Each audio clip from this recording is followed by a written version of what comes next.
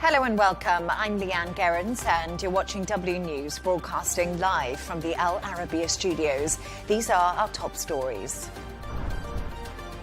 President Trump welcomes Netanyahu to the White House as tensions between the US and Iran continue to rise. 10 people, including the shooter, are dead in Canada's British Columbia after an attacker opened fire at a local high school. And police release a man held in connection to Nancy Guthrie's disappearance as the hunt continues for the mother of news anchor Savannah Guthrie.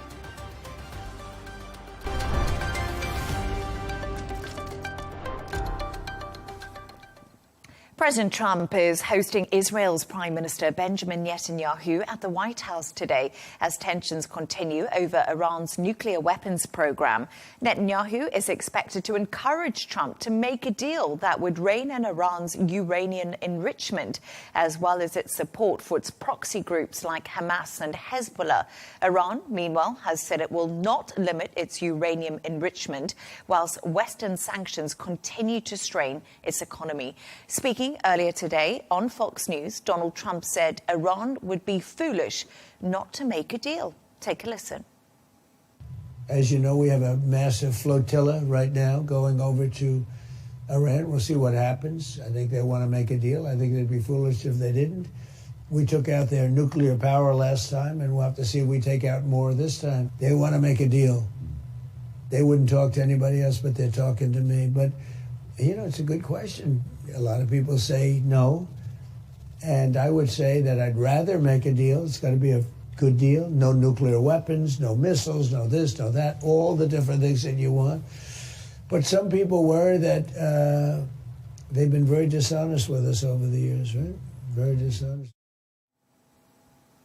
For more on this, I'm joined from Tel Aviv by former Israeli government spokesperson Eylon Levy. Eylon, as always, good to have you on the show. This is the seventh meeting between Netanyahu and Trump in just over a year. What concrete outcomes is Israel seeking from this visit, particularly regarding Iran? Israel and the United States are really very closely aligned on the major threat coming from the Islamic Republic in four areas. Firstly, the nuclear program. Secondly, ballistic missiles. Third, the support for proxy armies around the region like Hamas, Hezbollah, and the Houthis. And of course, the horrible repression of the Iranian people and massacre of the protesters there.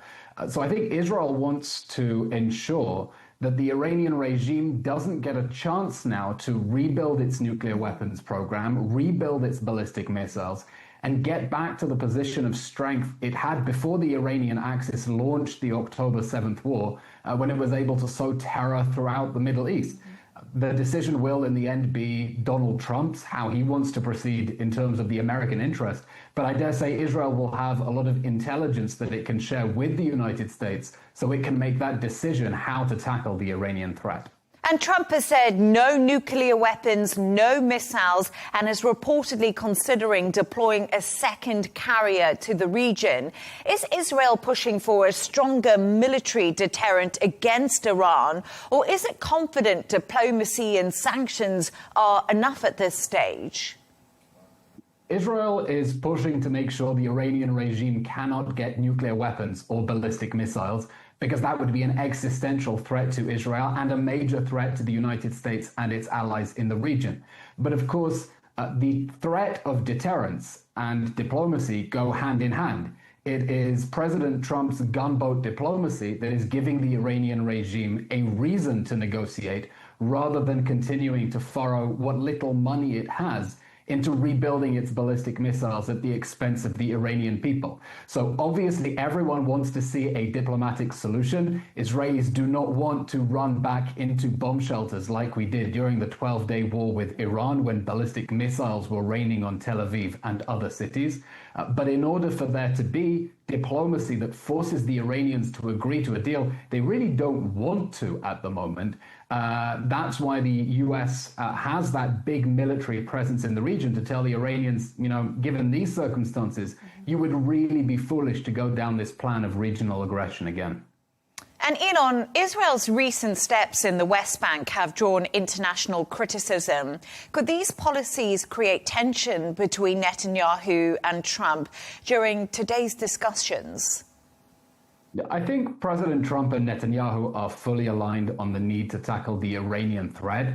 They both understand that that is the biggest threat to regional security, and that is their priority. As for Israel's recent moves in the West Bank, Judea and Samaria, the Knesset, or the cabinet, made a decision that overturned a racist Jordanian-era land law that made it an offense to sell land to anyone who is not an Arab. That law was passed by the Jordanians following their illegal occupation in 1948, an occupation that even the Arab League condemned.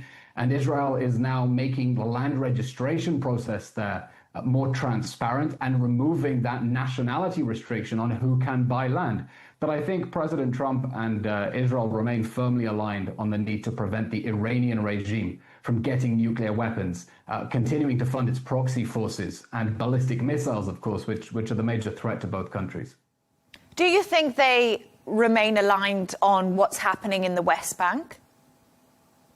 I think it's natural that there will be differences of opinion between the American administration and the Israeli government, but they remain aligned on what the major threat to the Middle East is, and that is that the Iranian regime that is down, licking its wounds, seriously wounded after the October 7th war backfired in its face, will try to rebuild its terrorist forces around the region, will try to rebuild its nuclear weapons program and ballistic missiles, and that will destabilize the Middle East, just as there is a real opportunity now to move towards peace and normalization, because that big obstacle of Iranian aggression has been removed and needs to be kept down. The UN warns Israel's West Bank settlement plans could be illegal annexation. How does Israel respond to this? Because you're talking to me about regional stability, and this doesn't seem to be creating it right now. Israel's response would be that it is wrong to have a Jordanian-era law that restricts land sales against foreigners. That is racist. The Jordanian occupation after 1948 was an illegal occupation. They used that occupation to pass a racist law that restricted land sales to Arabs. And Israel is now removing that racist restriction to make it more transparent who can purchase land in that region. I think Israel would respond that the big obstacle to regional stability is not whether Israelis are able to build homes in Judea and Samaria, but if the Iranian regime is able to fill Judea and Samaria with rockets, with drones, with the guns it's been trying to smuggle through Jordan, and to use that territory as a launch pad for war against Israel, just as it flooded Gaza with weapons against Israel before October 7th.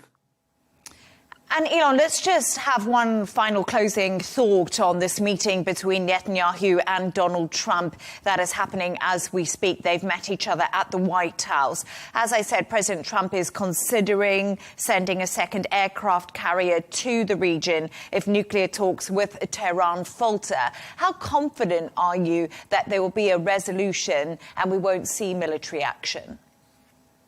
I'm not confident that the Iranian regime is going to agree to a diplomatic deal that will halt its nuclear program, ballistic missiles, and support for its proxy forces around the region. Those three pillars that have destabilized the Middle East have been central pillars of Iranian strategy, and they've said repeatedly they're not going to give up those ballistic missiles.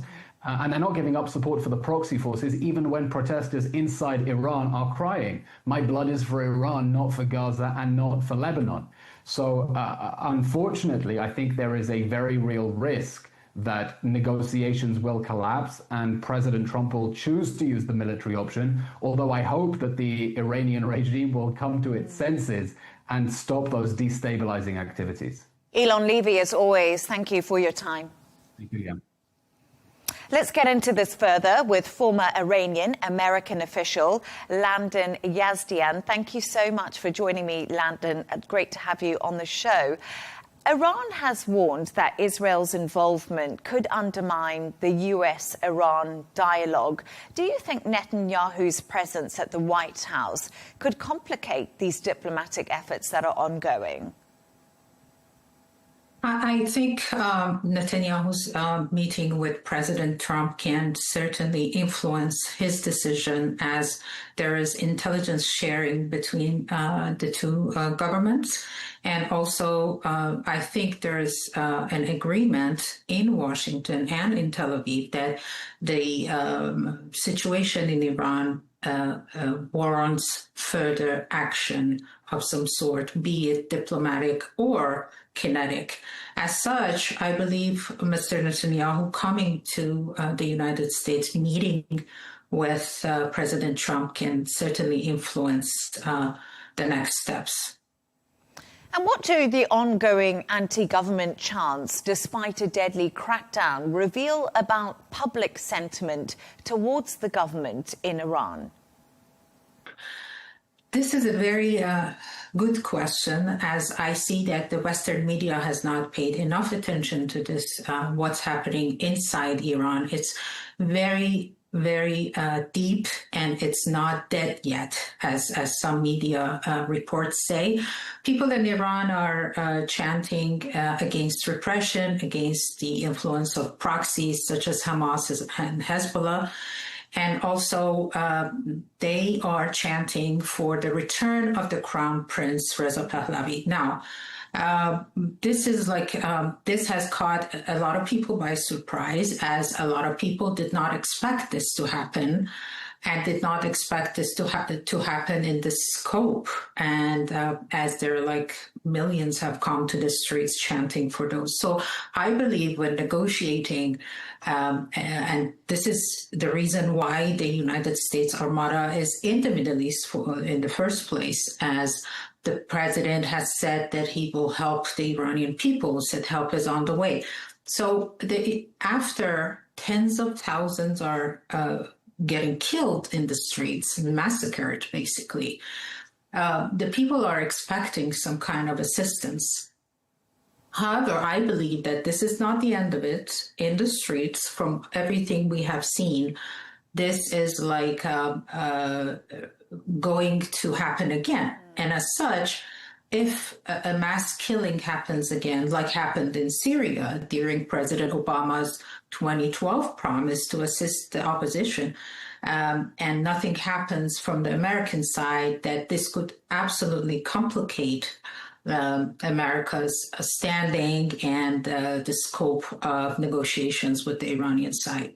And it's really interesting because you just said to me that Donald Trump did send out that Truth Social message when there were those anti-government protests in Iran saying help is on its way. The help never came. Yes, there has been a military build-up, a substantial one that is happening in and around Iran. And I just wonder, what do you think at the moment? Do you think that if these talks fail, conflict is likely to happen? I do. The likelihood of a kinetic action, potential kinetic action by the United States is very high in my view. I believe that just today, several Iranian officials have said that they will only negotiate on the nuclear parameters and nothing further. And as we know, the United States Secretary Rubio has said that the United States is looking for more comprehensive negotiations in scope. And as such, I believe that if the negotiations fail, that there is a likelihood for kinetic action. And it's really interesting because I think a lot of people are wondering, is Netanyahu coming to Washington to align strategy or to persuade President Trump to adopt a tougher line towards Iran? And that's something you're just picking up with Marco Rubio. How do you think that will go down in Tehran? And do you think a tougher line will work at all?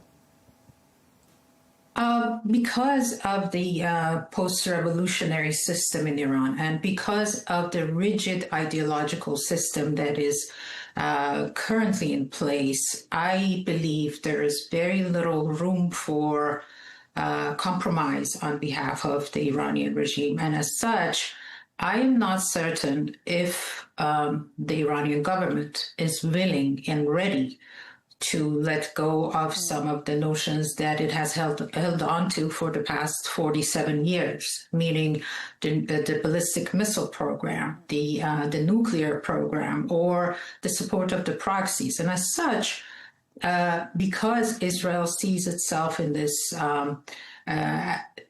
existential threat by Iran, is like threatening Israel's existence, that it has always leaned on the tougher action against Iran. And I believe that people in Washington are aware of that. And I believe that the Iranian government is also aware of that. And that's why we see this shuttle diplomacy of Mr. Larijani going to Qatar and Oman today. And part of President Trump's Gaza plan hints at an eventual Palestinian statehood, a position Netanyahu has actually long resisted. Do you think this could be a source of tension during the talks between the two leaders today? I believe they are on the same page, but maybe different methods. I think that the Middle East and even the Americans are war fatigued, in a sense that they do not want to continue with the conflict in Gaza. Everybody and Israel's neighbors want to bring this to an end in some way. And as such, I believe that Washington and Tel Aviv are trying their best to go to the next phase, which is probably disarming Hamas at this point, because the longer Hamas stays armed, the longer the conflict will continue. And as such, I would think that including the Arab nations in the region that would help this process move forward in Washington. Ladan Yazdian, thank you so much for joining me. It's been brilliant to have your analysis. Thank you.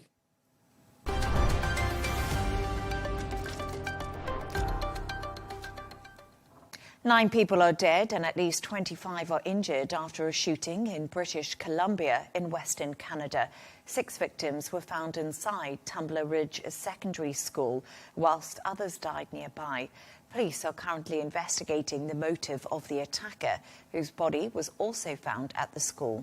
Canadian Prime Minister Mark Carney appeared tearful earlier as he spoke to reporters. Take a listen. Very difficult day for the nation this morning. Parents, grandparents, sisters, brothers in Tumbler Ridge will wake up without someone they love.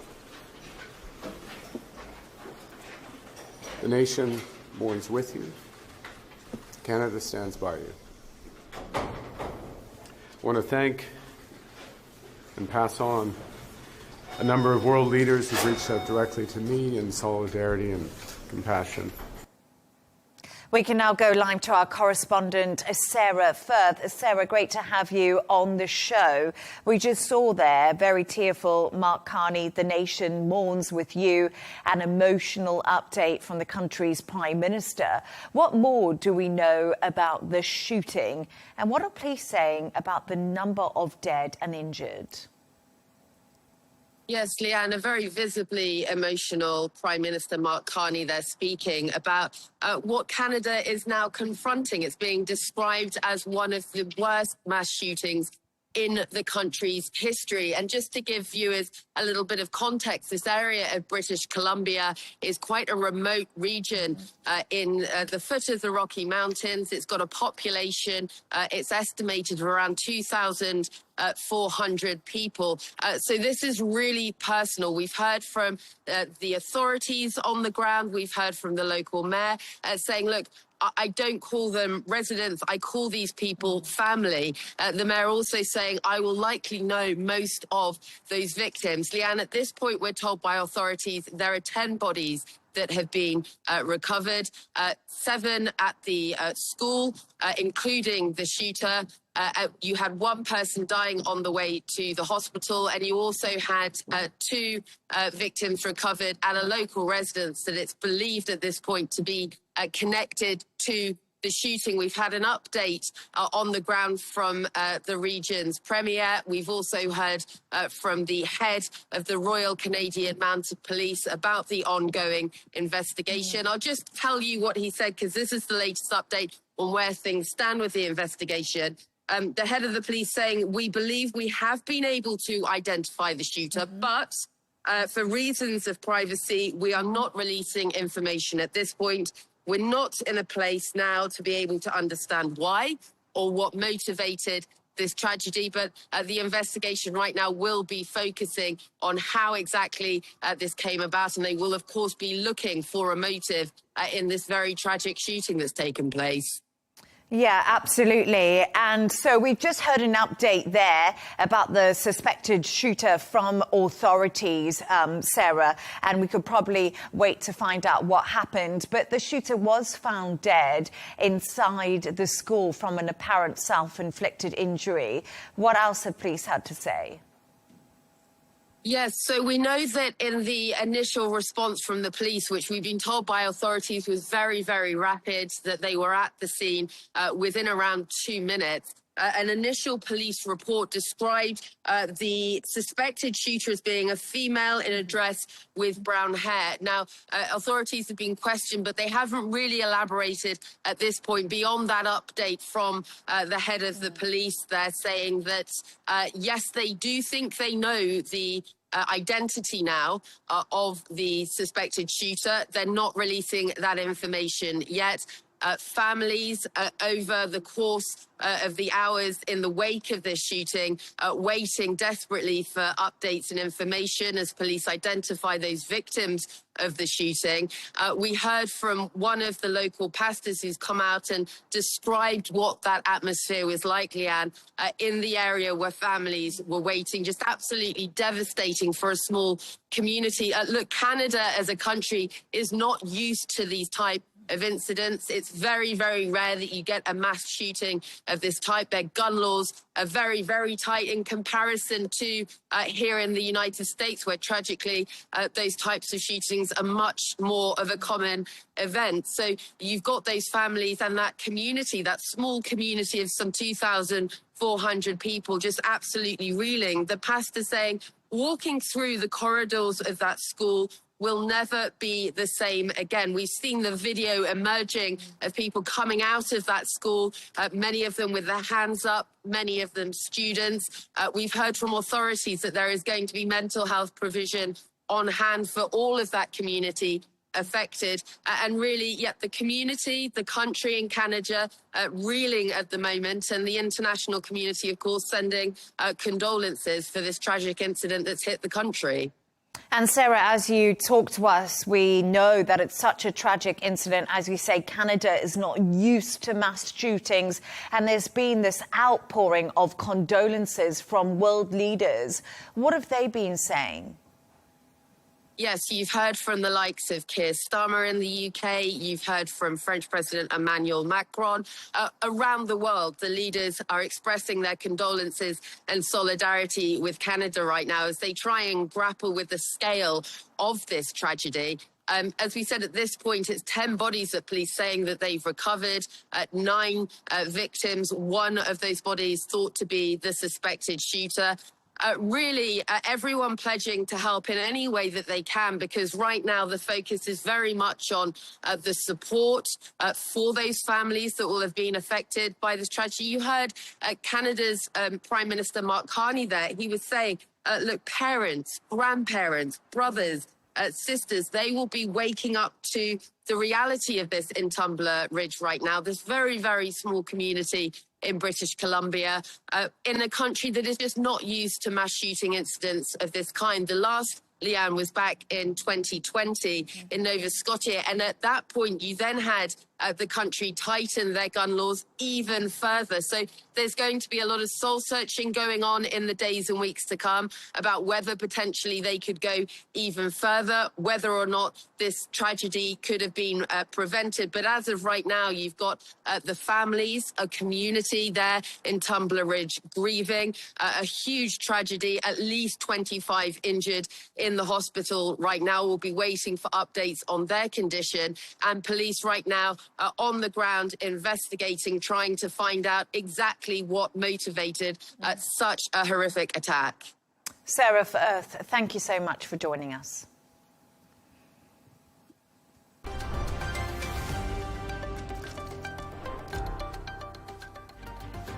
Let's take a look at some of the other stories making the headlines today.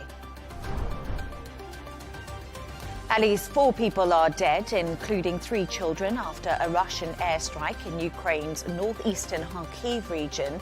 A 35-year-old pregnant woman and a 73-year-old lady were also injured in the attack. A 13-year-old boy has been arrested on suspicion of attempted murder after a double stabbing at a school in London. 2 boys in a serious condition after the attack at Kingsbury High School in Brent. Turkish President Recep Tayyip Erdogan is hosting Greek Prime Minister Kyriakos Mitsotakis in Ankara today. The 2 leaders are expected to hold talks about migration and maritime disputes between the 2 countries. And pop singer Britney Spears has sold the rights to her entire music catalogue for an estimated $200 million. Independent music publisher Primary Wave, who made the purchase, also own the rights to Prince and Whitney Houston's estates.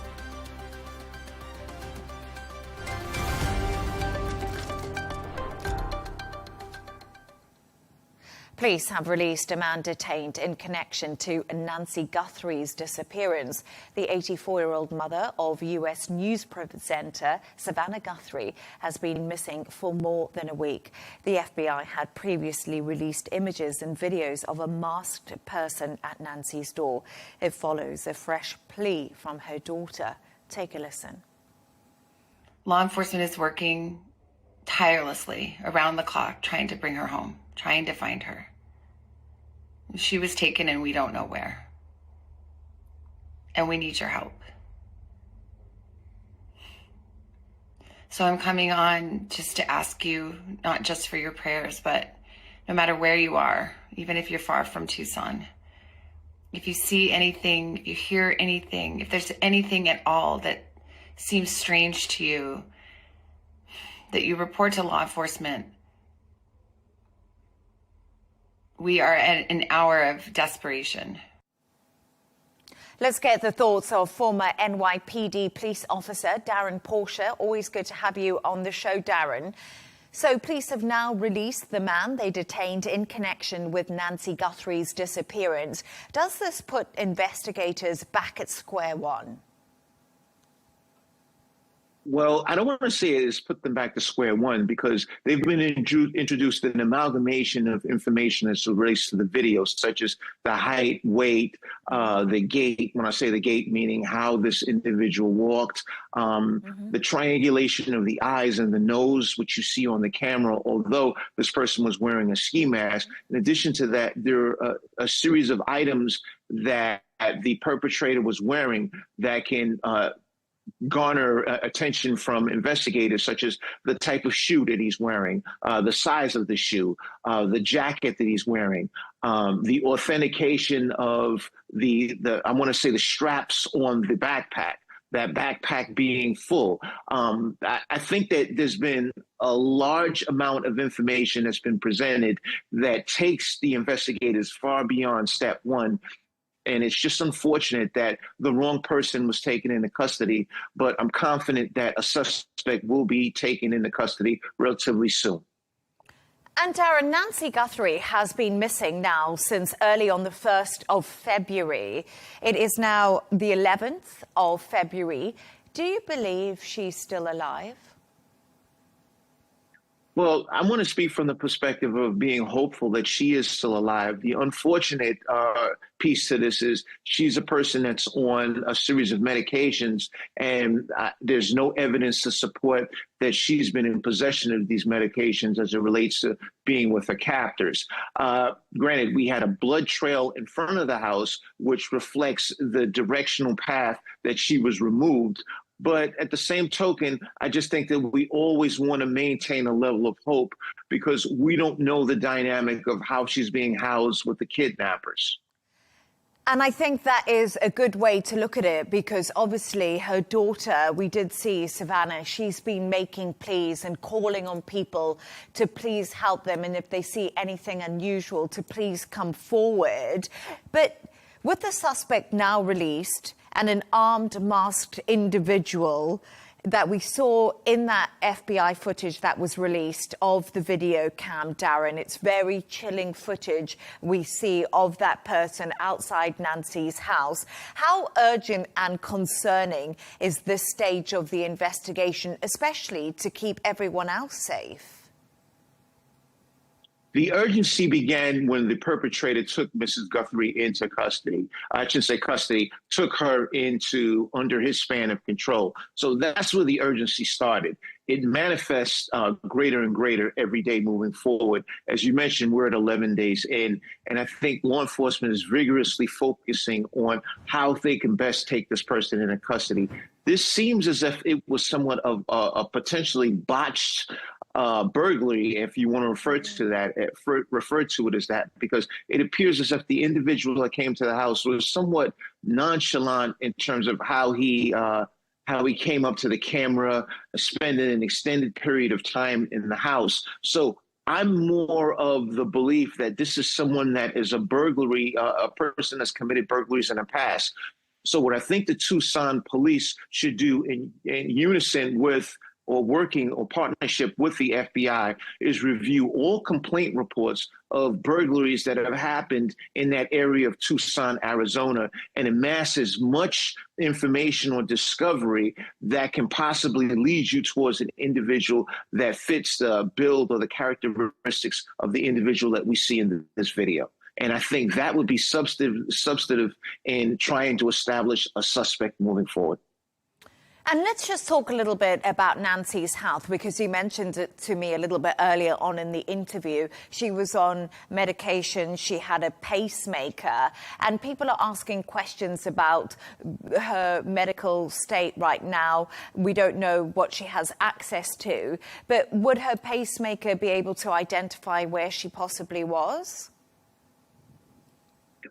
Well, she was wearing an Apple Watch at the time she was abducted, and the Apple Watch had the symbiotic connection between the pacemaker and the watch, and the two entities have been separated. So that's, from what I know, was the key component that can bridge the two entities together. As it relates to a medical device that can possibly track it, I don't have any information, nor has any information been presented that supports that there is a level of a tracking device or GPS on the pacemaker at this point in time. And with the suspects released, as we've spoken about, and we're now in this situation, Savannah Guthrie's publicly appealing for help, and a $50,000 reward is now on offer. And that's something that people have been talking on. But what specific information are investigators urging the public to come forward with right now?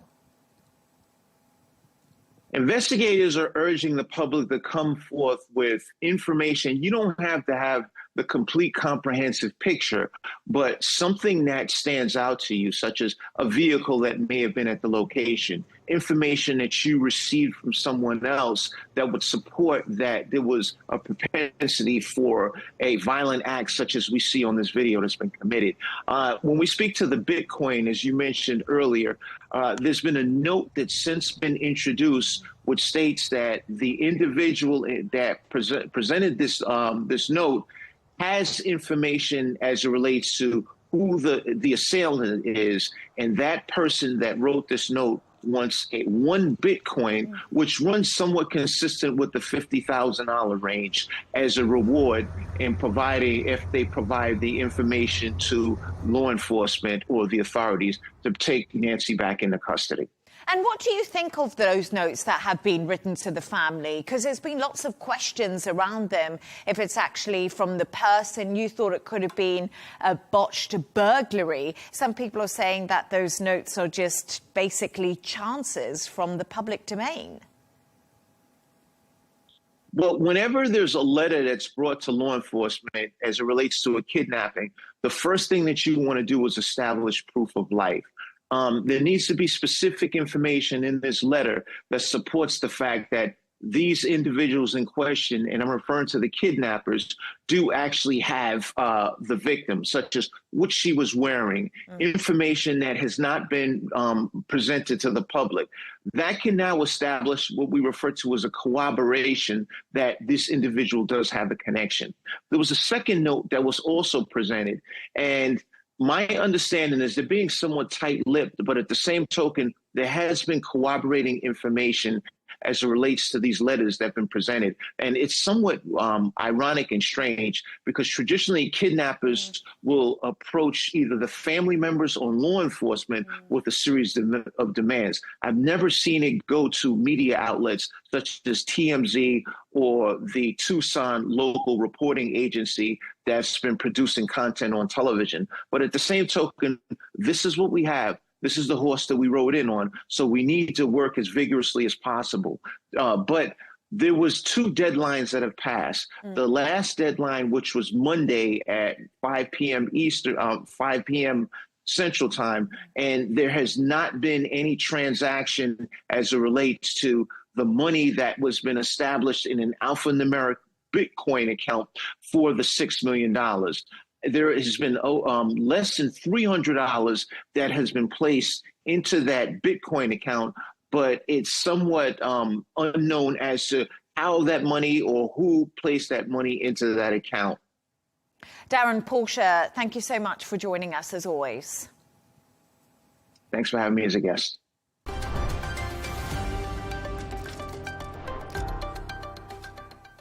Officials in Cambodia say they have recently shut down around 200 scam centres as part of a major crackdown on transnational fraud.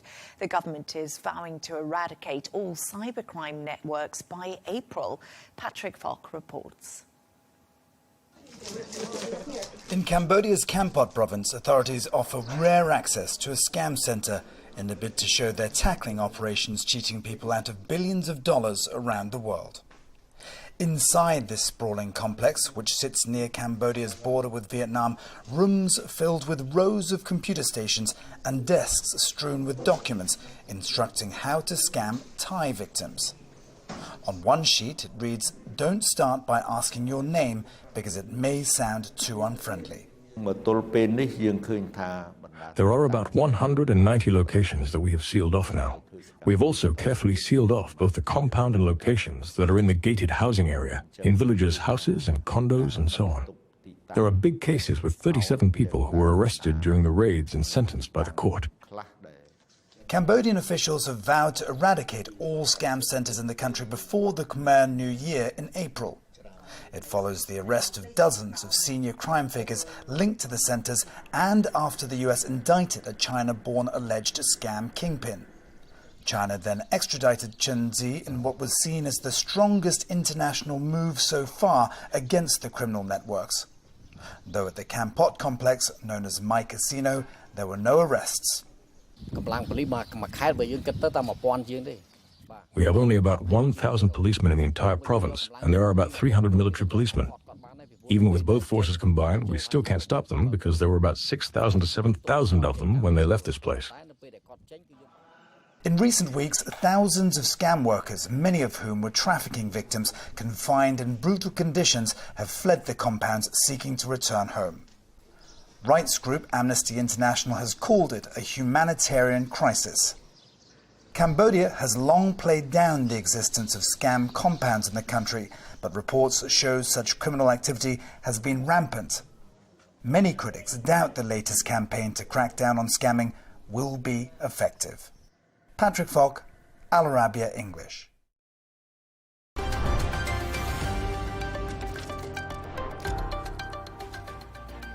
Let's take a look at the top business news now. Gold prices gained today as the dollar slipped and Treasury yields lowered. Spot gold was 0.5% higher at over $5,000 per ounce. Dubai International Airport remains the world's busiest, with a record 95.2 million passengers passing through its terminals. There's been a 5% increase in tourists last year to 19.6 million. Turning to all the sports news now, and at the Winter Olympics, the United States beat Canada 5-0 in the women's ice hockey, whilst Finland triumphed over Switzerland. The US will play hosts Italy in the last 8.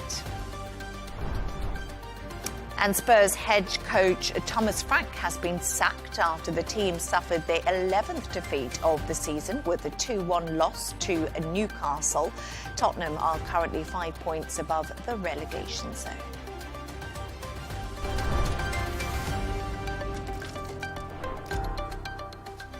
A reminder of our top stories. President Trump welcomes Netanyahu to the White House as tensions between the US and Iran continue to rise. 10 people, including the shooter, are dead in Canada's British Columbia after an attacker opened fire at a local high school. And police release a man held in connection to Nancy Guthrie's disappearance as the hunt continues for the mother of news anchor Savannah Guthrie. That's all from us on W News. Don't forget to subscribe to our YouTube channel. Also follow us on X, and we'll be back in a couple of hours with W News Extra. Goodbye, and thank you for watching.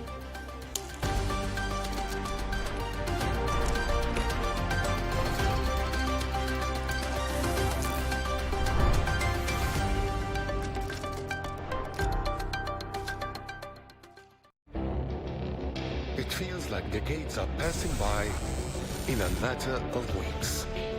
Seismic shifts in the world order. Never, ever will be part of America. With so much happening and so much noise. Whether it's political upheaval, Canada has been ripping us off for years. Economic shifts or social movements. And no one wins from tariffs. I think America can be more friendly to the rest of the world. For in-depth analysis and all the latest developments across the globe. To have an inclusive policy together. The meetings with Hamas gave me some hope. We're in another nuclear arms race. The most important development straight to your screen. Welcome to the dressing room. I'm on my own. I need backup. And an insightful look at the issues shaping our world today. It was not going to happen, that war, and it happened. Join us on Al Arabiya News, where the world talks.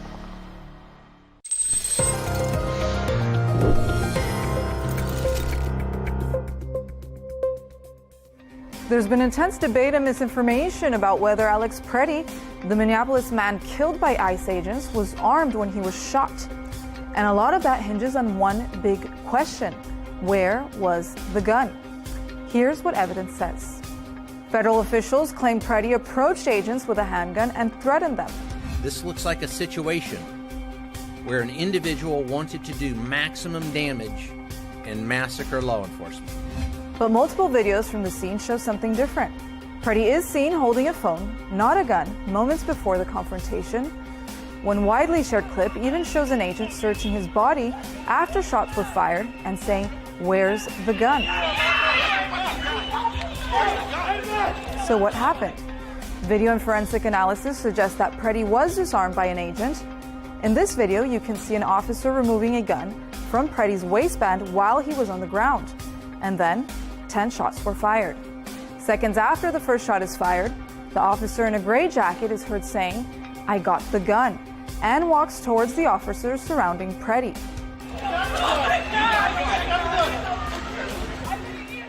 Crucially, no video so far shows Preddy waving or pointing a gun at officers before he was shot. Legal experts and bystanders point out, carrying a gun with a permit is legal in Minnesota, and carrying is not the same as threatening. So far, there is no available footage showing Preddy aiming or displaying a weapon, evidence that would be required to support claims he posed an immediate threat when shots were fired.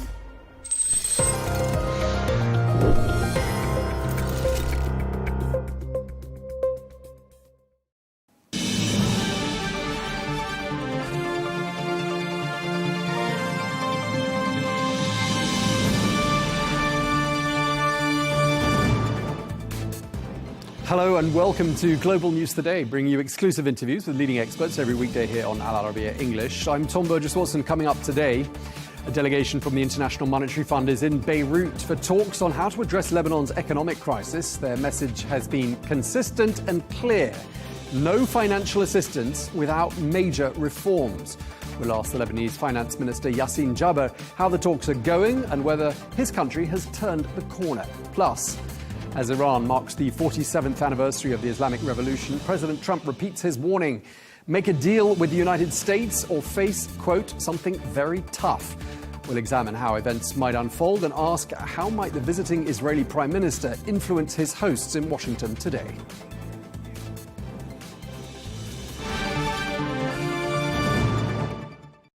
Hello and welcome to the programme. Technical discussions are underway at the Ministry of Finance in Beirut between the Lebanese government and the International Monetary Fund. This as the IMF weighs up how to help the country address its economic crisis, which has seen poverty levels amongst the Lebanese people shooting up. Well, the IMF has previously been very clear with its messaging: no financial assistance without reform, significant economic reform. Well, one of the IMF demands is that Lebanon tackles corruption. But in the latest Corruption Perceptions Index, that's a report by Transparency International, Lebanon ranks 153rd out of 182 countries, suggesting that a lot still needs to be done. Well, let's find out more now about how the talks with the IMF are going and what progress has been made with regards to the Lebanese economy. We can speak now to Lebanon's Minister of Finance, Yassin Jabr, who joins us from Beirut. Minister, thank you very much indeed for taking the time to speak to us. You've been in office since February of last year. You're part of Prime Minister Nawaf Salam's Reform and Rescue government. And we've reached a really key moment, haven't we? Because the IMF is there in Beirut. How are the talks going? Well, quite well, quite well. It's not the first time here. They've been here a few times since we took over. And actually, they are present in Beirut permanently because they do have an office in Beirut, a permanent office. And we're constantly in touch with them. I mean, we just don't wait for a few months to meet them, you know. We're constantly in touch with them, either through their office in Beirut or virtually, or we have met them in Davos, we've met them in Dubai, in Washington. So the relationship is ongoing, and these meetings and negotiations are ongoing. Now they're here for a visit for the week, and they have been visiting, various departments in the Ministry of Finance, in the Banque de Liban, Central Bank of Lebanon, and they also meet the private sector. And I could say that, yeah, we're making progress, as we go on with our reforms and as we go on with, getting a better fiscal discipline and getting things in order. We've managed this year in 2025 to achieve a primary surplus in our budget, which is a good indication of the reforms that are taking place. So, yes, I mean, the final meetings with them on the higher level will be starting tomorrow and Friday. But the staff meetings are ongoing all the time. OK, so it sounds like the Lebanese economy... We met actually also, may I add, sorry? Go ahead. Go ahead. I said we also met in Davos, Mrs. Georgieva, the chair of the IMF. It was a good meeting, and she had a small interview a couple of days ago, and she also indicated that things are moving forward quite nicely. It sounds as though the Lebanese economy has started to turn the corner, I think it's fair to say, judging from what you're saying and looking at the latest indicators. But you've been quoted as saying this IMF delegation visit comes at a critical time. And there have been lots of critical moments for Lebanon. Why is this such a critical time? Because we are hoping to come to a conclusion. We have to come to the beginning of an agreement.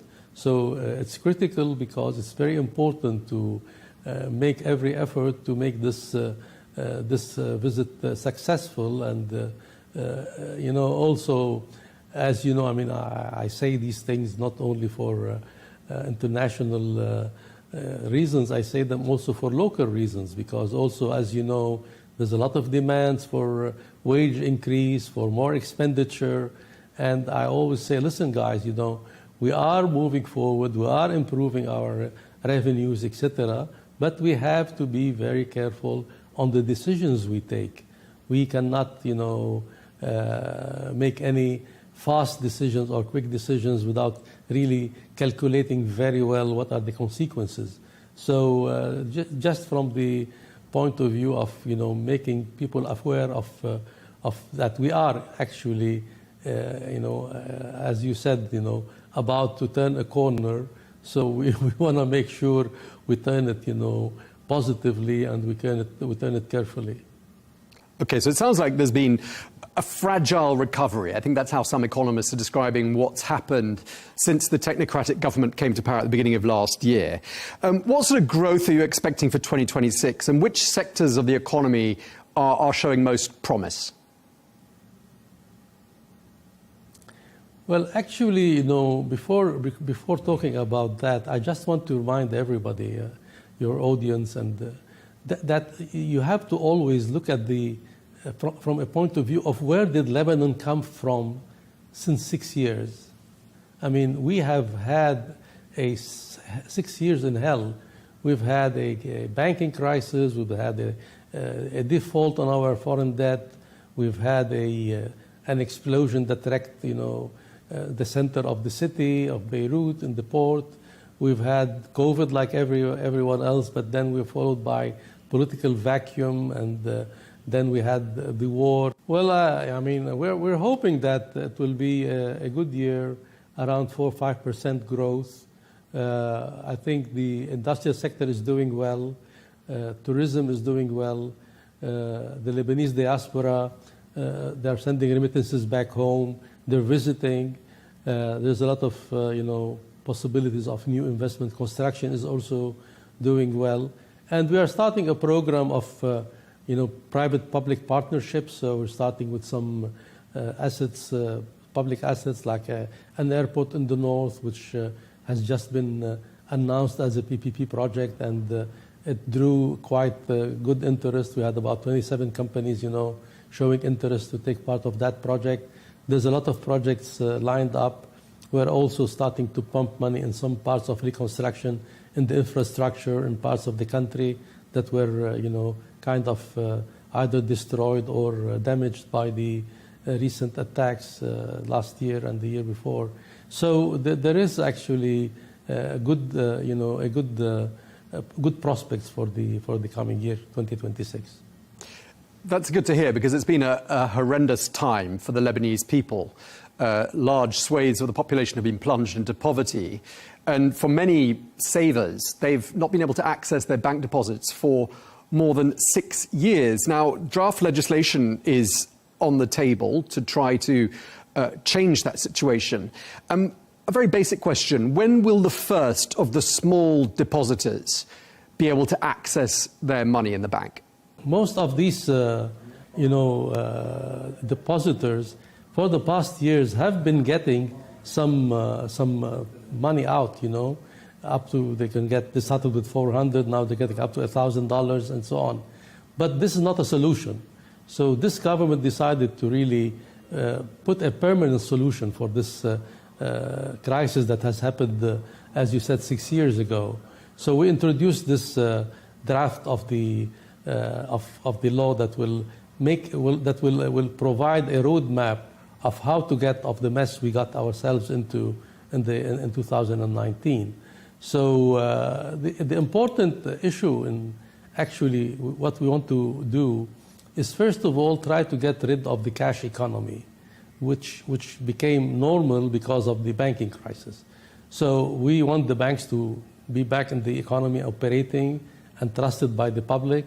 We are going to be providing, you know, a solution through the central bank for the depositors. In the first 4 years, all depositors, all accounts under $100,000 will be paid in full, and that's about 85% of the depositors will be getting their money back in full in 4 years. And then there's a roadmap for the rest. those over 100,000, they will get their first 100,000 with others, and then the rest will be paid in installments between 5 up to 20 years, depending on the amount. But they will be provided with asset-backed securities from the Central Bank of Lebanon. So they will be in a much better state than they are at the moment, because at the moment, a depositor doesn't know what's the state of his bank. We are going to be auditing all the banks, we're going to be auditing the central bank, and we are going to be requiring all the banks to really recapitalize, and those who can't recapitalize will have to either merge or call it a day. So the law, hopefully when it comes out, will help, start putting things on track to get out of the mess we got ourselves into back in 2019. Now, in terms of the talks that are taking place with the IMF and that delegation that's in town, the timing is interesting because we've just got the latest Corruption Perceptions Index figures, which are published by Transparency International. Lebanon ranks 153rd out of 182 countries, indicating severe public sector corruption. How is that going to be stamped out, Minister? And it's, if we weren't in that place, do you think we will have such a crisis? I mean, yeah, there was a lot of corruption that took place, and that corruption helped Lebanon get into the mess it got itself into. Of course, I mean, this government took over exactly almost a year, on the 8th of February, 2025. During this year, a lot of changes are taking place. And I think if you ask anybody in Lebanon, he can assure you that this year there was a lot of improvement in the environment of doing business and trying to eliminate corruption. There will be more and more effort. Plus, the judiciary is now starting to move on to open the files of corruption. There are ex-ministers who are now being charged with corruption and asked to pay millions of dollars back for things that they have done. There's one of the ministers went to jail, the other flew the country. So there is an effort to really make sure that things do change. We are also, sending, dealing with tax evasion. I'm sending them to court. I mean, there's a lot of effort now in every part of doing business in Lebanon. In customs, for example, we're stamping on. A lot of people are going to jail if they prove to be corrupt. So there's a big effort at the moment, and we hope, fingers crossed, that things can move forward and make things much better. Hopefully, I hope that in the coming year or two, we will be much up on the scale that you just mentioned. Okay, we look forward to seeing that. Now, you've been quoted as saying that Lebanon needs stability in order to attract investment. Now, that stability is contingent on your neighbor Israel. It's contingent on Hezbollah. Now, the United States wants to see progress with regards to disarming Hezbollah and cutting off funding for Hezbollah. And yet, a new gold exchange, a gold exchange has been identified by the Americans. It's called Jud Sal. It's part of the Al-Qard Al-Hassan, which is suspected of facilitating Iranian financial assistance to Hezbollah. What is the Lebanese government doing to ensure that all mechanisms of this kind are fully cut off? Well, as you know, I mean, the central bank is introducing a lot of KYC measures on all financial institutions.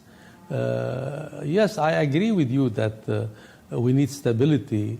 And unfortunately, the perception, as I said in the beginning of my interview, the perception abroad is that Lebanon still has kind of instability, especially in the south of the country.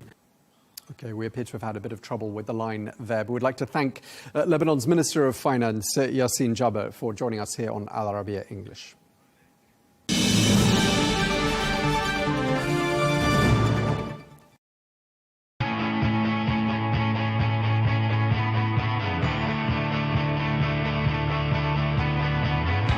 Welcome to the metropolis,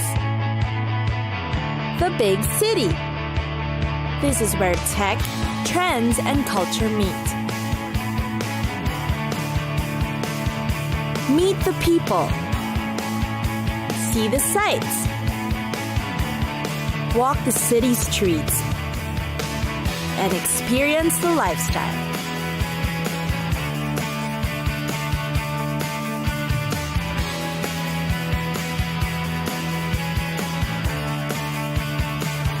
This is your first-class ticket to the cities of the world.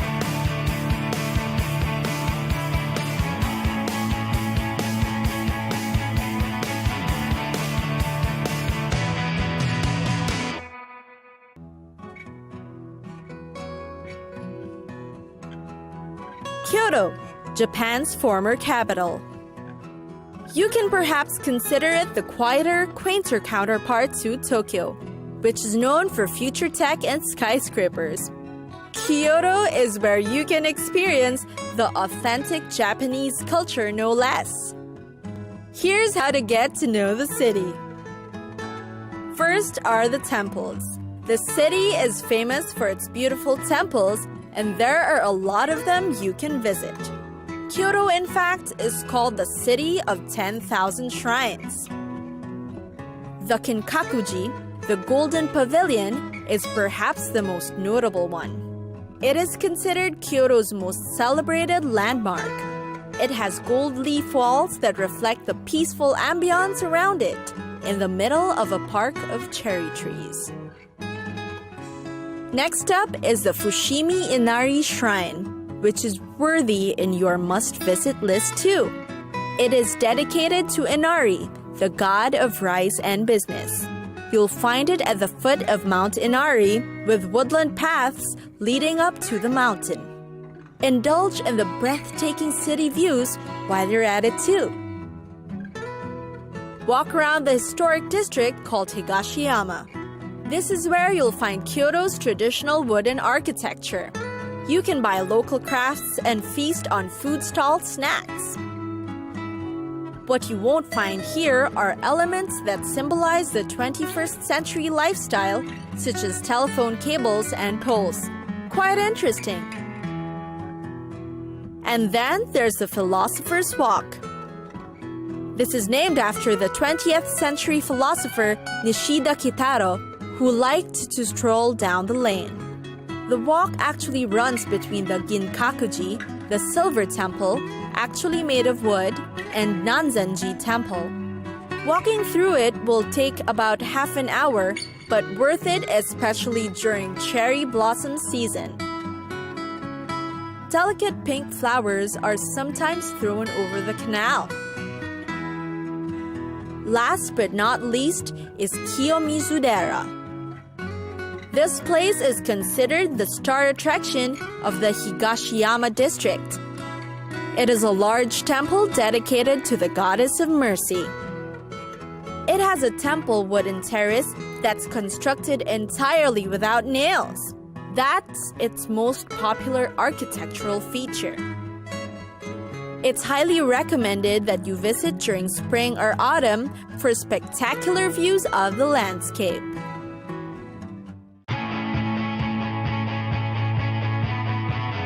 It's time for us to go.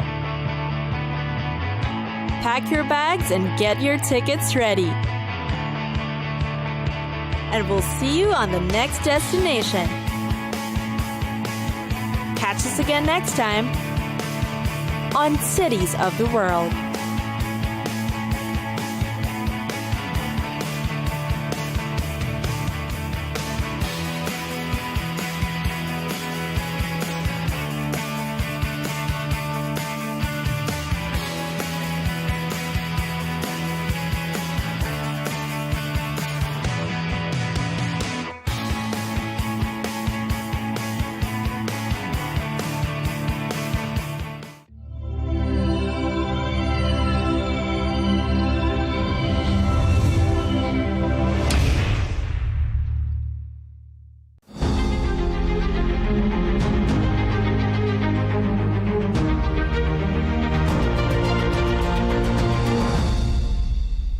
Dr. Mohammed, it's so good to have you with us. My first question to you is, what does Kevin Warsh becoming the next Fed governor mean for you, for the markets, and for the independence of the Federal Reserve? Thank you for having me. I think it is very good news across the board, because Kevin is someone with a tremendous amount of experience. He was a governor of the Fed at a very important time. He has significant expertise in economics and in markets. He communicates extremely well, and he understands that you need to modernize the functioning of the Federal Reserve. So he is very good news in terms of putting this institution that's so critical, not just to the US well-being, but to the global well-being, in the hands of someone with experience, expertise, and an understanding of what needs to be done. For the market in the short term, in the very short term, he will be viewed as less dovish than the alternatives that were mentioned. So as the rumors started going that he was the front runner and he's likely to be nominated, you saw the dollar strengthen, you saw interest rates go up a little bit. And that is a relative statement, because people also thought it could be some of the others who are seen to be much more dovish. Finally, what does it mean for the independence of the central bank? It means an ability to reinforce the independence. You know, independence requires accountability. And accountability for your mistakes, accountability for being able to take a view of the future and not being just data dependent. And Kevin Warsh fundamentally understands that. So I think that as he reforms the Fed, there will be less of an inclination to try to reform it from outside, which is what has happened in the last year. The strength of the dollar that we have seen, is this a trend? Because we all know that the dollar weakness was the main theme that we saw last year. Since President Trump became president in his second term, we have seen a 10% drop in the dollar. So are you worried about the weakness that we are seeing in the dollar? I think that there's a good chance that over time the dollar will be range bound. But if it breaks the range, it's more likely to go weaker than stronger. And there's two main reasons for that. One is that this US administration doesn't mind a weaker dollar. You heard President Trump. He sees that as increasing competitiveness of US industry, and you see it as also attracting more inflows into the US. And the second reason is that some parts of the rest of the world, particularly in Asia, feel they are overweight the US, overweight the dollar. So you've seen them buying gold, seeking to diversify. So if we break the range, it's more likely to be to the weaker dollar than the stronger dollar. And the weakness in the dollar, it's mainly one of the reasons is because, as you have mentioned, investors are selling the dollar and buying gold. And we are talking here about institutional investors in addition to central banks. We have seen volatility in gold prices, unprecedented volatility, and we have seen unprecedented gains in gold prices.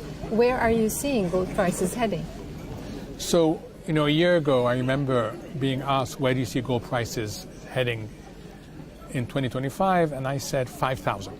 And people thought that was silly. And as it turned out, we didn't get to 5,000 until January of 2026. So why? Because of what you mentioned. First, central bankers in Asia in particular have become regular buyers of dollar, month after month after month. Secondly, institutional investors have much more interest now in dollar, in gold, which is viewed as a safe haven, a better safe haven than bonds. And then finally, speculators, when they see institutional buyers, be them investors or central bank, they will buy gold.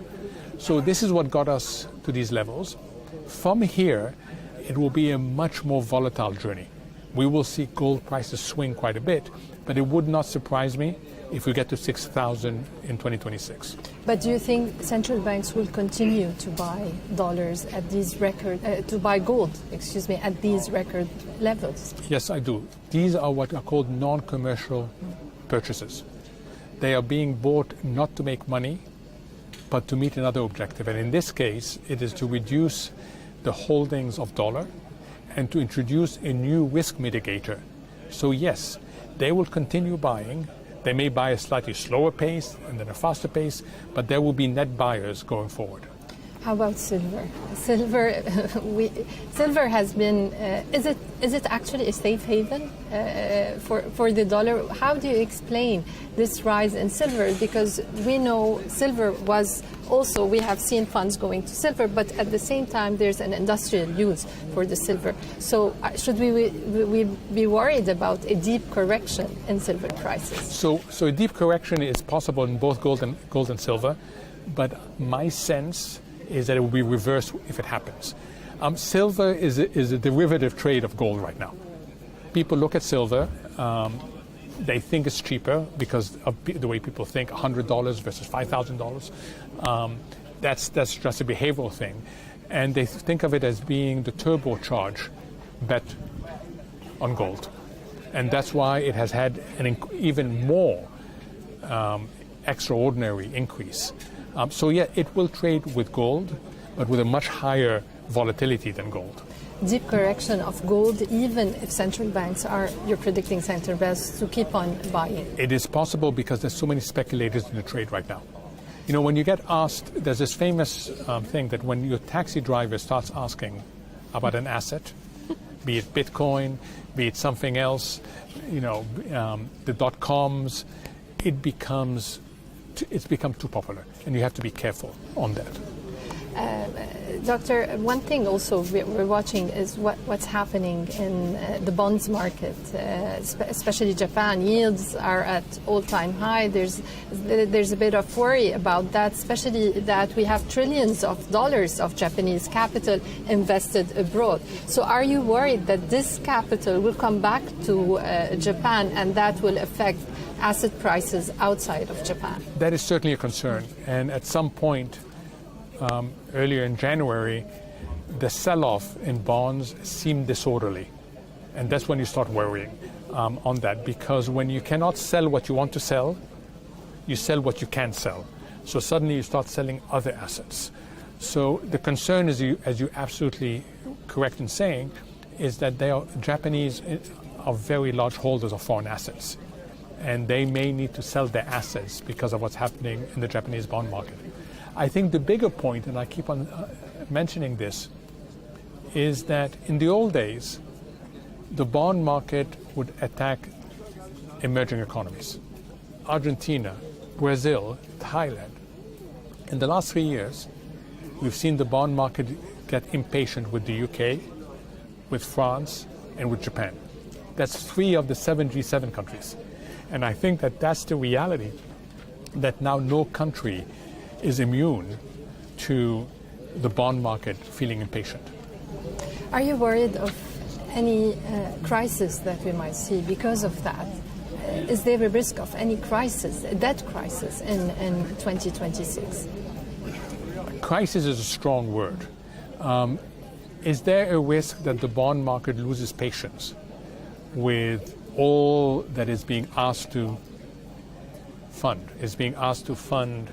hyperscalers, tremendous demand for capital to build data centers, is being asked to fund very large government deficits in most advanced economy. Corporate, household, is there a chance that it will lose patience? Yes. Do I think we get anything like 2008? No. So we will get market volatility, we'll get more fragmentation, but I do not believe we'll get a 2008 crisis. Doctor, today when equities are at all-time high, in different geographies, in different markets, when metals are at all-time high, where should someone invest right now? So I get asked that question all the time. I get people who stop me in airports, literally stop me in airports, and say, should I do this? And I say, first, I don't know what your objective is. Is it a short-term objective? Is it a long-term objective? I don't know. Secondly, I don't know what your risk tolerance is, because the worst thing that happens to investors is that they panic. When prices go down, even of good assets, they sell them on that. So I don't know what your risk, and I don't know what else you own. So I tell them a few principles. First, do not rely on stock markets for the next 6 months. okay, because they are volatile and we are, like you said, all-time highs, and we may get a correction and you don't want to be forced to sell. Second, ask yourself the question, which is very difficult to ask. Not what could be my mistake, what could be my unrecoverable mistake, non-recoverable mistake. I think if people ask that question, they would probably reduce at the margin their holding of equities. And they would probably go more in cash, wait to see how all these uncertainties play out. Because right now, as you say, we are at very high valuations. But even there's a question about the fiat currencies, and there's less confidence in fiat currencies, and holding cash can make you actually lose money. So why would they hold cash right now? So cash is a risk mitigator. Is it a perfect risk mitigator? No. And that's why a lot of people have been buying gold. They see that as a bet. But relative to equities, it is a risk mitigator. And what one realizes is that one is forced to live in a relative world, not an absolute. So let's take the dollar. The dollar is a reserve currency. Are people as comfortable with the dollar as they were before? No. But where else are you going to go? Are you going to go to the euro? No. The European economy is not where the US economy is. The US economy is stronger. Will you go to the Chinese currency? No, it's not fully convertible.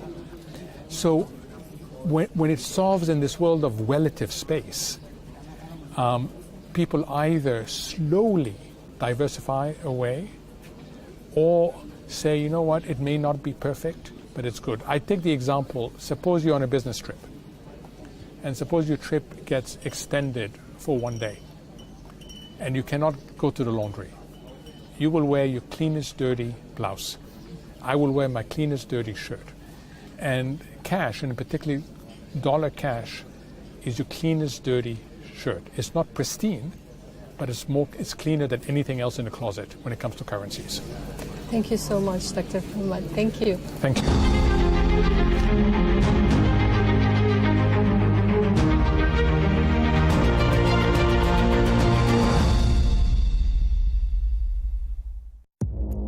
Our allies, in many cases, are worse than our enemies. Stay informed and connected with the latest international headlines. There obviously is a risk. From breaking news to in-depth analysis, it would appear that this war is coming to an end. Who buys this stuff? Investors, pension funds. we deliver the most important developments straight to your screen. Iran always wanted to deal with militia. Join us for compelling, expert-driven conversations. A curfew order has been established. And an insightful look at the issues shaping our world today. There are a lot of proposals about European architecture for security. I'm Leanne Gerrans, and this is W News. We dealt with this when I was Chief of Staff in the first term. Where you don't just hear the headlines, you get the full story.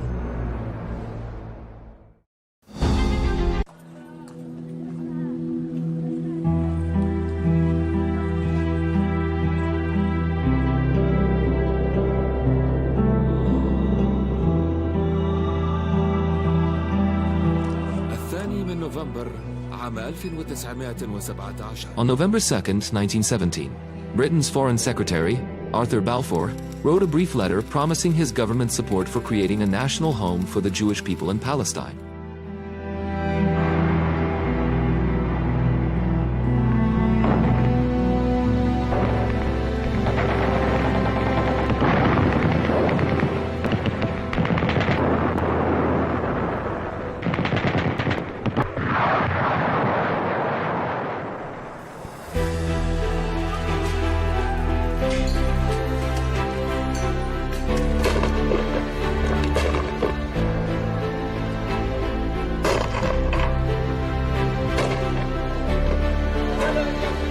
That marked the beginning of a century of conflicts and wars that would forever alter the fate of Palestine and the entire region.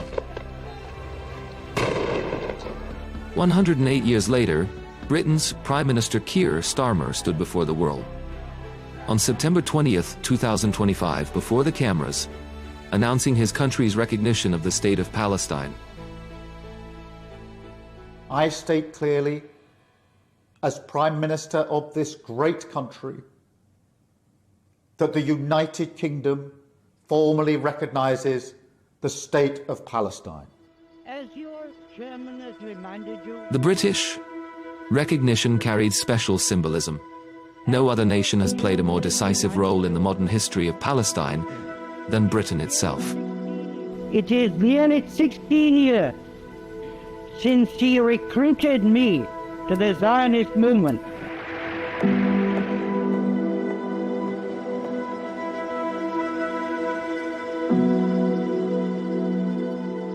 Under the 1916 Sykes-Picot Agreement between Britain and France, Britain took control of Palestine, placing it under military rule, just as it did with other parts of the Middle East.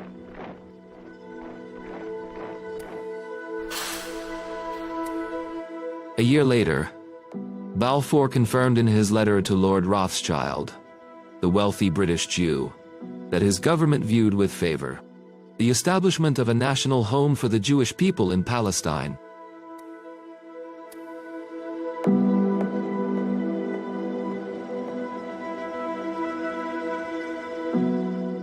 The Balfour Declaration was not just a letter, it reflected a clear colonial policy.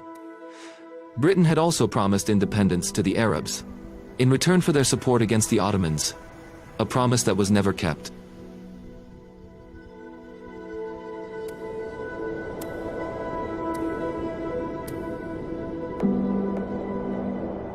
In 1920, Britain formally declared its mandate over Palestine.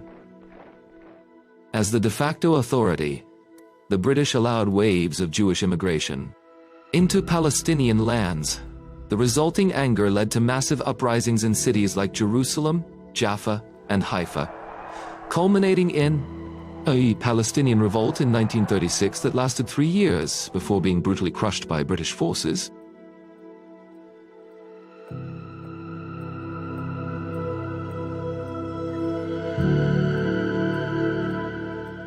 Following that, the British Peel Commission, after investigating the situation, recommended dividing Palestine into 2 states, one Jewish and one Arab, concluding that the mandate system was no longer sustainable due to the rising conflict.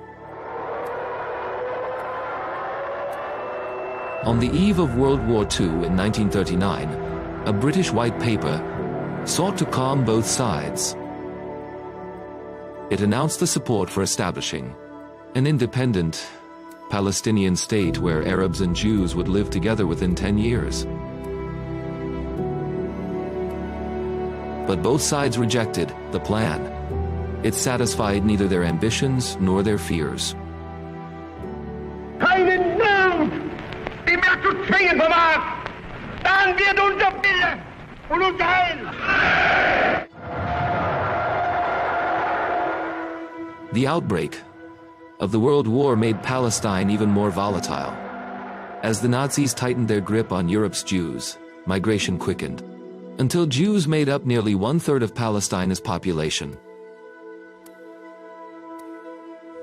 In 1947, Foreign Secretary Ernest Bevin handed the matter to the United Nations, announcing Britain's withdrawal from the mandate. The resolution of the DAC Committee for Palestine was adopted by 33 votes, 13 against, 10 abstentions.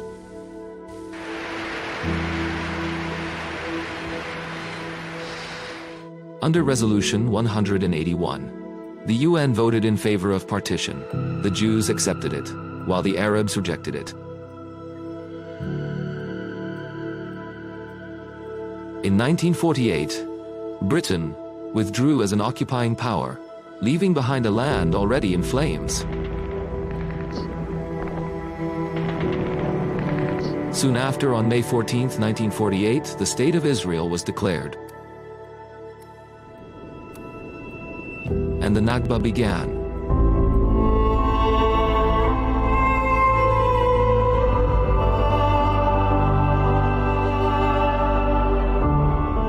Over 750,000 Palestinians were forced from their homes in the war that followed.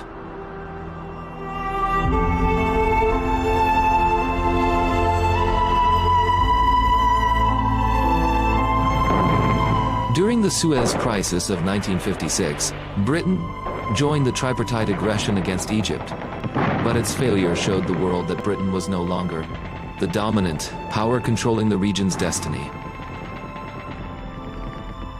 The United States had become the global superpower instead.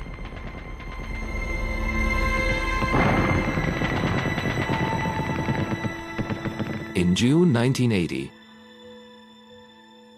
European nations, including Britain, met in Venice, Italy, and issued what became known as the Venice Declaration.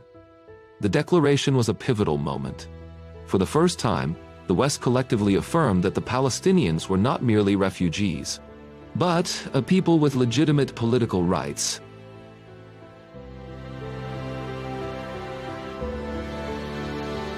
The Oslo Accords of 1993 revived hopes for peace in the region.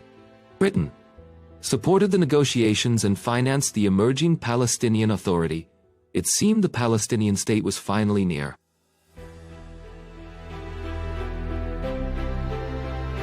Yet, as settlement expansion and repressive Israeli policies continued, optimism quickly faded. In 2014, the British Parliament voted by majority to recognize the State of Palestine, but the vote was purely symbolic. The government refused implementation, insisting on a negotiated solution first. Yet, public pressure keeps the issue alive in London. For many Britons, it has become increasingly clear that their country bears a historic responsibility.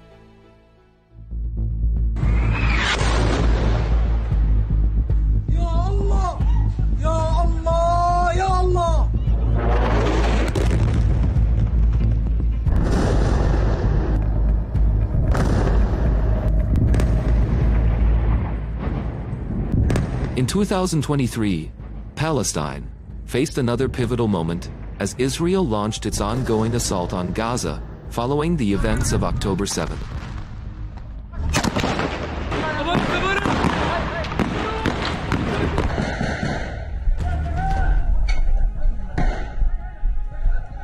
Tens of thousands of Palestinians tragically lost their lives in Israeli strikes, and many, many more were injured in this ongoing conflict.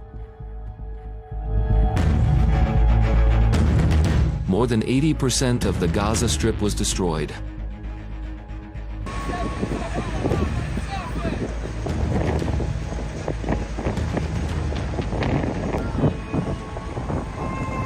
The new catastrophe in Gaza and Israel's repeated refusal to heed ceasefire calls placed immense pressure on Western governments, some of which finally decided to recognize the State of Palestine.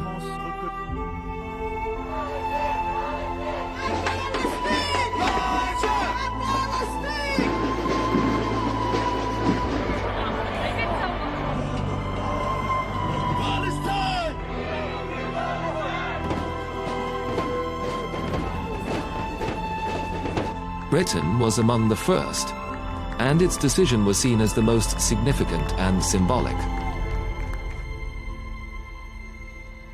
Keir Starmer's declaration came more than a century after the Balfour Declaration. Britain, once the source of Palestine's wound, had now recognized its statehood. But the question remains, will that truly be enough for a Palestinian state to rise?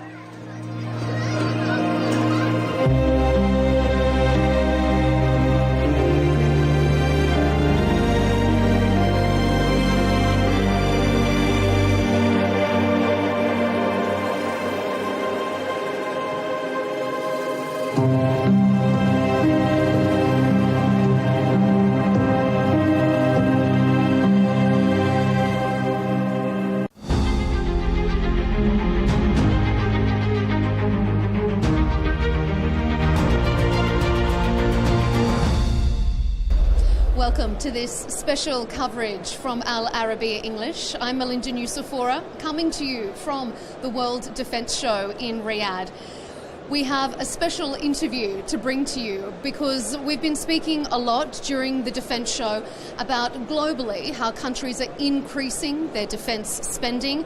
One of NATO's top financial contributors is Estonia. So we are pleased to welcome the Defence Minister from Estonia, Hanno Pevkur, here on Al Arabiya English. Minister, thank you for your time. Well, thank you very much for inviting. It's a great pleasure. First of all, the Estonian delegation has quite a presence here at the World Defence Show 2026. A strong focus on digital resilience and cybersecurity, intelligence systems. Can you talk me through the role that Estonia is playing in contributing to defence and security, particularly in the cyberspace?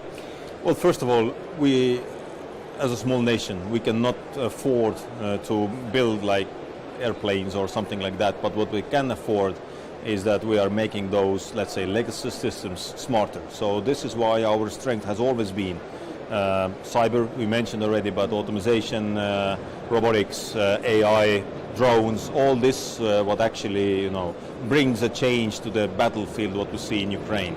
And this is why, also this focus here has been on this, but not only. Estonian defense sector has grown rapidly, so the turnovers have grown like in a couple of years like threefolds.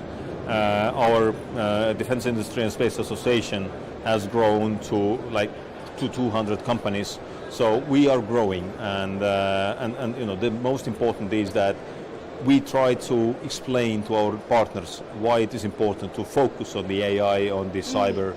And this is our strength. And then, of course, when we talk about the ammunition production, although we are also doing that, this where old European countries and many other countries in Europe have, or in the world, have a lot of experience. So we will bring this new understanding, those, let's say, cutting-edge technologies to the battlefield.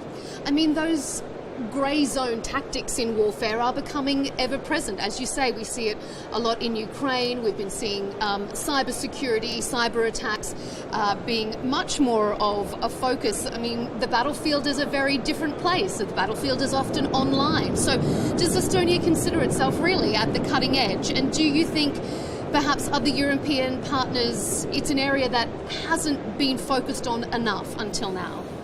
Well, 4 years ago, when the full-scale war started in Ukraine, nobody believed that we will see today what we see on the battlefield. So it still started as a blitzkrieg, then it evolved to the mass army fight, tanks, troops, all that, a bit of fighter jets. So then the Bayraktars came, then the FPVs came, and now when you take all this evolution of the battlefield, then probably what we need to do is the first understanding is that the next conflict, wherever it will be, or it will be a war or not, will be a bit different what we see in Ukraine. But the main understanding from Ukraine war is that you need to be agile and you need to be ready to change your approach very quickly. So even with drones, the Ukrainian experience says that they are changing the configuration and many things basically in every week, every 2 weeks. So this is what we have to consider, this what we have to take into account. Before we get on to a Saudi-specific partnerships, let's continue on with NATO and European defence. I understand that Estonia, Latvia and Lithuania have established a joint military sort of mobility area, I suppose. Can you talk me through the importance of that, why that's so necessary now? Well, again, one of the things we see that, yes, in Europe we have a lot of countries. It's not like it is in the United States, it's one country. Or in Ukraine, you have a massive territory, but you have one country. In Europe, when you take also the battlefield comparing to Ukraine, so the Ukrainian battlefield is at the moment like 1,200 kilometers. So this 1,200 kilometers is from Estonia to Lithuania. And this is why we clearly understand that we need to redefine also how we look at the military mobility. So we have a clear understanding that it's not only the question of the Baltics, but there has to be a military Schengen in Europe, that when you bring something from Portugal to Estonia, then this has to be very quick. When you want to launch it, then this has to be interoperable and interchangeable. So these are the changes we need to see and we need to make. And then this is why we established that, let's say, small circle of countries with military mobility and digital military mobility. We have even already the software for that, it's a DMSS. But the point is that all the countries have to understand that, as I said, you need to be agile. To be agile and to be quick and flexible, you have to take away all the burdens, all the bureaucratic obstacles what you have in your systems. Do you consider it, do you think it will expand then in that case? Yes, absolutely. Absolutely, I see that. So we have a clear understanding also. I will meet later this week also with the European Commissioner, Defense Commissioner Kubilius, and we will go specifically into the details with military mobility. Airspace violations have been a risk for Estonia, not only in 2025, but recently again in January. How much of a concern is that for you and for the citizens in Estonia? Well, the reality is that we cannot change our geography. So our neighbor in the east is very hostile. So Russia is very hostile, not only towards us, but towards the European Union, towards Ukraine. There is no question. So the war is still ongoing. And we have to address that. And the only way to address that is to deter Russia. When you want to deter Russia, you need to have credible deterrence. To have the credible deterrence, you have to show the force. So this is why we have allies in Estonia. This is why we are investing more than 5% into our own defense. This is why we have NATO. But when we take also these airspace violations, then my suggestion has always been that please take it calmly. We know that we can react if necessary. We cannot overreact, because this is exactly what Russia wants to see, that we will overreact. You're not calling for the planes to be shot down or drones to be dramatically... When there is a need for that, or if there is a need for that, then NATO as an alliance is ready for that, of course, to defend. But as I said, you need to be very calculative and you need to assess the situation. You cannot go just to shoot down everything what flies into your territory. You have to see that is it a threat or not. So and we have very good measures for the threat assessment and also air policing to understand, to define whether it is a real threat or just a show-off by Russians. Staying on Estonian border threats, I suppose, Estonia has announced that it is closing 2 of its border crossings with Russia during the evening hours because of, and I quote, irrational behaviour, is what is being alleged towards border guards. Can you explain your concerns there, and do you consider that particular region to be a particular border threat? Well, it goes, let's say, it's the next step from the airspace violations, that Russia doesn't respect the international law. So it all starts from this, because we have the international law, we have the regulations, we have the border line or control line with Russia. So when Russia is violating that, then we need to react to that. And obviously we will take some of the border guards from the border stations to put onto the border line. And this is our reaction to that. When Russia doesn't make any stupidities, then of course we can revise that. But this was our response at the moment. And obviously we are ready to do more if necessary. But as I said, we are not escalating. So the only one who is escalating everywhere, in Ukraine, in Europe, even further inside of Europe, this is Russia. So we need to show that we are responding to that, and this was our response. If we focus now on the region, if we can, before I need to let you go, talk me through the cooperation between Estonia and Saudi Arabia specifically. I know there are some long-term collaborations and partnerships. Talk me through how that is developing and where you see that going into the future. Well, yes, in numbers, the cooperation has not been extremely big at the moment, but it is growing steadily. And it's good to see. I had very good meetings today also with the GAMI and SAMI. And we already also signed some of the MOUs with some of the companies. So what I see, business-to-business relations are growing, and we have more companies as ever here. Business-to-government is growing. And today we spoke also, and then I will leave from here to see the minister, that how we can bring it also to the more strategic level. because at the end of the day, we all want to see better technologies helping us to defend ourselves. So this is the same goal for each country, to defend our countries and our nations.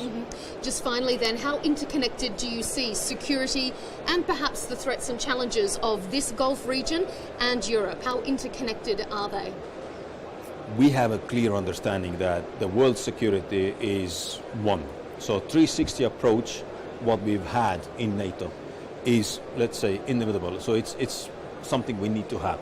We clearly understand that what happens, for instance, in South China Sea, in Taiwan, that reflects also to Europe. What happens in Europe, in Ukraine at this very moment, has clear implications to other parts of the world, because I'm quite confident that every dictator in the world is looking very closely at the moment how the end game for the Russian invasion to Ukraine will look like, and then draw the conclusions from this. So this is why it doesn't matter. Is it the Gulf region? Is it the South China Sea? Is it Arctic? Is it Ukraine? All is connected. So and also look around here in the World Defense Show. You have all the countries here. Defence Minister of Estonia, Hanno Pevkur, thank you so much for joining us for this special interview here on Al Arabiya English. Thank you very much. Thanks, Minister. I appreciate your time.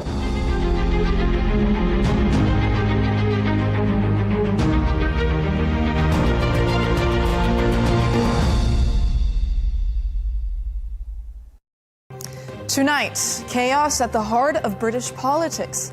Prime Minister Sir Keir Starmer is fighting for his political life, following calls from within his own party to resign, amid a mounting scandal that's shaken his government to its core. With senior aides resigning, leadership rivals circling, and his authority under fire, the UK Prime Minister is vowing he's not prepared to walk away. So we ask, is Keir Starmer clinging to power, or is his premiership unraveling before our eyes?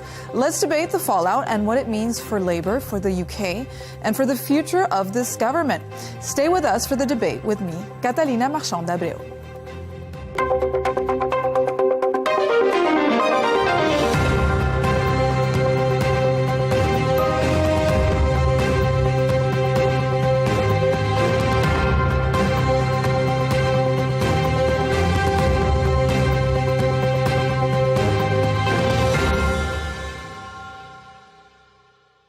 A controversy that won't go away. Sir Keir Starmer is under intense pressure after fresh calls for his resignation. Pressure he's flatly rejected, insisting he won't walk away. At the heart of the row is the former British ambassador to the US, Lord Peter Mandelson. Starmer admits he was aware of Mandelson's past associations with the paedophile Jeffrey Epstein when he was appointed ambassador, yet insists there was no wrongdoing on his end.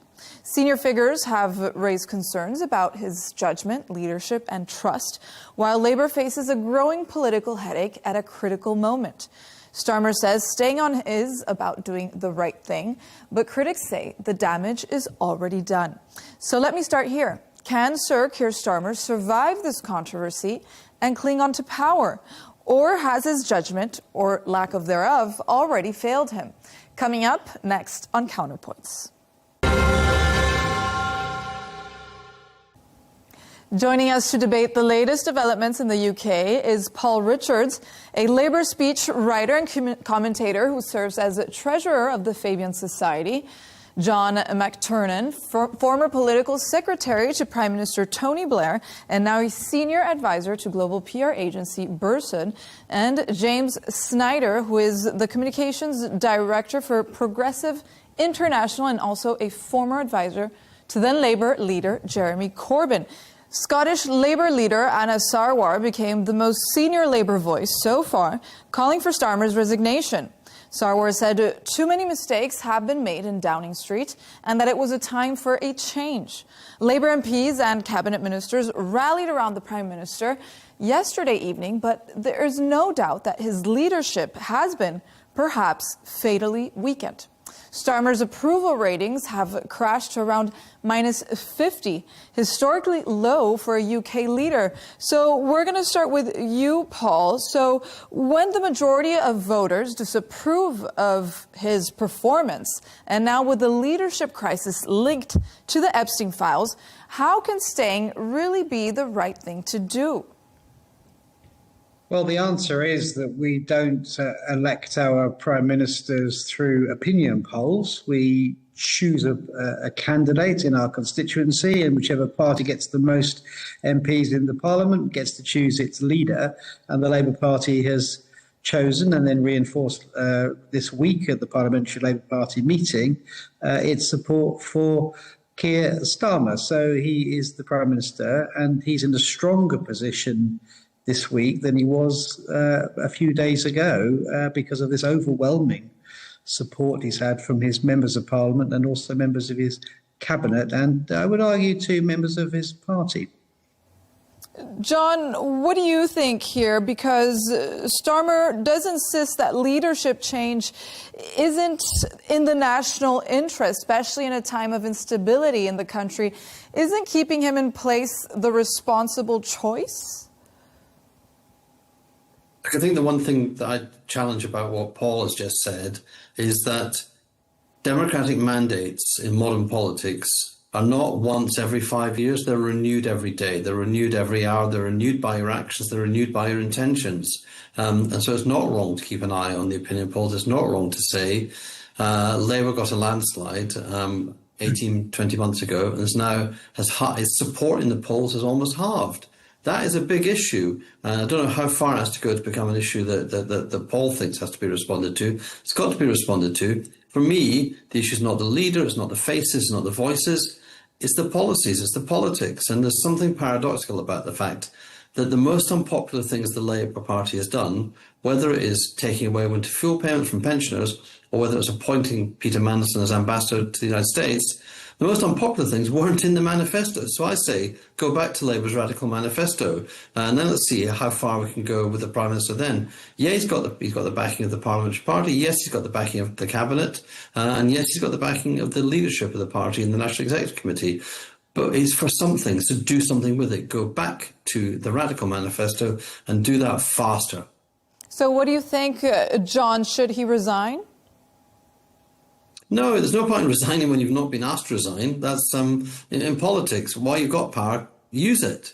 And that's the question that hangs over the government at the moment, is what's it going to do? And I think you need to get through this moment as quickly as possible, publish all those emails as quickly as possible, make clear what messages were given to ministers and advisors at whatever level by Peter Mandelson, and then look at who may have to resign. I think there will be some resignations. Do that quickly, have a reshuffle to fill the top team and the team at all levels with talent. But while you have got the backing, use the backing. So I come back to, do the house building that you promised that's stalled. Do the things you promised that are stalled. And James, when your own party leaders warned that your leadership is damaging Labour's brand, as did the Scottish Labour leader, and giving space to the Reform Party, as he said, shouldn't Keir Starmer listen? I think he should listen in as much that there is a desperate need to change direction. I agree with quite a lot of what John just said, and I do think that Keir Starmer's leadership is driving the party into the ground, but that's not because he is a uniquely bad politician. It's because of the policies that they're carrying out. And I think if he takes, what Paul said about him being in a stronger position now on this Tuesday than last week, I think is probably correct. He has a small bit of breathing room, maybe only as long as 2 weeks until the by-election in Gorton and Denton. And he really has to use that. And I think he has to use that to show there's going to be a change of political direction. You know, it's all very well and good saying, I'm here fighting for the country, I'm on your side. You have to fill that in with some content, which means you also have to show who you're against. And Peter Mandelson, in this case, is potentially fantastic foil, because he represents the complete corporate capture of British politics. and a project to make the Labour Party not a vehicle for the overwhelming majority of people, but say for the sorts of people that Peter Mandelson had in his client list of his company, Global Counsel.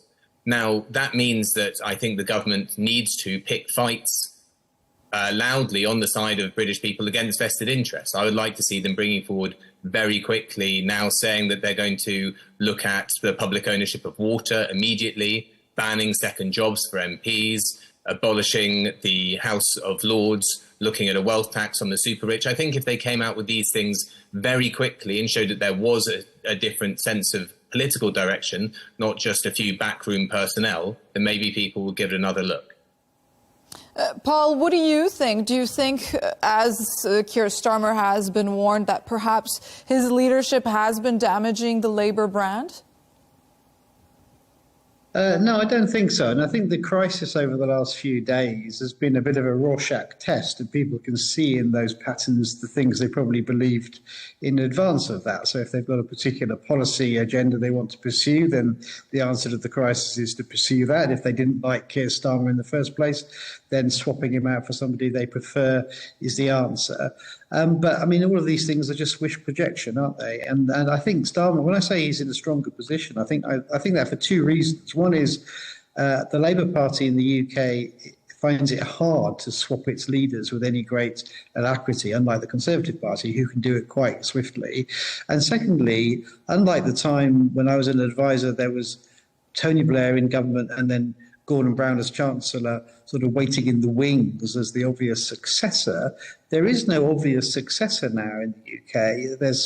We could, between us, probably cook up 6, 7, 8 names of potential successors, but there isn't a single person with the 80 MPs needed to trigger a leadership contest, and certainly not the broader support in the party and the trade union. So there isn't an obvious successor to Keir Starmer, which puts him in an even stronger position. Now, that may change, and, you know, none of us is gazing in a crystal ball, but I would say that for now, and certainly through this year, I suspect that's the situation that will remain. Now, John McTernan's point about the policy, I think, is well made, because the whole house of cards is built on economic growth.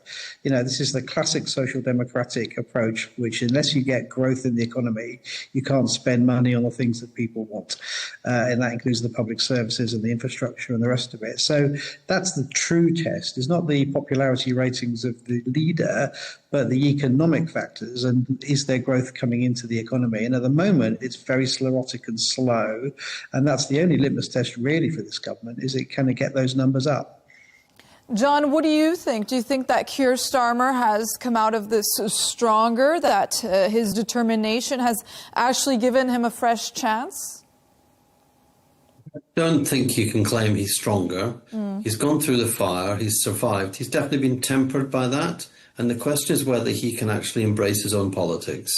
He's from the soft left of the party. That's where he was in the 20s and the 30s. That's where he was when he was a lawyer. That's where he was when Ed Miliband was leader and invited Keir to stand as a parliamentary candidate.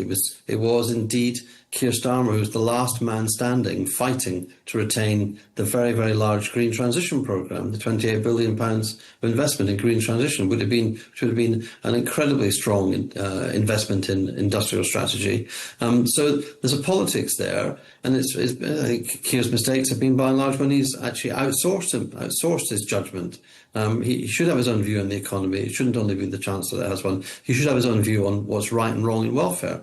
I don't believe for a minute that he was in favour of pushing more kids into poverty, yet that was the effect of the policy that Treasury and the DWP had over not lifting the 2-child limit. So I think, it's let the man be the politician he really wants to be, and is he stronger? No. Has he learnt? Yes, I'm sure he's learnt. Does it give him a push? Yes.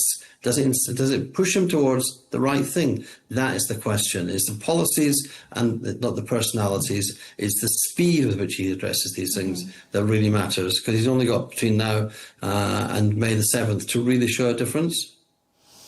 James, what do you think? Stronger or not? Has he survived? John says he survived the turmoil. Critics say his days are counted. What do you think? I think he has definitely survived for 16 days. He definitely has 16 days, and then that's the next point of maximum danger. And that is stronger than where he was at the weekend, because then you would probably say he didn't have 16 days, he had closer to 16 hours, and he survived that little bit. But I really strongly agree with what John said, that now the question for him is, can he grasp this small window? I think it's unlikely that he has in his repertoire the sorts of soft left things that John hopes that he has. I think we've seen in 6 years of his leadership driven more and more towards reaction and corporate capture. But I would love it if he were able to show a little bit of basic for the many, not the few type of politics, and to act when you're talking about growth in the economy, as Paul does, what we should be talking about is growth in living standards. Is he going to do things which, again, shows on the side of the overwhelming majority of people? And I'm just going back to public ownership of water, because it's such a complete no-brainer that has the vast majority of the public in support of that. That's a thing that may or may not do anything for growth, but it could stop money leaching out to private shareholders, many of whom are in tax havens, and potentially put more money in the pockets of ordinary people. That may be good for growth, it may not be good for growth, but it is definitely good for people's living standards, and it's the sort of thing that you could do that there would be lots of loud squealing about. If they're going to show which side they are on, if Keir Starmer is going to finally show that he's on the side of the overwhelming majority, there are going to be some elite interests that will hate that. And that should actually be a good thing. I don't think that they should be scared of being attacked somewhat, maybe more in the right-wing press, because they are anyway. They're being attacked for being useless as opposed to being effective in the interest of the overwhelming majority. And perhaps they should trade in being castigated for being useless at doing nothing instead of being moderately effective at doing something. Paul, what do you think? Because James, as he told us, he has 16 days left to survive. So crucial 16 days to come. What does Keir Starmer need to do in the following days in order to survive this political turmoil? Well, I dispute the characterisation of the time frame, because I don't think anyone is expecting Labour to do well in the Gorton and Denton by-election, although you never know. I mean, people on the ground are saying it's not as stark as as the commentary suggests. But, I mean, governing parties lose by-elections mid-term, and that is a sort of iron rule. Very rarely is that rule is broken. So, I think that's priced in, basically. I think we know that the Labour candidate is probably not going to get over the line, alas. So I don't think that is crisis moment at all. And I think there's another set of elections as well. And then, into the conference season. I mean, once this week is over, the MPs go off to recess. So a lot of the plotting and the scheming is dissipated as they go back to their constituencies. And then he'll have a reshuffle, and there'll be some new faces in the British cabinet. Maybe some of the troublemakers will be promoted up into government to shut them up, and maybe others will be sidelined, so there'll be a movement within the parliamentary party that may be to his advantage as well. So I think he's got, plenty of gas left in the tank, actually. And then we have the conference season coming up where he can deliver a brilliant speech and get the whole show back on the road. So I don't think it is a crisis moment. I mean, like I say, none of us is clairvoyant. And in politics, the only thing I've learned is you can't really predict the future because it is so unpredictable. But that would be my best guess, is that he's in a safer position. And he may not be clairvoyant. Paul, we may not be clairvoyant, but I'm sure all of us have spoken to Labour MPs, and my assessment of Labour MPs' blood pressure is not that they will be completely relaxed. They will be, laid back, horizontal in calmness, losing a by-election in an incredibly safe Labour seat, where the Labour candidate got more than 55% of the vote at the last election. I think if you start setting the bar so low that safe seats, very, very safe seats, are just going to be lost, then I think you're saying there's no way back. I think even if they do lose, he needs to have a story about how they're turning the tide and that this is a message, not, oh yeah, we lost to Reform or the Greens. And, yes, that's just sort of the thing that happens in governments. Governments are really unpopular, because then you look like you're not taking seriously the fact that this is a historically unpopular government. And to go from, okay, fine, only 33 or 34% of the vote at the last general election, a bit of a Loveless landslide, but still to half your vote in 18 months, coming on the back of an historically, and deservedly so, historically unpopular 14 years of Conservative government, is not something that I think any MPs can just sit there calmly about. Well, just on the by-election, calm. if I may, don't forget why we're having a by-election is because the candidate, the MP that was elected, was wishing death on some of his constituents via WhatsApp. And so he had to resign in disgrace and scandal. And that's not the most auspicious backdrop to fight an election and say, well, here's another candidate for you to consider. And I can understand why electors in that particular seat, in this particular circumstance, might decide to vote for another party. Of course, Labour MPs are not comatose about anything. They are lively and intrigue and all the rest of it. But they have spent the weekend in their constituencies, and the ones I have spoken to, maybe let's say a dozen, spent time at coffee mornings and on surgeries, talking to local voters and knocking on doors, maybe even campaigning in Manchester. And they've come back with a kind of sanguine view that a leadership contest and the sort of inward-looking nonsense and internecine scrap that would involve is pretty much the last thing the British voters want. So that's why I think that the big sort of shows of support we saw on Monday night and going into this week, I think is because they've spoken to voters and they've had their assumptions tested a bit by the cold splash of reality. John, I believe you had something to say a bit earlier. Yeah, look, picking up on what Paul and James have been saying, first thing is, democracy is never a nonsense, and Paul shouldn't be calling democracy, a democratic ballot for the leadership of the Labour Party, a nonsense. It's never a nonsense. The party needs to be democratic. And that is linked to my other thing, which is, if we lose the Denton and Gorton by-election, which seems likely, we'll lose it because the Labour leadership decided to block the most popular Labour politician in the country, the entire country, from standing. That was their choice. It was foolish. It was foolhardy. It was vindictive. And that's the situation that, in one sense, triggered the crisis we're now in. It's the overreach. The Labour Party, National Executive Committee, is meant to look after the future of the Labour Party. You're meant to choose popular candidates. You're not meant to block them or bar them for made-up reasons. And I think the danger is, I agree with Paul that the backbenchers are sanguine, but I agree with James that no one is going to be happy if Labour lose either to Reform or to the Green Party in the by-election, because both of those send signals about the future coalition Labour needs to build.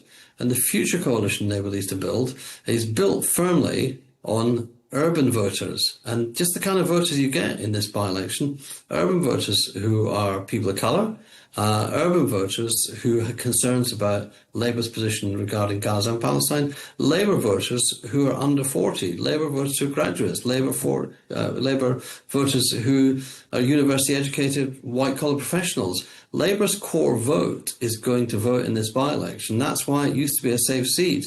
For us to lose our core vote is chilling. For us to lose our core vote to the Greens is displacing the support for progressive policies to a completely different party, an upstart party, as we were 100 years ago when we took over from the Liberal Party, or we lose to Reform. And the choice of a contest with Reform at the next general election is a contest that's existential for the nature of our country, the nature of our democracy. So these aren't little things, and that's why I don't think you should ever think of inner party democracy as some small thing. This is a big thing because it matters for the government, which means it matters for the country.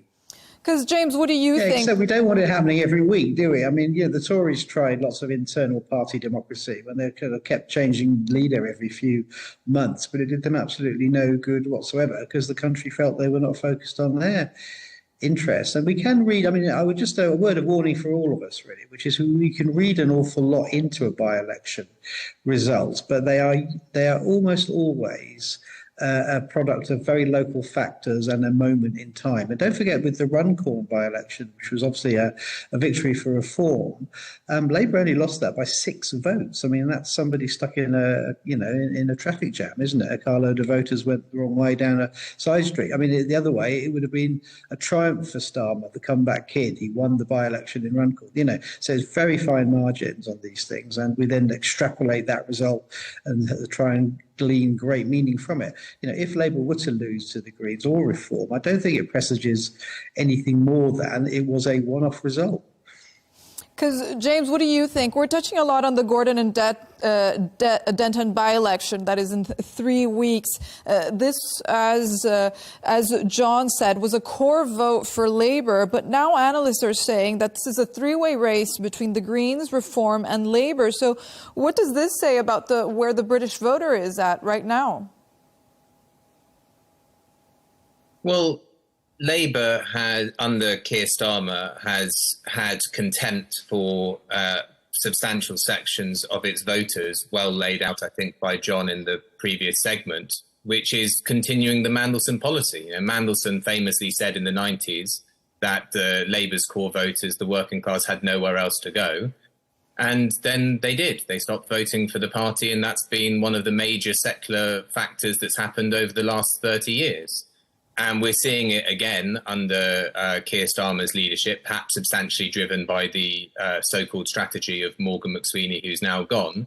But to have absolute contempt for big swathes of progressive voters who, on many, many issues, represent the overwhelming majority of people. I mean, if you look at things that I was talking about before, like a wealth tax, like public ownership of utilities, like scrapping the House of Lords, like banning MPs with second jobs, all these sorts of things. These are things that, yes, progressive-minded voters might care the most about, but they have between 75 and 85% support in the public. And if that by-election shows that Labour is being replaced in the minds of progressive voters around the country by the Green Party, that's actually existential. That's an existential threat to the survival of the Labour Party as a dominant party. I think in an analogue way to, as John suggested, to the emergence of the Labour Party overtaking the Liberal Party more than 100 years ago.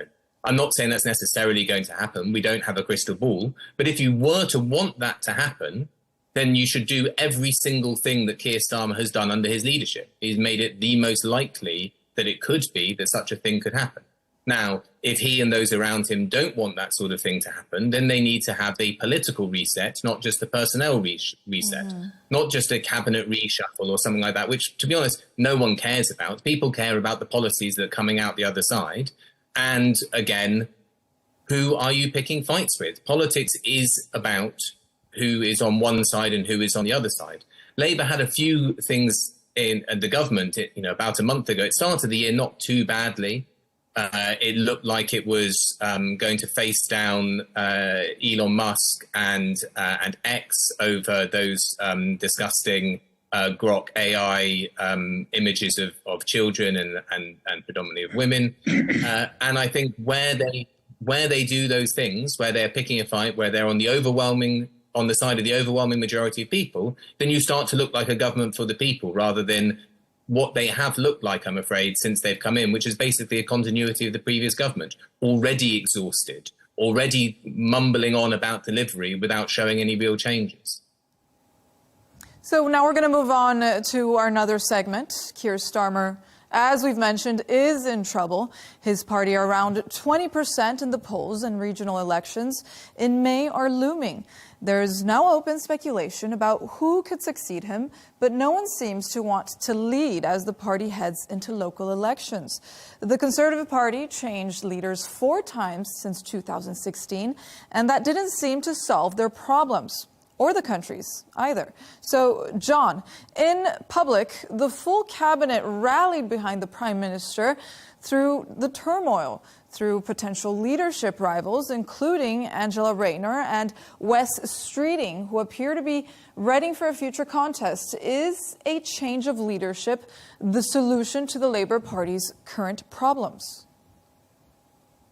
Look, I think I made clear in everything I've said in this discussion, but also in things I've written in other places and said in other places.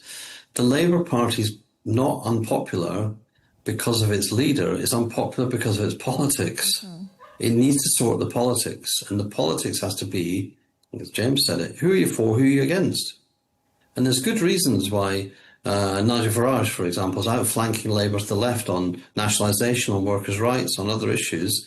He wants to be the workers' friend. Why? Because actually, a more red-toothed social democracy, intervention, state lead, government leading, government shaping the economy is actually what people want. And there's a whole range of ways in which I think I support the government shaping that I don't think James is particularly in favour of. I think the increase in defence spending is right. That could be the core of an industrial strategy. But Labour doesn't seem to want to make an argument about who it's for and who it's against. In the last budget, it dodged the issue of whether it should raise taxes on banks. There's at least a few £1 billion knocking around that could be taken from banks. Why do we not take money from banks? Well, I can't see people going out in the streets and saying, leave my bank alone. My bank is fairly taxed already. And I think it's that sense of drama as well as storytelling, that sense of enemies as well as people you fight for, that sense. Politics is in the end a contact sport. It's not a debating society. Arguments have to be won by any means necessary. And I think that is the issue at the moment. The Cabinet, quite rightly, are giving space to the Prime Minister, who's got a mandate, massive majority, and he's got a manifesto, a programme that he could be implementing. Some of those big ideas are running into the sands. We're not going to build enough houses unless the government decides that government's going to build them by owning new towns and by giving councils the ability to build 500,000 council houses. That's the reality. The bones of government and its strategy have to change. The way it tells stories has to change, because in the end, it's got to realise that politics is a fight for some people and against other people. And that's the nature of it. And only through that kind of, I think, ideological resetting, not personnel resetting. It's, as Tony Benn, the famous former Labour cabinet minister, said, it's not the personality, it's the issues. Get the issues right by going back to the manifesto and doing the radical things that Labour got a mandate for. And some of those things have immediate impact, some have long-term impact, but they all have impact. So I'm hearing that the general consensus here is that it's not about the leadership, it's more about the policies. Lots of unpopular U-turns that this government has taken as well. So after a turbulent period, this question is for you, Paul, for Labour. What do you believe needs to be the policy changes that will put this party back on the winning path? I mean, some of the so-called U-turns, of course, are actually quite popular. So, putting more money in people's pockets in various ways. It's the optics and the ramp up to it that was the disaster, but actually often has come out with the solutions probably better. I mean, the thing we haven't discussed at all, and yet will be being discussed in the pubs and clubs of the UK this weekend, is immigration, and particularly illegal immigration, and the crisis on the southern border, where we have the small boats crisis. Now, it's been dissipated recently because of mostly the weather, I have to say, but a government that goes into the next election that hasn't tackled that crisis and hasn't tackled the scumbags who are putting vulnerable people on boats and sending them across the English Channel in freezing conditions, does not deserve to be re-elected. So actually, yes, it would be nice to have a nationalised water industry, but I don't think that's the thing that's animating the public discourse right now. I think it's this security risk and this sense of a government being absolutely out of control. And that what that does, of course, is fuel populism. We've seen big demonstrations on the streets. We've seen people really manipulating public opinion, particularly through social media, but also with real terms, real-time influence on streets, big demos, people flying flags and all this stuff. If that's the backdrop to the next election in 3 years, then Labour really is toast. James, what do you think here? Does that mean that you're going to... Go ahead. So this is my problem that I find often with people, I mean, although John is historically on the right of the party as well, but on the right of the Labour Party, I mean, all the things that we said that, you know, John and I have laid out some slightly different things, but all of those things, you could carry on wanging on endlessly about migration, which the government does anyway. You know, it's not like what the government has done, which is drive up the salience of the issue, adopt reforms rhetoric, and also hugely reduce net migration. You know, it's down from about 1 million 3 years ago to around 200,000. And yet the issue hasn't come off the boil because it's not really the fundamental issue. It's not really about the reality of the question. It's how it's presented in the media. So you can carry on chasing reform. Fine. OK, I disagree with that. But you can think that continues to be the sensible strategy. What are the other things that maybe some other people might care about that might give that fight that you're having some real distinction? Because at the moment you're saying it would be so terrible if reform won. They're so awful. They're so nasty. They divide people so much. P.S. We're going to basically say and do everything the same as them, but some of our people will look a bit embarrassed as they say it. No, if you really wanted to do the Shabana Mahmood argument and say the only way to defeat them is by copying them somewhat, then show what are the other things that you're going to do. Say, OK, fine, you may not like that, but you're going to have a green industrial strategy. We're going to own our water and our energy. That we're going to stop the wealth of the super rich soaring quite so far away. We're going to ban corruption in politics by taking away MP second jobs and so on and so forth. We're going to allow councils to build homes. We're going to start a public housing bank that's going to lend to build homes for social rent and so on and so forth. OK, fine. Then you can do your anti-migrant thing as well. But then if Labour does OK at the next election, I wonder what the thing people will really notice. Probably that their bills are lower and that it's easier to get a house for their kids. What do you think, Paul? Policy talk. What needs to change here?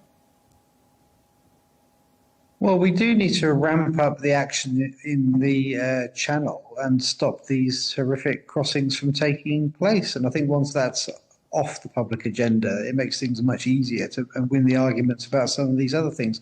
I do accept absolutely, by the way, though, if you've got more money in your pocket and you feel a bit more secure about your future and you've got a affordable home and services that work and there's no potholes, you are less likely to fixate on small boat crossings as being the source of your ills and blaming migrants, legal or illegal. There is a sort of vortex into which that issue is sucked. But I do think that the crisis is genuine because thousands of people are coming over on boats, and it is. For me, it's a question of humanity because those crossings are incredibly dangerous, and it is really nasty people in Europe who are benefiting. These gangs who are benefiting from that, and the government has to tackle it. And it's not about chasing reform or capitalising on it, but for us it should be about, for Labour, it should be about basic issues of decency and security, which is a strong pitch in the election. So if you wanted I would turn to my theme though, which is growth. I said at the start of our programme, the government should be judged on that above all else, because without growth in the economy, there is no social democratic programme. You can't redistribute power. You can't put more money in people's pockets. You can't boost the high streets and all the things we want to do, and tackle poverty, of course, as the central aim of a Labour government without growth in the economy. So my concern would be to see policies that start to deliver that faster, not least because I think we're now midterm. And we are running out of road. But, maybe we look back to where we began. Would a different leader suddenly have a different policy? Probably not. And therefore, we need to just fixate on growth as being the answer to all of this under whichever leader. And I return to my theme, which is probably more likely to be Keir Starmer than anyone else. But Paul, don't neglect the obvious. There's a simple solution for growth, and there's a simple solution for better management of irregular migration, and that is getting closer to the European Union. An EU-wide agreement on irregular migration would mean that we took our fair share of genuine refugees and that we were assisted in a process of actually returning people who don't gain asylum by going through our system. A fair and fast asylum process is our duty to the rest of the world. And getting close to the European Union, also by getting closer in many, many ways to the single market, maybe even rejoining the single market, would be an instant catalyst for growth. You know, there's times at which it seems as though the government has got the attitude to do anything for growth. But if you say to them, I've got this one idea that would give us 4% extra GDP in one go, and they go, okay, I'll buy that. What is it? And you say, well, rejoin the single market. They go, I won't do that. And so we can't be the I'll do anything for growth, but not that party. We've got to be willing to look at all the ways in which the politics does weigh in here too, though, doesn't it? Which I think would be considered still at this stage. We haven't won the argument for that, I would say, and I don't think there is necessarily a sort of easy route by doing that. But you mentioned, John, earlier defence spending, and I think that is another important factor in growth. Of course, the primary desire for increasing our defence expenditure is to defend ourselves in a very unstable year where the Russians are testing our defences daily. So it's important for that reason. But of course, we know from history that if you spend more money on defence, it does have a growth impact, and more young people going into the armed services is a good thing. You know, there's obviously supply companies up and down the supply chain that will benefit, and they tend to be well-paid, unionised jobs in the manufacturing sector and so on. So this might be a Labour government that is part of a rearmament of Europe, which will boost growth as a helpful, side benefit of it, which does get us into a place that at the next election we can show to people that we are boosting the economy too. But as I say, it's the right thing to do in its own terms, but it does have that useful benefit as well. And somebody like John Healey, who is in the cabinet as Defence Secretary, absolutely gets that, I think, and is making that argument within government and to the country in ways that people do find attractive, and it is something that the public will buy. And James, I'm curious. Defence as a sector has. Sorry, go on. Go on. Defence as a sector has probably the lowest possible multiplier effect that you could be ploughing money in your industrial strategy into, and the highest possible cost per job. A huge amount of the money won't stay in Britain at all. It will go out to in huge contracts to US weapons companies. The value for money is absolutely appalling if you look at what we've got from Trident or from the F-35s, for example, huge overruns. And that's not huge overruns of spending that goes into our economy. The most recent announcements that were made by John Healey last year had the cost was something like between £3 and £6 million per job. Now, what if we put that money instead into a programme of building social housing? That would, I think, have a far larger economic impact. You'd have more of the money going round in our economy. We'd build up the skills of way more people and employ more people. It'd have a much more positive economic impact. And also, it wouldn't continue to, as so much of our economy is structured, leach out more and more money to major US multinationals. In this case, weapons companies. Yeah, and the Russians would invade Estonia. And I'm sorry, what was that? I said, and the Russians will then invade Estonia.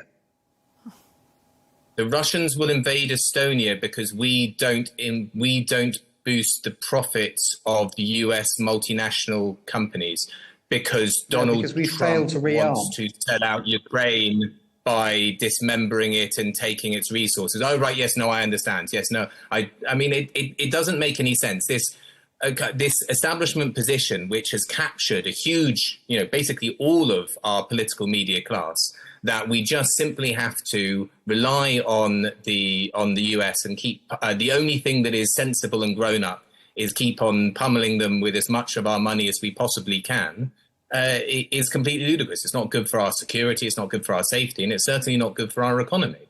Instead, we should be putting that money into things which do have benefit for us.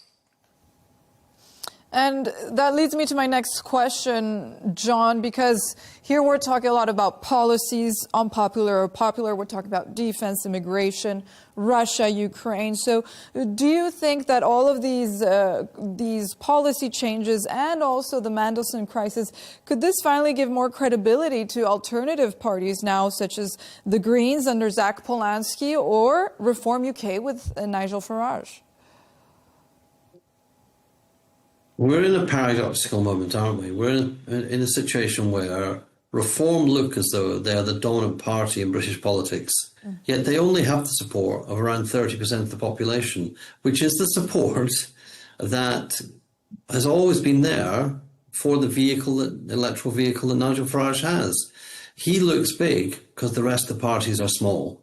You know, we've now got five-party politics. In five-party politics, 21% is a plurality. In multi-candidate seats where the different parties are competitive, those votes can splinter everywhere. But if you look at the blocks in politics, there's two blocks, and both blocks, the right bloc and the left bloc, have got insurgent populist parties. Now, that is actually how politics is meant to work. Politics is not a duopoly. Politics is a battle of ideas. I think it comes back to what we've been discussing.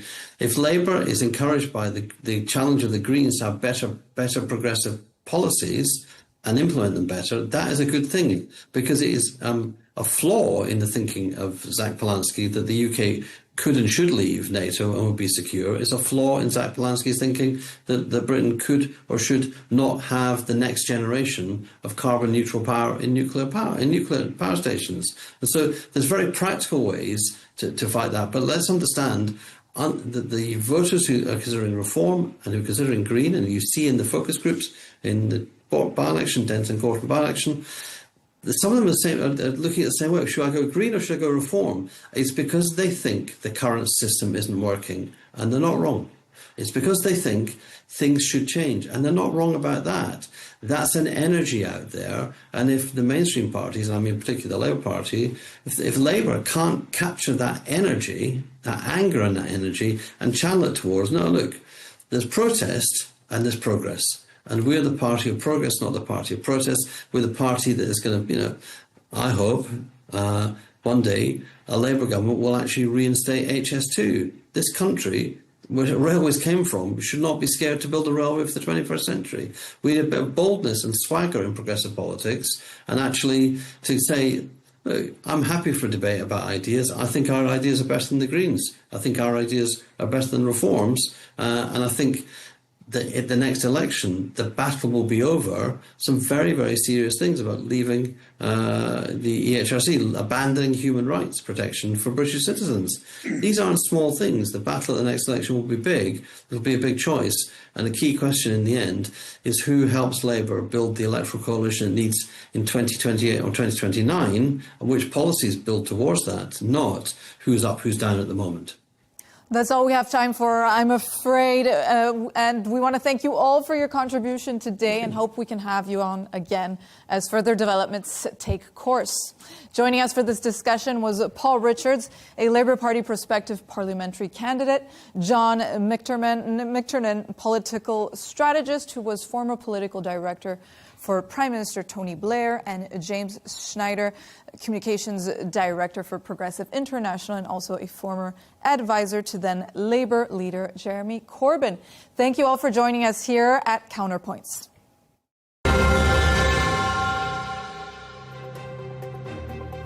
Thank you for tuning in to this episode of Counterpoints. To keep up to date with our latest debates and interviews, be sure to subscribe to Al Arabiya English on YouTube, and don't forget to follow us on X and TikTok. Goodbye.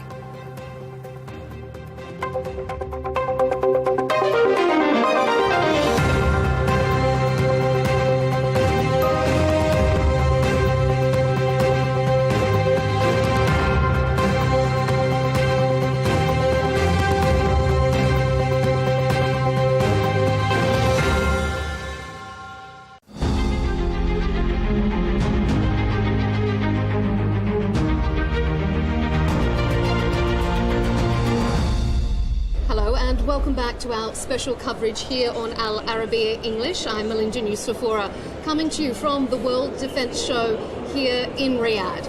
Well, globally, as countries consider increasing their national spending on defence, one particular sector that is garnering a lot of attention is the maritime sector, not least because of recent attacks on undersea cables and also the increased military focus in the Arctic. So we are pleased to welcome the CEO of Europe's largest shipbuilder, Fincantieri, Pierroberto Folgiero. Thanks for being with us here. Nice to meet you. Thank you so much.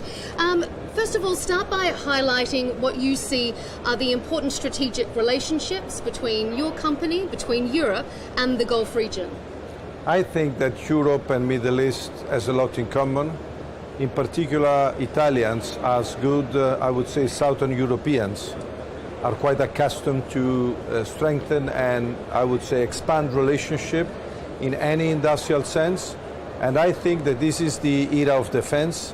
So it's time for defense company of Italy to get along as much as possible with Middle East companies. Tell me about the partnerships and the collaborations you have, particularly with the Kingdom of Saudi Arabia. I know they are looking through Vision 2030 to localise a lot of their defence. How does that open up new opportunities for you, for example? Let me say, this is the DNA of Fincantieri. If you compare Fincantieri with the other shipbuilder, we have a characteristic to be regionalized and localized, very far from home.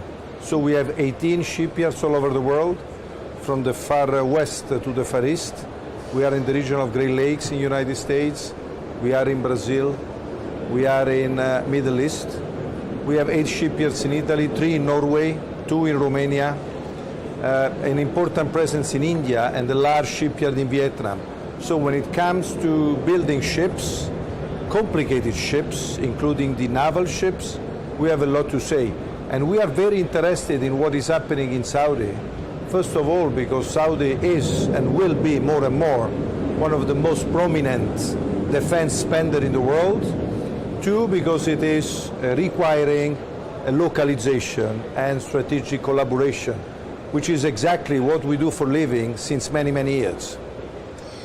There are reports that the Kingdom is in talks with Fincantieri to procure attack submarines. Is there anything you can comment on with regards to that? Well, let me say, the beauty of Fincantieri is that we have a long list of very well-proven platforms, including submarines, that we've developed for our Navy. The Italian Navy is a very strong one. I would say one of the first at NATO level.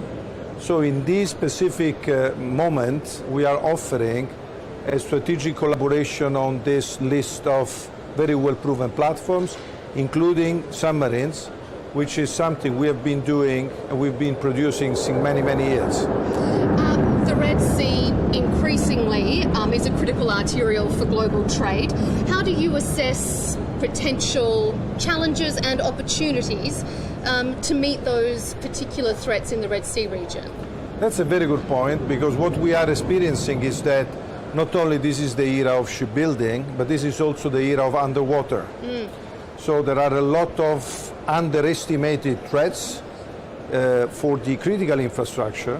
So Fincantieri is putting together an unconventional offering, so made of drones, unmanned drones, acoustic barriers, command and control systems, so a set of solutions that can be, let me say, a new way to take care and monitor and patrol the key coastal critical areas. And we believe that this approach is fitting very well with the Red Sea, I would say, clear requirements.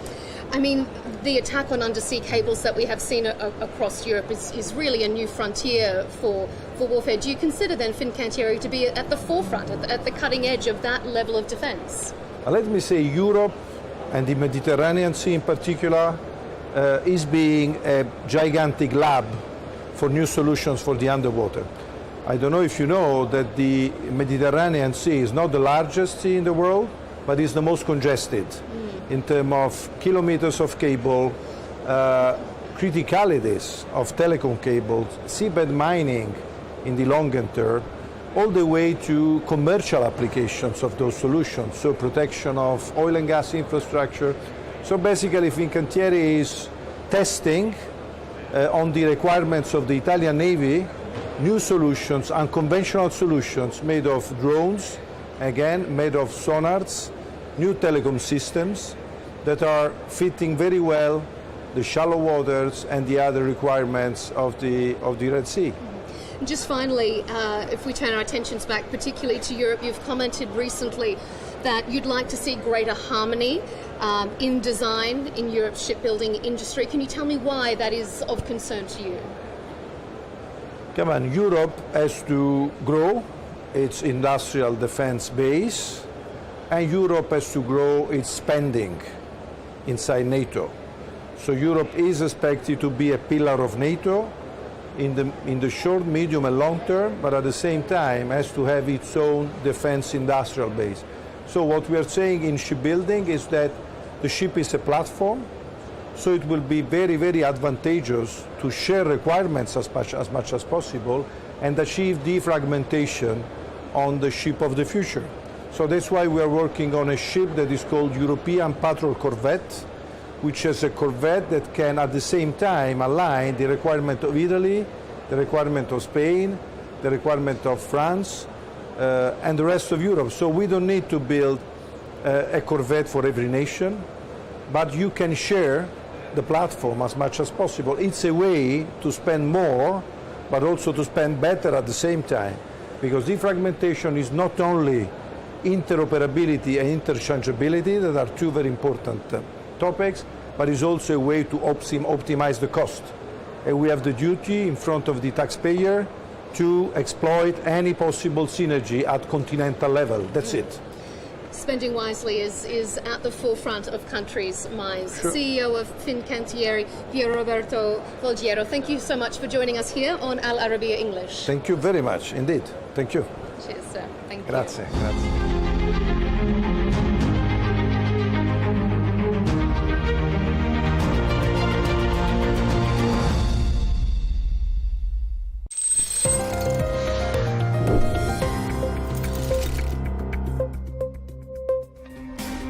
French prosecutors are pushing to uphold a 5-year ban on Marine Le Pen holding public office, which could block her from running in the 2027 presidential election. But there's a twist. A French magistrate says 2 U.S. State Department advisors quietly met with her last year to discuss Le Pen's conviction. Je voudrais vous raconter ce qui s'est passé dans mon bureau, puisqu'en fait, j'ai eu, à la demande de l'ambassade américaine à Paris, j'ai rencontré 2 émissaires de l'administration Trump qui sont venus. On devait avoir une discussion sur les droits de l'homme, comme j'en ai régulièrement avec des diplomates de pays alliés. Et assez rapidement, la conversation a tourné autour de la situation pénale de Marine Le Pen, avec l'idée de chercher des éléments auprès de moi et peut-être auprès d'autres personnes qu'ils allaient rencontrer, qui pourraient accréditer l'idée qu'il s'agirait d'un procès purement politique pour l'empêcher d'être candidate. The officials reportedly believe Le Pen was treated unfairly and wanted to explore ways to suggest the trial was political, a view echoed by many U.S. conservative voices. The magistrate found the conversation so uncomfortable, she reported it to the French Foreign Ministry, warning it could influence public debate in France. The U.S. State Department confirmed the visit, saying in a message on X the trip was to reaffirm a shared commitment to free speech, democratic choice, and religious freedom, dismissing interference claims as false rumors. Still, if the allegations are true, it's a striking case of U.S. meddling in another country's legal system, raising fresh concerns about foreign involvement in French politics right as Le Pen fights her appeal and eyes a potential presidential 2027 run.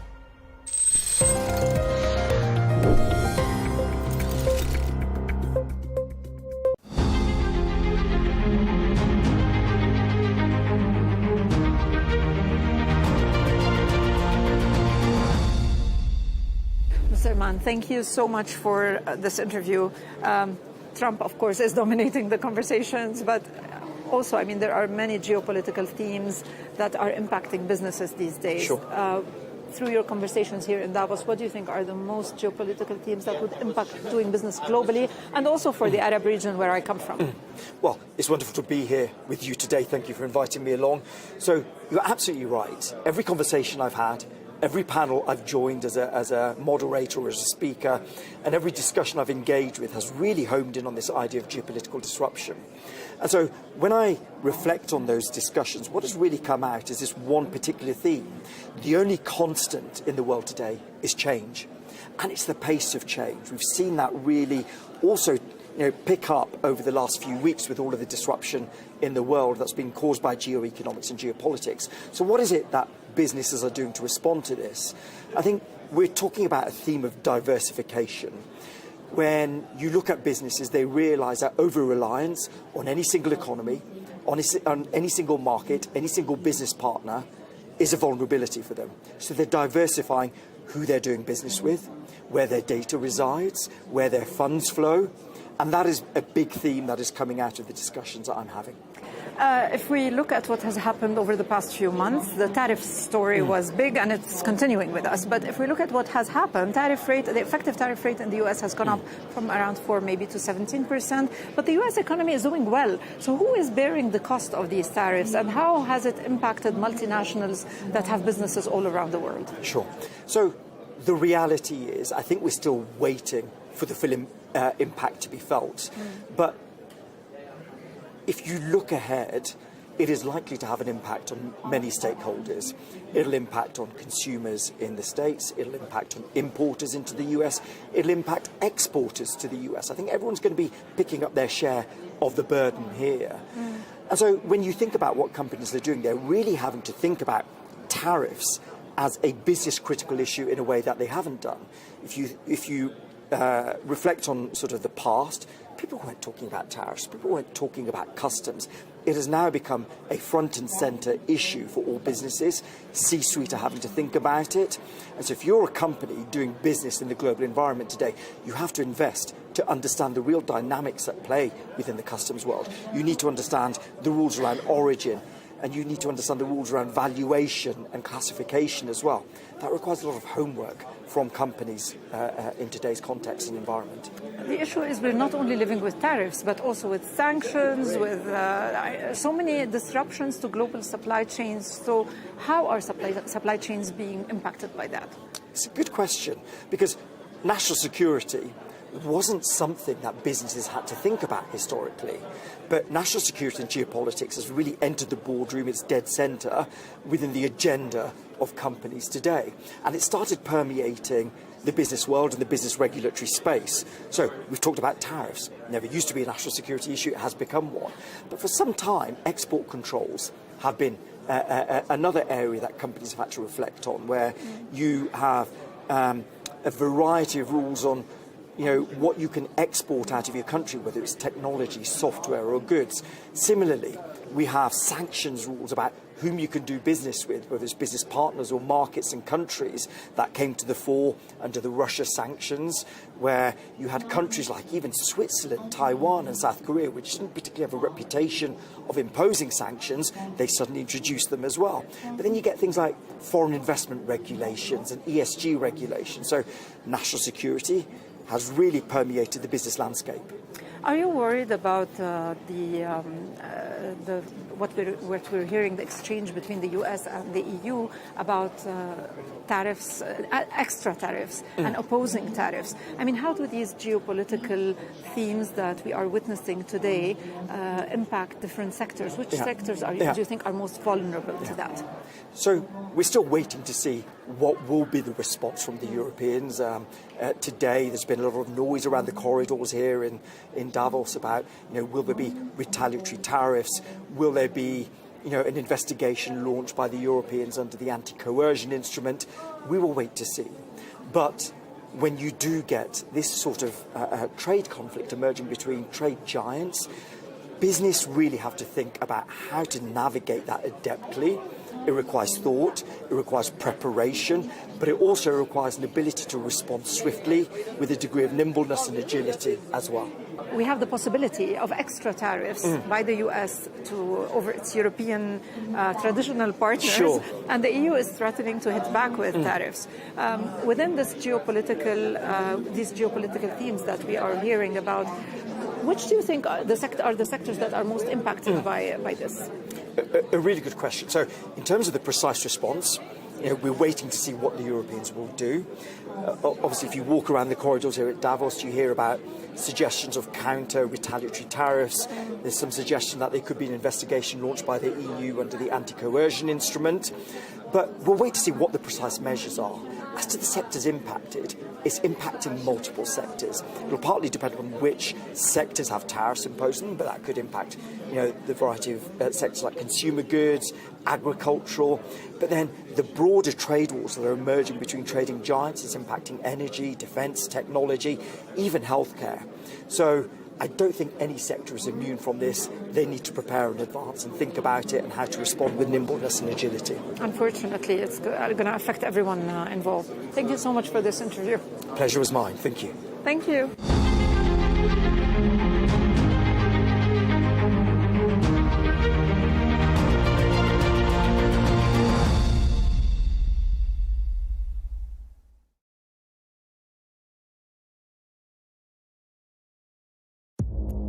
Our allies, in many cases, are worse than our enemies. Stay informed and connected with the latest international headlines.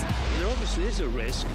From breaking news to in-depth analysis, it would appear that this war is coming to an end. Who buys this stuff? Investors, pension funds. We deliver the most important developments straight to your screen. Iran always wanted to deal with militia. Join us for compelling, expert-driven conversations. A curfew order has been established. And an insightful look at the issues shaping our world today. There are lots of proposals about European architecture for security. I'm Leanne Gerrans, and this is W News. We dealt with this when I was Chief of Staff in the first term. Where you don't just hear the headlines, you get the full story.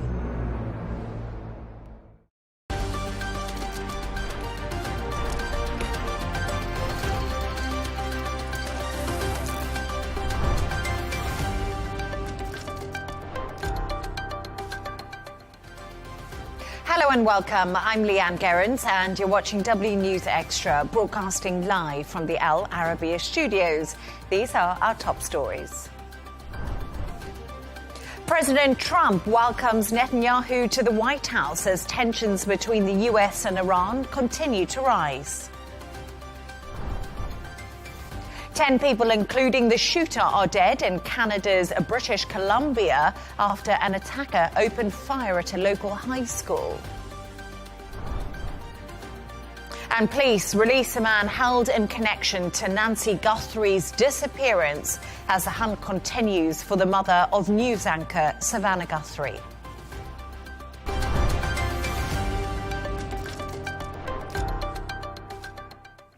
President Trump is hosting Israeli Prime Minister Benjamin Netanyahu at the White House today as tensions continue over Iran's nuclear weapons program.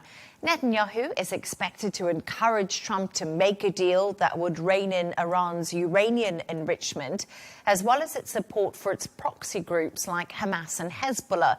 Iran, meanwhile, has said it will not limit its uranium enrichment, whilst Western sanctions continue to strain its economy. Speaking earlier to Fox News, Donald Trump said Iran would be foolish not to make a deal. Take a listen. As you know, we have a massive flotilla right now going over to Iran. We'll see what happens. I think they want to make a deal. I think they'd be foolish if they didn't. We took out their nuclear power last time, and we'll have to see if we take out more this time. They want to make a deal. They wouldn't talk to anybody else, but they're talking to me. But, you know, it's a good question. A lot of people say no. And I would say that I'd rather make a deal. It's got to be a good deal. No nuclear weapons, no missiles, no this, no that, all the different things that you want. But some people worry that They've been very dishonest with us over the years, right? Very dishonest.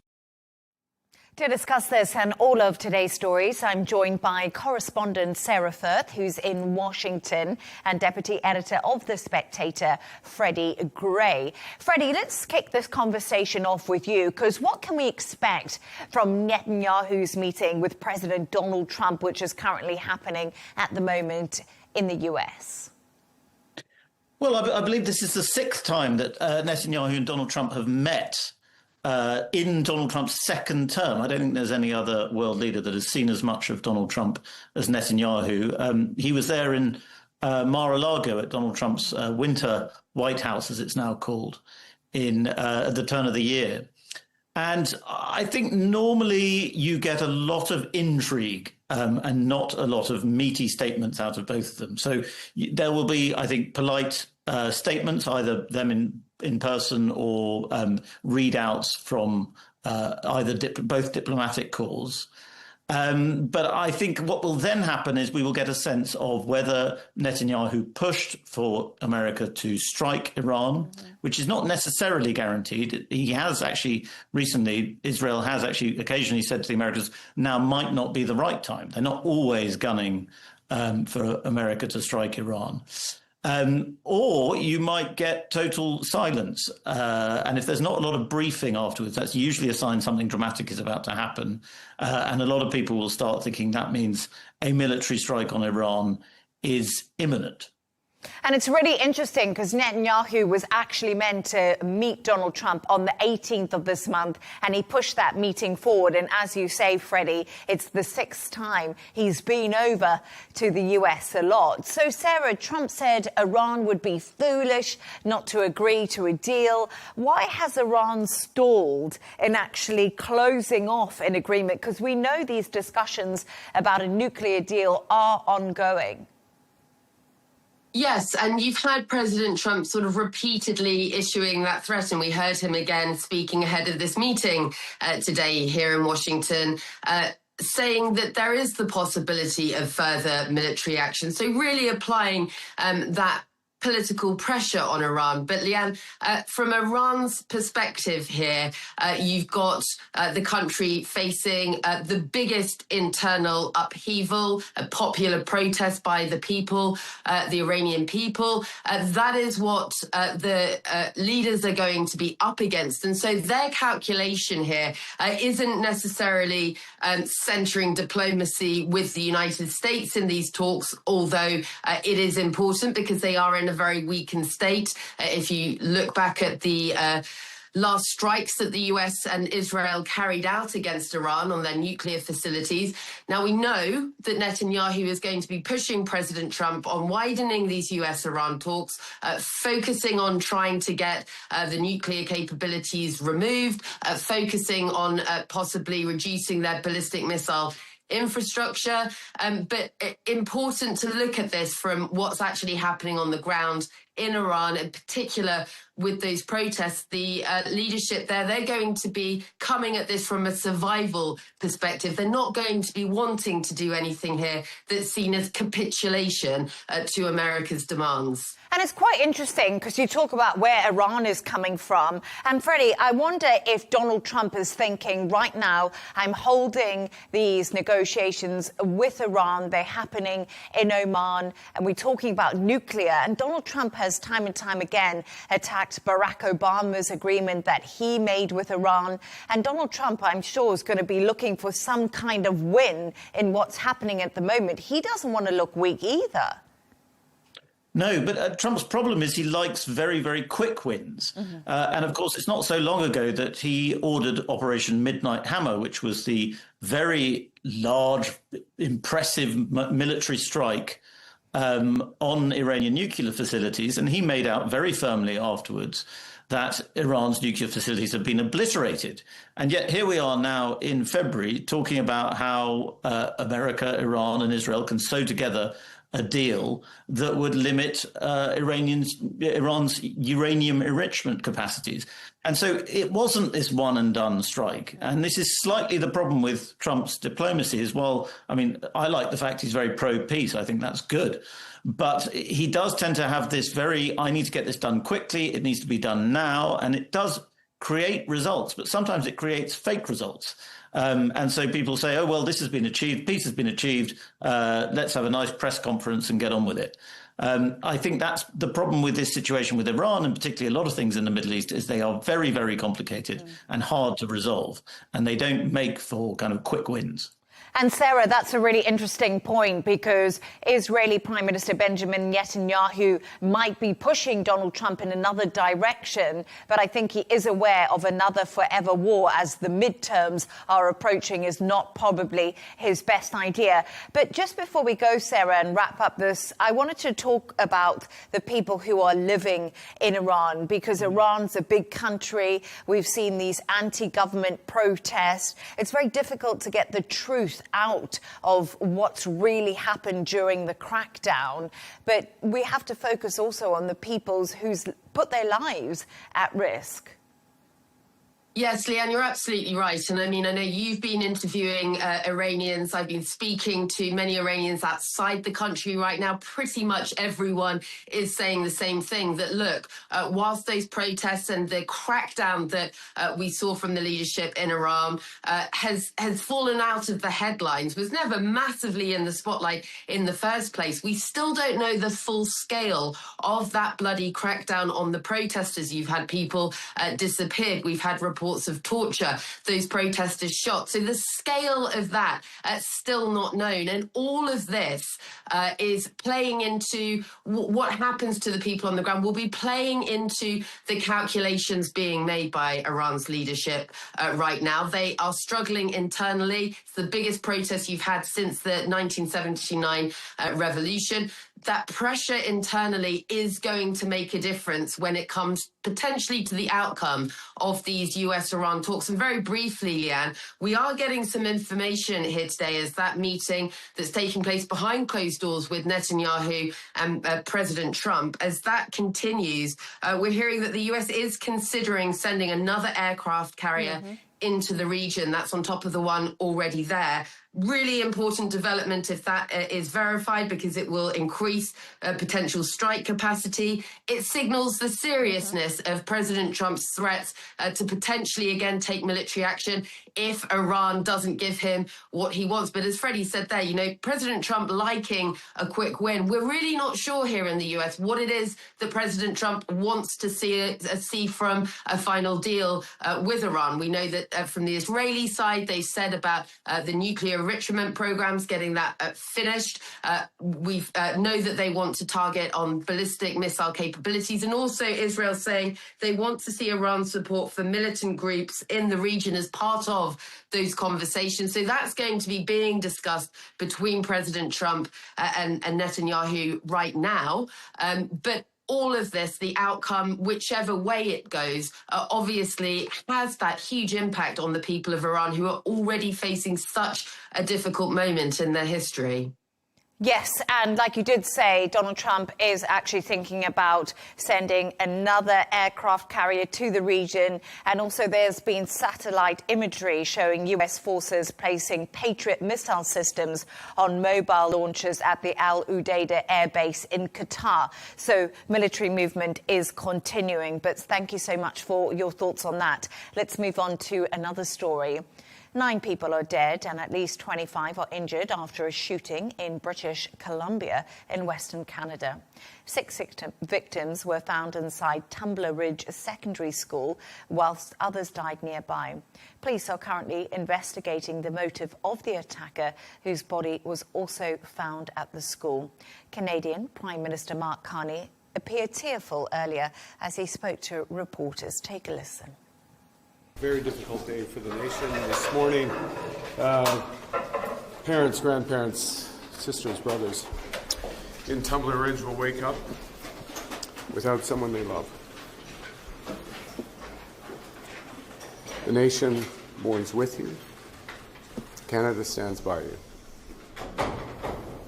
I want to thank and pass on a number of world leaders who've reached out directly to me in solidarity and compassion. Sarah, we see Mark Carney there, visibly shaken by events that have taken place. But what's the latest out of the high school shooting incident? Yes, a very visibly emotional Prime Minister there of Canada. And Leanne, you know, those sentiments have been echoed by everyone around the country and around the world. You've had local authorities in Tumblers Ridge in British Columbia in Canada saying that the local mayor, I will probably know every victim. This is a small community. The estimates say it's some 2,400 people. Let's bring you up to speed on where the investigation's at. According to authorities, they say that 10 bodies have been recovered. They say that there were 6 victims and the suspected shooter dead at the school. There was a person who died being transported to the hospital, and 2 further bodies recovered from a residence that authorities are saying is connected to the shooting. Now, we've heard from the head of the the Royal Canadian Mounted Police. They have said today, Leanne, that they do think that they know who the shooter is, that they think an identity for that person. They're not releasing that information right now. They say for matters of privacy, the families are still going to be dealing with the information being brought to them by authorities. We know that authorities are looking for a motive as to why exactly this terrible tragedy happened. You know, Leanne, we saw the images coming out of people coming from the school, their hands in the air, many of them students. And again, just reiterating, this is a very tight-knit community. Everyone's going to be feeling the impact of this. A local pastor saying, walking the corridors of that school will never be the same. And Freddie, we see this mass shooting happening in Canada. Obviously, it's something that we often think about when we think about mass shootings. We think about America. And the question about gun laws always comes up after an incident like this. How strict are the gun laws in Canada? Well, they're pretty strict, particularly in comparison to America and a lot of states in America. You have to have a license. You have to store the gun properly. It's similar to the UK, in fact, in terms of guns are strictly controlled in order for people to be able to hunt and shoot and so on. But obviously, the shooter in this case was able to get hold of a gun. And it makes me think about a conversation I had a while ago with one of our columnists here at The Spectator. It's called Lionel Shriver, and she wrote a book called We Need to Talk About Kevin, which I'm sure some of your viewers may have read or heard of. There was a film of it too. And that was about a boy doing a school shooting. And I've talked to Lionel about it a lot because whenever there was a sort of mass shooting in the news, we'd talk to her and we'd say, what can you say? And she said she hated being asked about it because she deliberately made the killer in her novel use a crossbow, not a gun, because she didn't want the book to be about guns or the gun debate, because that's the sort of the endless media debate whenever there's a school shooting in America, because she wanted to be about the nature of evil. And I think it's interesting that, you know, maybe it's not just guns in America. Maybe it's American culture we are catching up with American culture in many ways. America has been a much more online culture. And I don't want to get into the suspect. There's a lot of talk on the internet about the suspected killer at the moment, and we shouldn't get into that because we don't know. But what does seem obvious is that what's happened in the last year is that we have seen young men being radicalized online in very strange ways. It's not just Islamic terrorist radicalism. It can be far-right radicalism. It can be far-left radicalism. And it's wrapped up in lots of irony and memes. And it's very hard for people who aren't familiar with the online world to decipher. But that's what's going on, is a kind of warping of young brains online. And that is leading them to do terrible things. Although, as I say, we don't know for sure in this instance. Yes, absolutely, Freddie, you're right. We don't know for sure in this instance, but I'm sure in the coming days they'll have a look at the online activity, and also that will something that will come up. But, you know, Sarah, we talk about gun laws, and Freddie just mentioned the nature of evil and online activity, but it's going to be so difficult to stop something like a mass school shooting. Yes, incredibly difficult. And look, authorities right now are very clear that they are focused on the community, on providing that support. We've heard everyone from the Prime Minister to the Mayor of that area saying that there will be mental health provisions for those who've been affected, but that pretty much everyone will be affected. Again, you know, the Mayor saying that he will likely know all those victims. He said, we don't call them residents, we call them family. This is a close community that are going to have been impacted here, but no question there is going to be deep scrutiny over how this was able to happen, why the shooter was able to get to the school in this way, to carry out the shooting. They will certainly be looking at the gun laws, even though, as Freddie pointed out there, Canada having a very, very strict regulation around their weapons. But we know that police are really going to be focusing on the motive here. They're going to be running down the leads at the moment, trying to find that information. They have said that they believe they've identified the shooter. They're not releasing the information at this stage of the investigation, but they have said they're going to be looking to try and understand why this tragedy has happened. We know in the immediate minutes after the shooting started that police described the suspected shooter as a female in a dress with brown hair, but police have been very cautious since then to give any further detail as yet around the identity or the gender of that shooter. But you can see how deeply the community has been impacted already. The country's Prime Minister saying there, this is parents, grandparents, brothers, sisters in Tumbler Ridge, the small community, the foot of the Rocky Mountains, that are going to be dealing with this terrible tragedy for a very, very long time to come. Sarah and Freddie, thanks for your thoughts there. Let's move on to another story now. And police have released a man detained in connection to Nancy Guthrie's disappearance. The 84-year-old mother of US news presenter Savannah Guthrie has been missing for more than a week now. The FBI had previously released images and video of a masked person at Nancy Guthrie's door. It follows a fresh plea from her daughter Savannah. Take a listen. Law enforcement is working tirelessly around the clock trying to bring her home, trying to find her. She was taken and we don't know where. And we need your help. So I'm coming on just to ask you, not just for your prayers, but no matter where you are, even if you're far from Tucson, if you see anything, if you hear anything, if there's anything at all that seems strange to you, that you report to law enforcement. We are at an hour of desperation. Sarah, as Savannah Guthrie says, their hour of desperation. But what more has the FBI investigation actually revealed? Yes, Leanne, so we're 11 days in since Savannah Guthrie's mum, Nancy Guthrie, 84 years old, went missing. You've had the investigation see a number of stages. Up until very recently, the authorities saying they didn't have any suspects or people of interest in this case. There has, though, been this major development over the last 24 hours because you've had the FBI release some video footage that was able to be recovered from that doorbell camera. Now, at the start of the investigation, we were told by authorities there wasn't a subscription, so there wasn't the images available. That has now been recovered. It has been made public. The FBI have put it out on their social media channels. Savannah Guthrie has put it out on her social media channels, saying anyone with any information should be getting in touch. And they're hoping that this will be the break in the case that they have so clearly needed with so little leads until now. They're saying they're calling on the public, really. Look at the way this man or woman, this person moves. Look at some of the features that are noticeable in the video that's been released. You can just see the eyes behind a mask. You can see the mouth with what appears to be facial hair. The person approaches the camera, walks back, looks for some vegetation to try and, it seems from the video, cover the camera.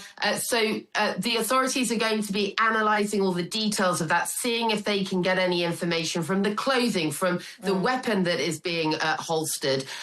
But as of yet, we know that in the wake of that video being released, they did take someone into custody for questioning. They carried out a search on a property.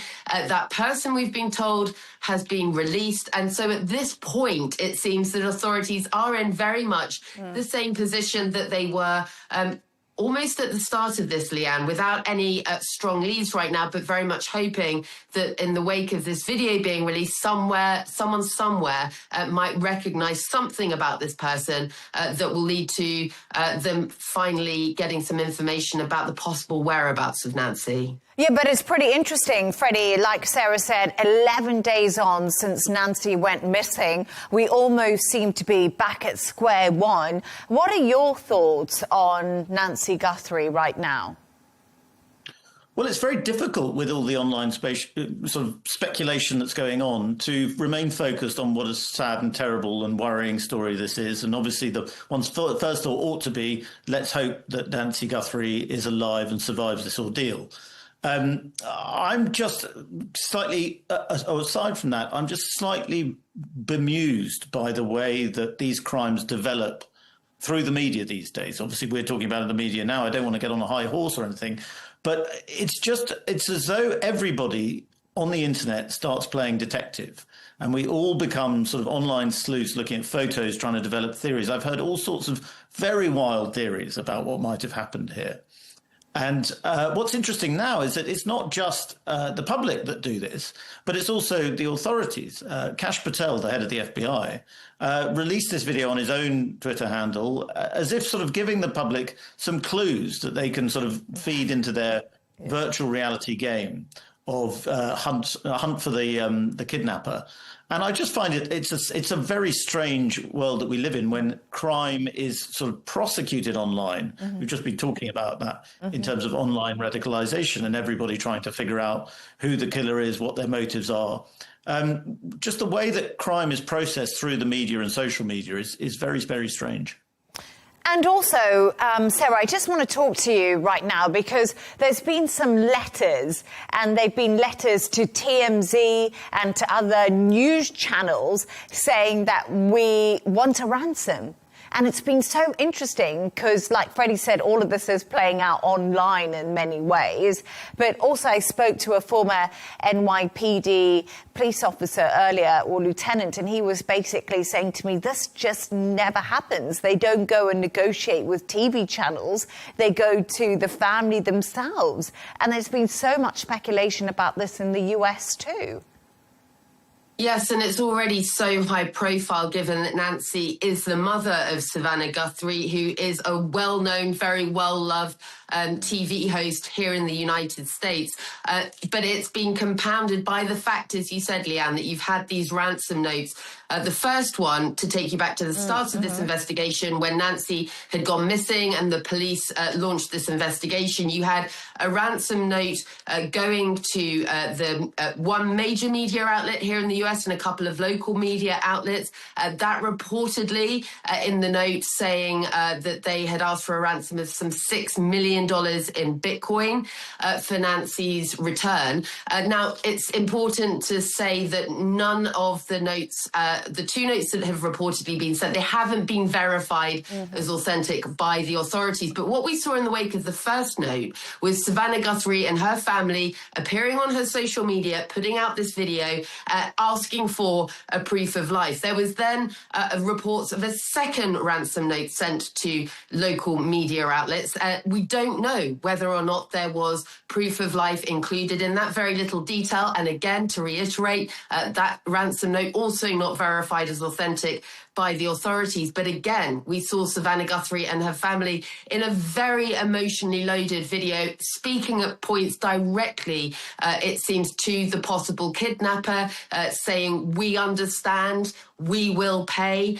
So these are, you know, sort of open lines of communication that have appeared to have been established between the family and the possible kidnappers. But we haven't got much in the way of authorities giving verified information around that. And as Freddie said there, you know, this is at the heart of it, a human story where you've got these children missing their mother. Savannah Guthrie, in one of the videos, really trying to tell people about who Nancy is, saying she's kind, she's loving, she's a pillar in her community. And at one point in the video saying she is our heart, she is her home. The family are very clear. They still think that Nancy is out there. They are holding out hope with all these different leads, with the possible ransom notes, with the social media appeals, and now with this video that appears to have been recovered, that image being put out to the public, and the family very much hoping that that might lead to a break in the case. Yeah, right now there seems to be more questions than answers, but thank you so much for your thoughts on that. Stay right there, so we move on now. And officials in Cambodia say they have recently shut down around 200 scam centres as part of a major crackdown on transnational fraud. The government is vowing to eradicate all cybercrime networks by April. Patrick Fock reports. In Cambodia's Kampot province, authorities offer rare access to a scam centre in a bid to show they're tackling operations cheating people out of billions of dollars around the world. Inside this sprawling complex, which sits near Cambodia's border with Vietnam, rooms filled with rows of computer stations and desks strewn with documents instructing how to scam Thai victims. On one sheet, it reads, "Don't start by asking your name because it may sound too unfriendly." There are about 190 locations that we have sealed off now. We have also carefully sealed off both the compound and locations that are in the gated housing area, in villagers' houses and condos and so on. There are big cases with 37 people who were arrested during the raids and sentenced by the court. Cambodian officials have vowed to eradicate all scam centres in the country before the Khmer New Year in April. It follows the arrest of dozens of senior crime figures linked to the centres and after the US indicted a China-born alleged scam kingpin. China then extradited Chen Zi in what was seen as the strongest international move so far against the criminal networks. Though at the Kampot complex, known as My Casino, there were no arrests. We have only about 1,000 policemen in the entire province, and there are about 300 military policemen. Even with both forces combined, we still can't stop them because there were about 6,000 to 7,000 of them when they left this place. In recent weeks, thousands of scam workers, many of whom were trafficking victims confined in brutal conditions, have fled the compounds seeking to return home. Rights group Amnesty International has called it a humanitarian crisis. Cambodia has long played down the existence of scam compounds in the country, but reports show such criminal activity has been rampant. Many critics doubt the latest campaign to crack down on scamming will be effective. Patrick Fock, Al Arabiya English. Freddie, let's start with you on this. What makes Cambodia a hotspot for scam centres like Patrick Fock's been telling us? I think very bad enforcement of law and order. Cambodia's come under quite a lot of pressure internationally to address this problem. The trouble for them is they're becoming a bit like Colombia was to drugs, or is still to drugs in some ways. What they are that country for fraud and online scamming. And it's a very, very lucrative business. Anywhere between $50 to $100 billion a year is generated, it is estimated, from this fraud in Cambodia. And it's once you get fraud at that level, it starts to get into politics, it starts to get into big business. And there are lots of scandals emerging in Cambodia of corruption at the highest levels involving this scam. And so it's really got embedded in the country at a very high level. And they are now trying to clamp down on it. But it's clearly quite difficult because of just the extent of it. You have these huge warehouses with hundreds or thousands of sometimes often human trafficked people being forced to carry out these AI scams or to supervise these AI scams. It's a really terrible story and one that doesn't really get picked up enough, I don't think. And as Freddie said there, you know, people are human trafficked. It's become a big problem in Cambodia, infiltrating through into different sections of society. Sarah, what is the answer here?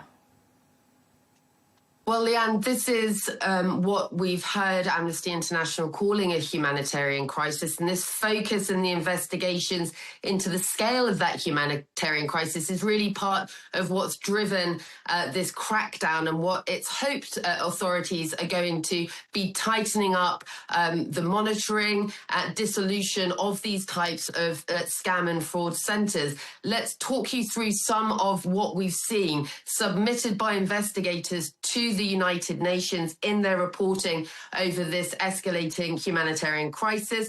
They say that those workers who are often held against their will are forced to work 14 to 18-hour work days. The report detailing that they believe many of the workers that they are signing up for legitimate work. In many instances, they are held against their will and they're forced to pay a ransom for them to be freed. That report was submitted to the United Nations Human Rights Council last May.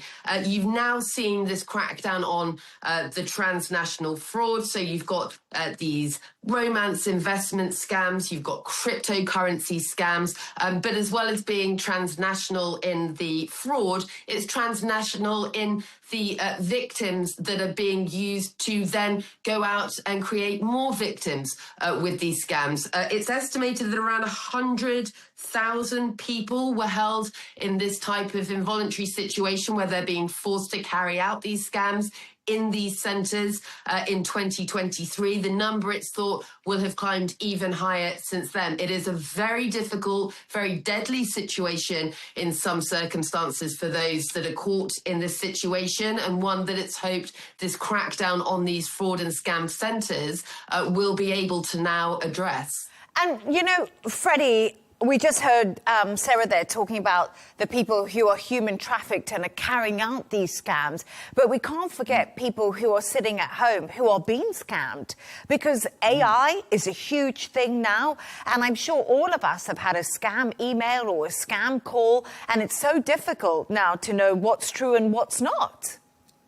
It's getting increasingly difficult. AI is getting more and more sophisticated, not just voice faking now, there can be video faking. So you can have people, I heard a story, a friend of the family who ended up giving away money to the actor Matthew McConaughey, who she believed, she was an old lady, she believed she was in some kind of relationship with Matthew McConaughey. And this is the classic form the scam takes. They call it pig butchering is the term, where it's you fatten up the pig, that is you get them on the hook, you present yourself as a wealthy person or a very successful person. They can't believe they're talking to someone that's successful. They get excited. There's a lot of lonely people out there who only have their phones and their computers to talk to people through. And then you, over a course of time, you build up a certain element of trust, and then you get them to hand over all their money in some complicated way. So I think just everybody has to be, and we can think that we're clever and above it, but actually it's quite easy to find yourself chatting to a bot and not realizing that it's a bot. And you could have given away some important information or got yourself into a terrible situation pretty quickly. So, yeah, I think just everybody should be aware that this is happening a lot, and it's a highly, highly sophisticated business. Yeah, absolutely. Thank you so much for your thoughts on that. Now, it's the time of the show where Freddie and Sarah have chosen two of their quirkiest stories of the day. And Freddie, I want to talk to you about this story because I've been finding it absolutely fascinating. There is this Norwegian biathlete, and he's in the Winter Olympics at the moment, but his, I don't know what you can call them, shenanigans outside of the Olympics have been causing a stir. Yeah, I mean, some people think we in the West are too soppy about stuff, and they're absolutely right. This guy won a bronze in the Winter Olympics, and while being interviewed, having won this bronze, he broke down in tears and confessed that, suggested he may have won gold, were it not for the fact that he is so emotionally overwhelmed because he made a terrible mistake. He'd met the most wonderful person, but he cheated on her recently, and he felt very terrible about that. I don't know about you. I mean, some people, and I know some people found it heartwarming. I don't find it heartwarming. I think it's sort of emotionally manipulative on any number of levels, and probably not the place to do it. I think if I were on the receiving end of that treatment as a man, or even if I were a woman, I would think, no, that's not the way I'd like to be reconciled with, unless, of course, he cleared it with her, which I don't believe we know that he did. Well, apparently, I think he had revealed it to her that he had cheated on her. Then he went. Told her. Yeah, he told her, didn't he? And he didn't tell her he was going to then talk about it to the whole world. Well, apparently, she has come out and said she's not going to forgive him, even after. Good for her. I don't know. I sort of feel a little bit. I know I'm normally not a soft person. I normally take a hardline approach on these things. But in a way, I think, oh, the poor guy. He'd only been with her 3 months, then had a little slip, confessed to it, and now is devastated. I mean, is there not a little win? Terrible, terrible precedent, Leanne. I mean, now all men will think all we've got to do is win a bronze. We can get away with everything we want. A little slip, Sarah. If he'd won a gold, maybe she'd have considered taking him back. You've got a very good heart, Leanne, but the internet has spoken. I saw one comment saying, look, we have taken a vote. We've all talked about it. Do not take him back. And I think that kind of sums up the sentiment of most people. But you have a very good heart, Leanne, and it's nice to know that you would give people a second chance. Yeah. I think so. I saw this quote. I quite liked it. Dumbest thing I've ever seen. You never win back ladies this way, only on a film or in a film, not real life. That was another comment on social media. So social media has spoken. And Sarah, I want to talk about my favourite pop star ever. I had posters of her all over my bedroom. Why is Britney Spears in the news today? I had posters of her too. I was trying to think of a Britney pun, but, Britney Spears now, she's, known around the world. She has just sold, Leanne, her music catalogue for a whopping $200 million. It is a huge figure. Now, the industry has seen these types of deals in the past where musicians sell their catalogue. You've had the likes of Justin Bieber have very high-profile deals like this. We are told that she has said in the wake of selling this music, this is her legacy, really, her musical legacy, and through her whole career. This is all those hits. So Hit Me, Baby, One More Time, Pieces of Me, very, very famous songs from fans like you and I who followed her career over the years. They all are now in the hands of this group that she has sold the rights to. It is a major move, and Britney's saying that she's not going to be returning to music. It's been many, many years since she last performed. And of course, we saw a huge amount of controversy and focus around Britney Spears when she had her conservatorship ended in 2021. She still remains in the headlines, but not often these days for her music. And now that music catalogue being sold on, and that huge price tag of $200 million. And you know what? I think one of her songs was called Toxic. And really, Freddie, that's what your athlete at the Winter Olympic Games has basically been. Not to you. No, was it an oops, I did it again, maybe? That's another one that would work from Britney's catalogue. That could be at the next Olympics. I think, yes, I've followed Britney Spears' story a little bit. I can't say I'm a fan like you guys, but it does seem she's had a really terrible time. So I think she's probably well out of it, and it's nice that she's getting so much money. Yeah, absolutely. I must admit, I think the song Toxic was worth a lot more than what she got, 200 million. Come on, guys, it's Britney Spears. But thanks to our guest today, correspondent Sarah Firth and deputy editor of The Spectator, Freddie Gray. That's all from us on W News Extra. Don't forget to subscribe to our YouTube channel. Follow us on X. G&T will be coming up next. Goodbye, good evening. Thank you for watching.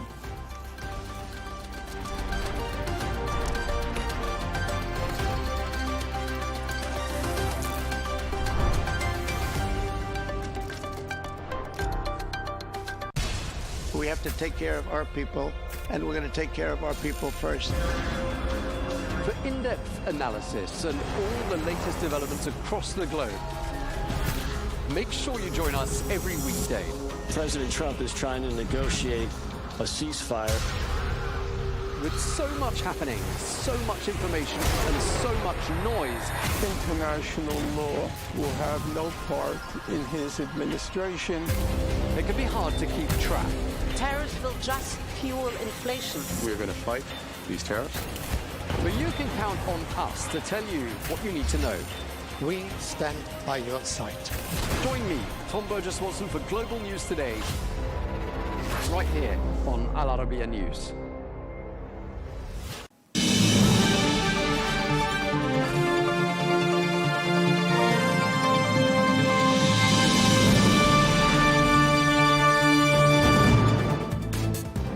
Hello and welcome to Global News Today, bringing you exclusive interviews with leading experts every weekday here on Al Arabiya English. I'm Tom Burgess-Watson. Coming up today, a delegation from the International Monetary Fund is in Beirut for talks on how to address Lebanon's economic crisis. Their message has been consistent and clear. No financial assistance without major reforms. We'll ask the Lebanese Finance Minister Yassin Jabr how the talks are going and whether his country has turned the corner. Plus, as Iran marks the 47th anniversary of the Islamic Revolution, President Trump repeats his warning: make a deal with the United States or face, quote, something very tough. We'll examine how events might unfold and ask how might the visiting Israeli Prime Minister influence his hosts in Washington today.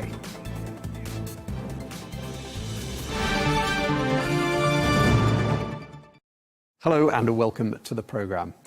Technical discussions are underway at the Ministry of Finance in Beirut between the Lebanese government and the International Monetary Fund. This as the IMF weighs up how to help the country address its economic crisis, which has seen poverty levels amongst the Lebanese people shooting up.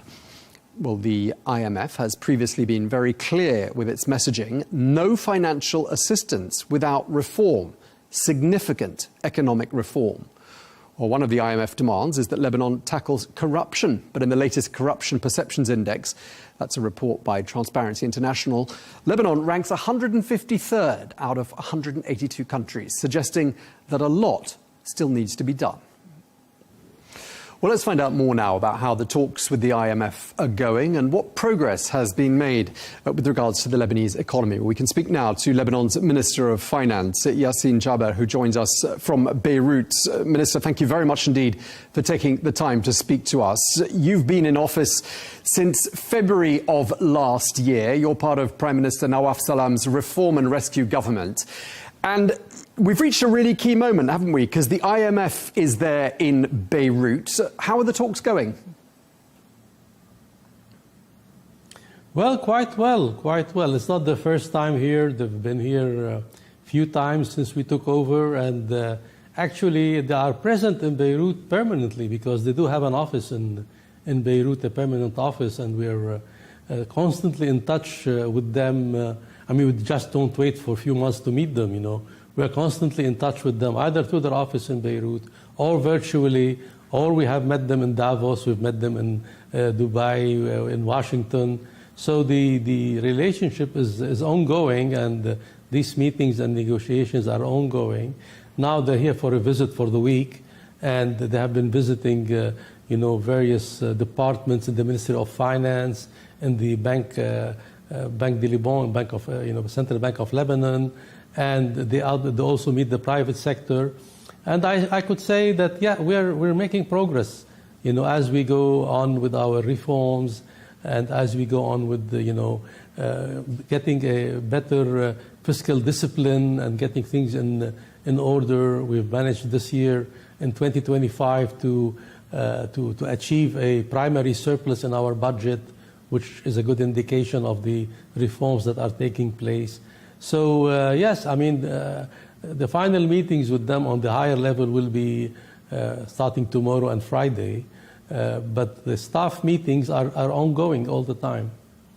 Okay, so it sounds like the Lebanese economy... We met actually also, may I add, sorry? Go ahead. Go ahead. I said we also met in Davos, Mrs. Georgieva, the chair of the IMF. It was a good meeting, and she had a small interview a couple of days ago, and she also indicated that things are moving forward quite nicely. It sounds as though the Lebanese economy has started to turn the corner, I think it's fair to say, judging from what you're saying and looking at the latest indicators. But you've been quoted as saying this IMF delegation visit comes at a critical time. And there have been lots of critical moments for Lebanon. Why is this such a critical time? Because we are hoping to come to a conclusion. We have to come to the beginning of an agreement. So it's critical because it's very important to make every effort to make this visit successful. And also, as you know, I mean, I say these things not only for international reasons, I say them also for local reasons, because also, as you know, there's a lot of demands for wage increase, for more expenditure. And I always say, listen, guys, we are moving forward, we are improving our revenues, etc. But we have to be very careful on the decisions we take. We cannot, make any fast decisions or quick decisions without really calculating very well what are the consequences.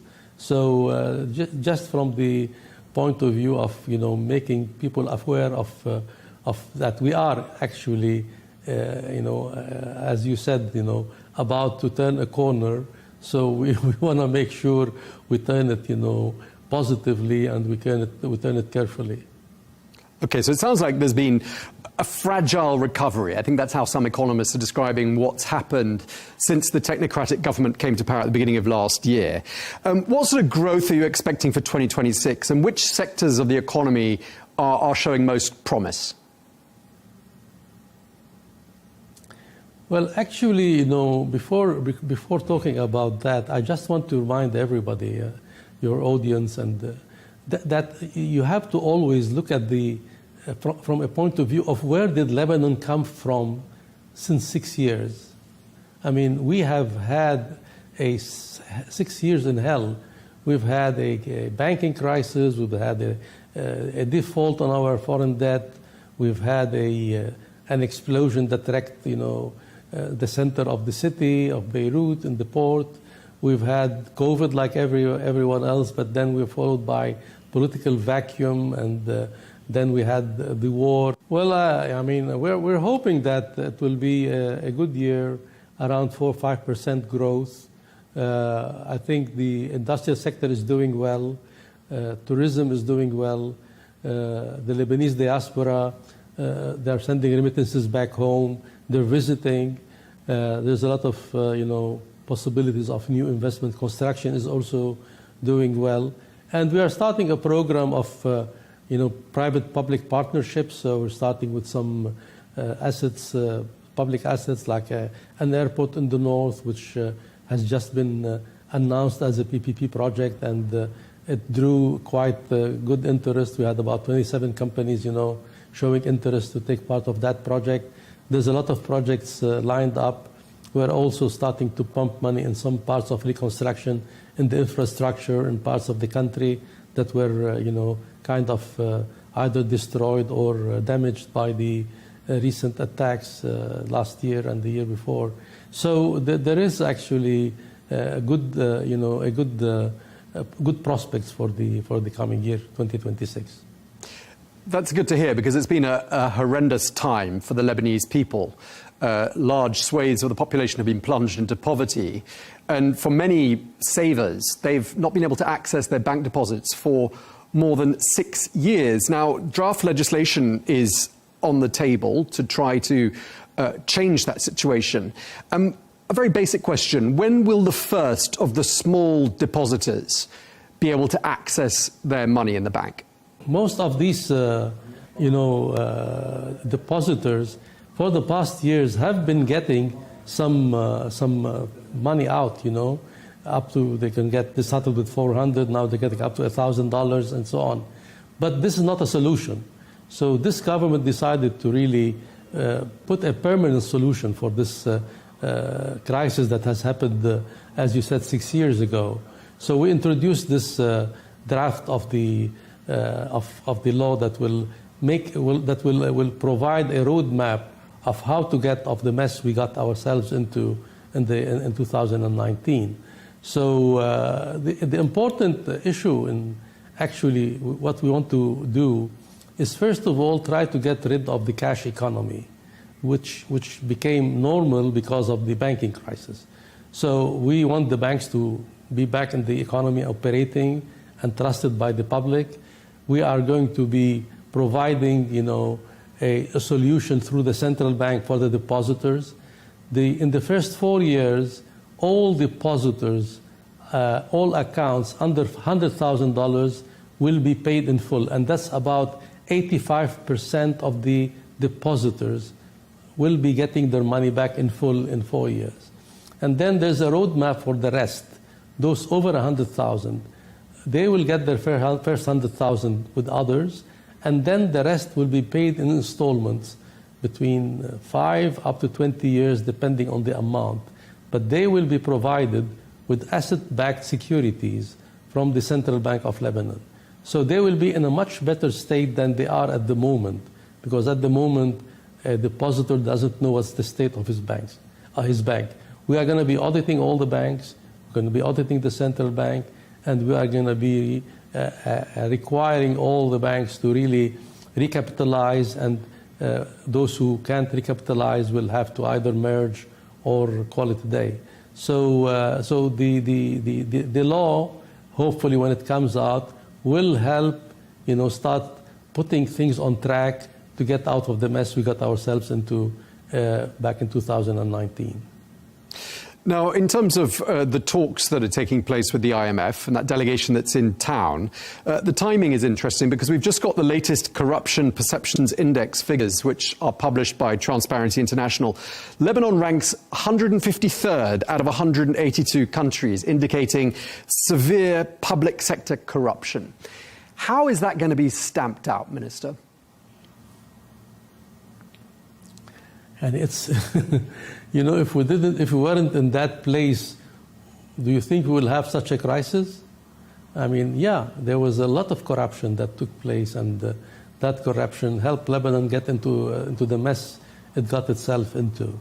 Of course, I mean, this government took over exactly almost a year, on the 8th of February 2025. During this year, a lot of changes are taking place. And I think if you ask anybody in Lebanon, he can assure you that this year there was a lot of improvement in the environment of doing business and trying to eliminate corruption. There will be more and more effort. Plus, the judiciary is now starting to move on to open the files of corruption. There are ex-ministers who are now being charged with corruption and asked to pay millions of dollars back for things that they have done. There's one of the ministers went to jail, the other flew the country. So there is an effort to really make sure that things do change. We are also, sending, dealing with tax evasion. I'm sending them to court. I mean, there's a lot of effort now in every part of doing business in Lebanon. In customs, for example, we're stamping on. A lot of people are going to jail if they prove to be corrupt. So there's a big effort at the moment, and we hope, fingers crossed, that things can move forward and make things much better. Hopefully, I hope that in the coming year or two, we will be much up on the scale that you just mentioned. Okay, we look forward to seeing that. Now, you've been quoted as saying that Lebanon needs stability in order to attract investment. Now, that stability is contingent on your neighbor Israel. It's contingent on Hezbollah. Now, the United States wants to see progress with regards to disarming Hezbollah and cutting off funding for Hezbollah. And yet, a new gold exchange, or a gold exchange has been identified by the Americans. It's called Jud Sal. It's part of the Al-Qard Al-Hassan, which is suspected of facilitating Iranian financial assistance to Hezbollah. What is the Lebanese government doing to ensure that all mechanisms of this kind are fully cut off? Well, as you know, I mean, the central bank is introducing a lot of KYC measures on all financial institutions. Yes, I agree with you that we need stability. And unfortunately, the perception, as I said in the beginning of my interview, the perception abroad is that still Lebanon still has kind of instability, especially in the south of the country. Okay, we appear to have had a bit of trouble with the line there, but we'd like to thank Lebanon's Minister of Finance, Yassin Jabr, for joining us here on Al Arabiya English.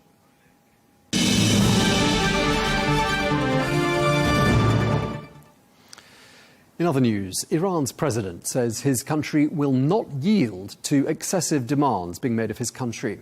Well, in a speech in Tehran marking the 47th anniversary of the Islamic Revolution, President Masoud Pezeshkian also said that Iran is continuing dialogue with neighboring countries in order to establish peace.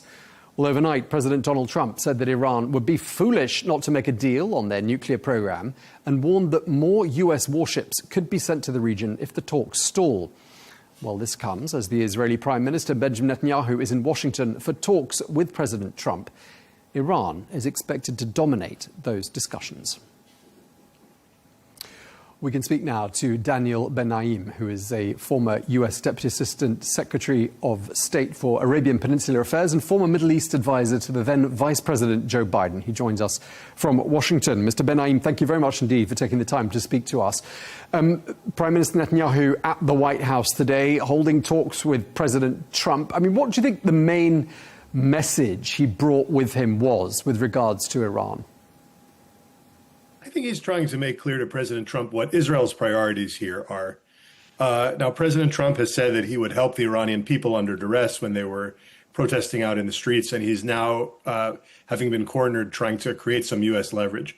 Netanyahu is trying to advocate for how he should use that military leverage that Trump is creating. And I think Netanyahu is quite concerned about Iran's ballistic missiles and most likely doesn't want to see a nuclear understanding between the United States and Iran that leaves some of these other Iranian capabilities intact. Whereas President Trump, who's looking for an off-ramp to avoid another round of military strikes, may be more interested in that kind of nuclear diplomacy. So Netanyahu is trying to level set as that diplomacy continues and to make sure that both countries are aligned if the diplomacy fails and U.S. military strikes proceed. Right, so how do you rate Netanyahu's chances with regards to pressuring President Trump to widen the talks beyond the nuclear issue? Well, you can see even in the different statements by different U.S. officials, different degrees of emphasis beyond the nuclear. Rubio has talked about including missiles and proxies. Vance really recently kept the focus on the nuclear program. So I think there is a real internal debate and discussion by the looks of it from outside. And I think at a moment like that, an Israeli prime minister coming to Washington can have a lot of impact. I do think ultimately it comes up to President Trump, who has his own kind of unsentimental view of Israel and of American self-interest and will do what he thinks is best for the United States in this situation while giving Israel's opinion a heavy weight. Right. I mean, why is it that Prime Minister Netanyahu is so concerned about Iran's ballistic missiles? What's the scale of this particular threat? Well, if you're Netanyahu, you've already taken a sledgehammer to Iran's nuclear program. You've already begun dismantling their proxies. And what's really left is the third leg of the stool, which is Iran's ability to deter aggression against itself and intimidate other states. Now, there's sort of different ranges at work here. There's an arsenal that can strike Israel. And I think Israel is quite worried that that strike could overwhelm Israel, and they want to maintain dominance, and they don't want to be deterred from that. And they don't want that threat hanging over them. There's also an even larger arsenal that can strike American bases in the Gulf. So I think Israel is most concerned about the ones that can strike Israel, whereas the United States has a more varied set of interests and maybe a different calculus when it comes to deterrence. Right, and I don't know if you saw the images that were analysed by the New York Times, but they seem to show that Iran has been very quick to do some repairs on the ballistic missile facilities that were damaged last year by the Israelis, but not done very much at all, really, to the nuclear sites that were damaged or destroyed. I mean, what does that tell us? You know, I think it says a few things. One, it says that Iran is pretty boxed in on the nuclear front. There are a finite number of nuclear sites that are really the center of gravity of that program, and they're by and large known to the world. That is harder to reconstruct than missile sites, which are much less complicated technology, much easier to spread out, put underground, etc. So I think it also tells you that Iran really views their missiles at this point as kind of the key remaining pillar in their architecture of deterrence. Having lost their proxies since October 7th, this is really what's left for them. Their air defenses were shown to be an absolute paper tiger in the face of Israeli and then American air power. So what's left is a missile deterrent, and I think they'll be very reluctant to give that away because they know that they have nothing left, and they've seen that even in the midst of diplomacy with the United States, they're still vulnerable to a U.S. and Israeli military strike. Okay, so that's what Israel's desired outcome is from all of this. Listening to the Iranian side, the country's president saying, we will not yield to excessive demands. I mean, from what you're saying and from what we're hearing from US officials in the current administration is that Iran really isn't in any position at all to be calling the shots here, is it? No, that's right. They're not. But what they have is kind of the power of the weak in the sense that they are willing to take risks and to maybe even absorb a military attack rather than capitulate on a series of maximal demands when it comes to their missile program and activities in the region. Now, we may say that they should do that and that they have a chance to rescue their economy and give their regime a new lease on life if they were to sign on to some restrictions to certain security programs to allow sanction relief and other things. But the fact is, that's not how they see their country and their role in the world. They're a revolutionary power, even albeit a tired one with very old leaders and a real legitimacy problem. But Ayatollah Khomeini once said, you know, we didn't launch this revolution to change the price of watermelons. And I think we have to understand that they have that mentality and they're afraid of looking weak in front of their own people. Right now, the reason that they're still in power is because they crushed these demonstrations brutally and horrifically. And I think they would be quite afraid that if they capitulated fully to the United States, they would look even weaker in front of their own people. So a solution that might look technically easy or beneficial to all sides is unlikely to be taken by the Iranian leadership because of who they are and how they see the world. I mean, what do you think the United States really wants here? Because, I mean, this looks like a once-in-a-generation opportunity to perhaps bring about significant changes to the leadership in Iran. President Trump will be under pressure from the diaspora within the United States, which is large and audible. He'll be hearing appeals from segments of the population within Iran itself that we've just been talking about, many of whom took to the streets earlier on this year. I mean, what do you think he wants to see happen here? I think you've really put your finger on one of the areas of real confusion. It's good to want things in foreign policy, but foreign policy is about matching ends and means. What are you going to do to achieve what outcome? Now, I think Donald Trump would love to see the Iranian regime toppled by its own people and to have a small amount of U.S. air power and limited risk achieve that objective. But there's not much indication that the Iranian regime is just going to capitulate or fracture or crack and do that. So far, you've seen them hold together in the face of these protests and prove willing to kill lots of people. So the question is, how do you match ends with means? I think, yes, they would like to see that, but they're unwilling to take the kinds of risks or assertive action that would lead to that. And I think they're unwilling for good reason, in fact. Failing that, I think they may look for diplomacy, but the problem with diplomacy is that it's a stab in the back to the Iranian people to deal behind their backs with this regime. So that is how you default to a military strike that may not achieve very much because the other options prove too difficult to achieve in real time. And that's why at the start of this kind of effort, you want to make sure you do know what you want and you've weighed these various equities in a way that it's not clear to me that they have. Okay, now all the while dialogue is sort of in progress. This latest round of talks took place in Oman on Friday with regards to Iran's nuclear ambitions. I mean, it seems those talks went quite well from, what we can read between the lines. I mean, are you surprised they went as well as they seem to have done? No, because we really don't know exactly how well they went. We don't know if Iran offered anything more than a kind of token effort on their nuclear program. And we don't know if the United States, when push comes to shove, is actually willing to narrow down and just focus on the nuclear program. Anything bigger than the nuclear program is a gigantic piece of work that's going to require verification and detail of a kind that's very hard to pair with gunboat diplomacy of an American armada sitting outside and giving a tight deadline to come to something. So I am pretty skeptical that diplomacy here is going to provide anything more than maybe at best a near-term off-ramp, but we'll have to see. I mean, could there be an element of the US buying a bit of time here? Because there is talk perhaps of even sending a second aircraft carrier to the region. I mean, could that be the best way to look at this?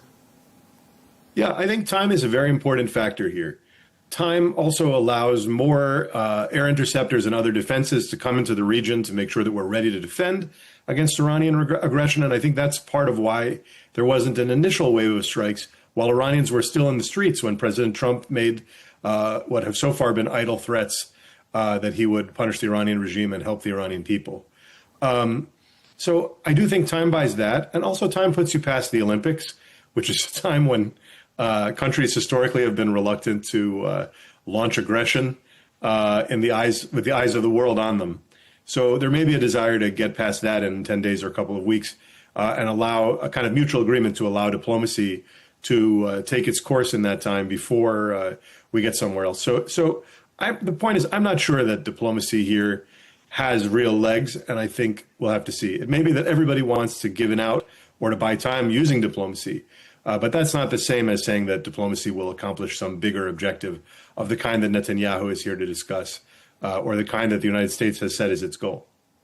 Right. Overnight, President Trump said he thinks Iran would be very foolish not to accept a deal. He said that something very tough would happen if Iran does refuse. I mean, were that to happen, Iran says it would retaliate, and we'd be looking at a wider war. How wide? You know, that's the real question. People who speak with certainty about what will happen in the face of a war like this, you shouldn't trust. Nobody knows. In last June, we were able to contain this kind of escalation to a kind of token strike into Doha, which was dangerous, to be clear, but also contained ultimately. Iran may feel that this time they have nothing to lose and they need to show that they can't be hit repeatedly and that they have to do more. But they also have no air defenses and will be mindful that if they do something like that, they may face a 10 times worse barrage from the United States. The problem again here is, what's the political objective that military strikes are achieving? If you don't have that, it can be very hard to gauge the success of those strikes. I would guess that strikes are still more likely than not, however, because Trump is signaling that they're the alternative to diplomacy, and I would rate that diplomacy has a lower chance of success than even. Okay, so just to sort of bring this conversation to a conclusion, President Trump saying he's ready to send more military material to the region. Talks taking place in Oman, talks taking place at the White House. In your opinion, has the chance of conflict gone up or down during the course of the last week? I'd say when you have the sides talking, that is an indication that they may look for an off-ramp here. And I would say that that probably lowers the odds. However, at every turn you have Donald Trump essentially saying it's either diplomacy, a diplomatic deal, or a war. And there's no third option. And so that pressure play tells me that war is a real possibility. and that given what I've said about a diplomatic deal and the difficulties of a satisfactory diplomatic deal, I think the odds of war are meaningful, and everybody should be prepared for the possibility that war escalates into the wider region. Clearly, Iran wants a deal. Do they? I'm not so sure. I think they want time and space. And if it takes them a deal to do it, they'll do it. Some people in the Iranian system might want economic relief, but I think others are comfortable with the sanctions, and they're comfortable with the idea that their government is a bulwark against the West and the United States. That's how they've sold themselves to their people. And absent that, if they are capitulating on issues of national security or national pride in their view, they may look less legitimate. So I would think that what Iran really wants is time above all. And they're willing to engage in negotiation and maybe even sign a deal to buy that time to reconstitute and recoup. All right, we really appreciate you taking the time to share that with us. Daniel Ben-Naim, former US Deputy Assistant Secretary of State for Arabian Peninsula Affairs. Thank you very much indeed for your time, sir. Thank you.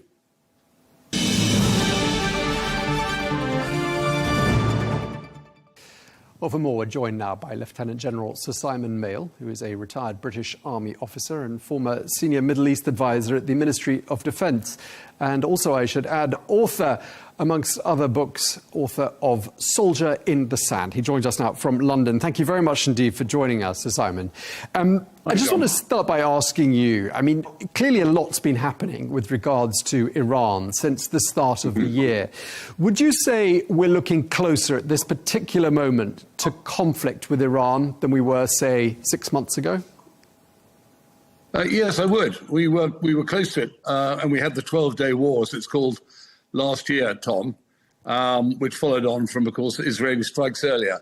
There's a very big task force has been gathered by the Americans, no doubt planning with allies, not least, obviously, the Israelis. And there is a feeling of frustration that we've been here many times before with the Iranians, playing games and trying to sit it out. Very understandable if you are based in Tehran.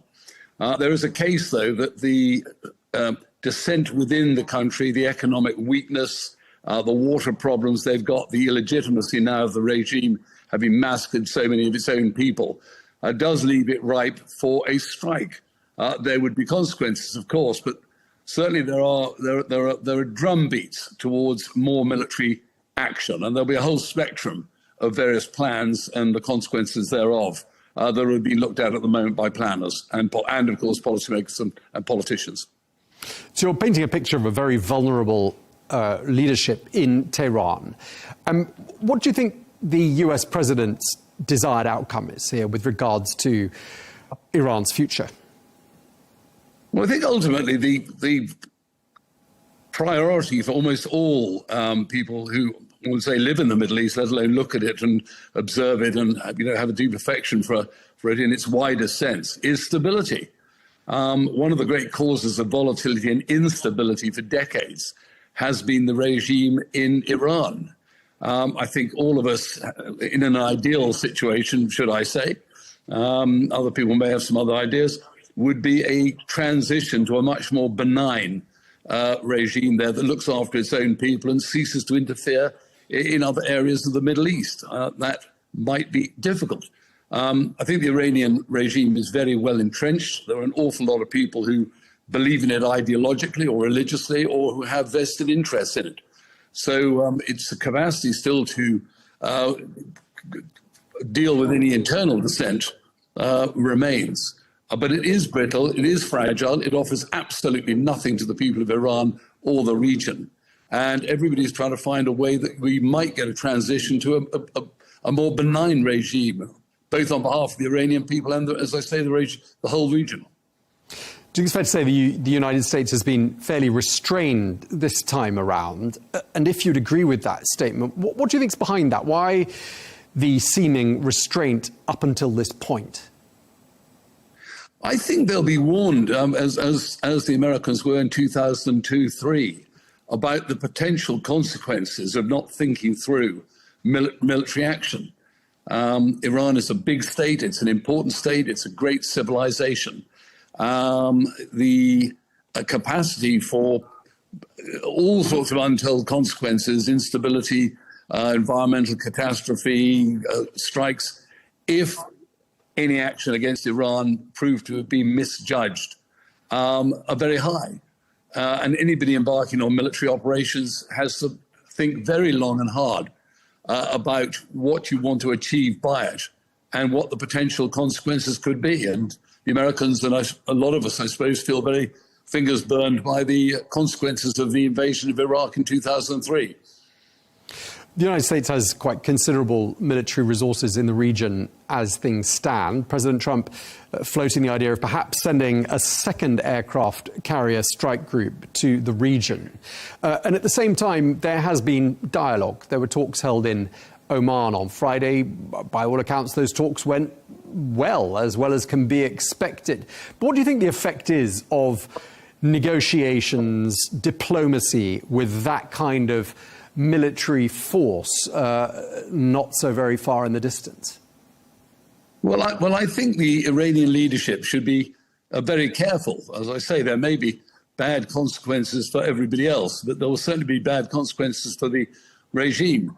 They're very good at using the nuclear file as a way of diverting attention from their ballistic missile program and, dare I say, their parasitical, malign influence in places like Iraq, in Syria until the fall of Assad, clearly through Hezbollah, the support of Hamas and the Houthis. And in many cases, people have at least accused the Iranians of using it like a magician, on one hand, to use the nuclear file as a way of diverting attention from their other activities. But they are extremely weak at the moment, relatively speaking. And they are aware of that weakness. And the events consequent to the 7th of October have put them in a very weak position relatively, both to their Arab neighbors and particularly the state of Israel.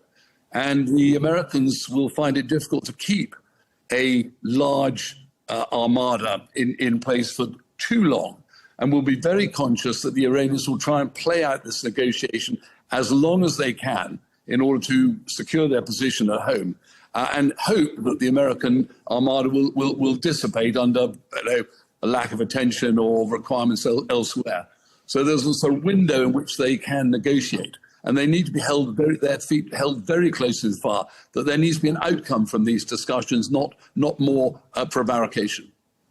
I mean, I think we can be fairly sure that Prime Minister Netanyahu, who's at the White House today, will be telling the president to broaden the scope of discussion beyond the nuclear file and perhaps focus on Iran's, as you said, you've mentioned the proxies already, but also the ballistic missiles that Iran has. What was the scale of Iran's threat when it comes to these ballistic missiles? It's quite difficult to tell in some ways, because we did see them exercise some of that capability, during, as it were, in the lead up to the 12-day war, when they launched a lot of ballistic missiles at Tel Aviv, at Israel and Tel Aviv. And I know that they still have many more. One can argue or discuss what damage they actually did. I suspect up to a point it's overstated, but in a closely packed environment as Israel is, or dare I say, other parts of the Gulf states, if they chose to widen the conflict, the capacity to cause all sorts of problems, desalination plants, oil refineries, oil pipelines, let alone civilian centers, would be huge. And there is a sort of messianic element to Iran that is all for pulling down the temple on top of themselves and their neighbors, were circumstances to really act against the Islamic Republic. So how do you rate Prime Minister Netanyahu's chances of persuading President Trump to broaden the scope of discussions beyond just nuclear? I think quite high. I think there'll be very receptive audience in Washington. Let's remember, Trump had been through 4 years of this before. American policymakers have been watching this since 1979. There is a case now with Hamas weakened, Hezbollah weakened, and Iran weakened, that when you weigh up the odds, you might decide that this is the time. Now, interestingly, in the nature of having been around and young enough or old enough to watch the revolutionary movement against the Shah, what happens often is you have crimes committed by the state, was the Shah, now the regime, and every 40 days you'll get another outburst of popular uprising. We reached that 40 days since the 8th, 9th of January, fun enough, this weekend. And a combination of strikes on the Iranian command and control hierarchy, combined with another mass demonstration of discontent, would be a very, very potent combination against which the regime might find itself very, very much on the ropes. And yet the Iranian president continues to say things like, we will not yield to excessive demands. I mean, do you think they realize the severity, potentially, of the sort of situation they find themselves in, like the one you just described? I do, actually, Tom. I think they're very, very conscious. When the only way to suppress public dissent is to kill, take a figure, 30,000 of your own people, every one of whom will have family who will have been affected by those deaths, those casualties, those imprisonments, torture, you name it. And economically, there's actually no way of growing the economy, that water is beginning to stress you, that people are going to have to move. You are left with rhetoric and the capacity, of course, to do a lot of collateral damage if attacked. So it doesn't surprise me the Iranians are trying to use or bolster a weak position by using very, very aggressive language. And the president, of course, is very beholden to the IRGC and the Supreme Council, who are very, very motivated. They're not looking at the world through the same lens that we are, or even Sunni Arab leadership on the other side of the Gulf. If Iran is attacked by the United States and or Israel, obviously they're going to retaliate. And I'd just like to ask you to help us understand what sort of a wider war such retaliation might end up triggering. Well, the big headline worry, Tom, and you'll have reported on this before, is, of course, the closure of the Strait of Hormuz. Alongside that, you could end up with an enormous environmental damage in the Gulf. You could end up, if Iran wished to broaden its response to attacks on desalination plants, as I said, and refineries.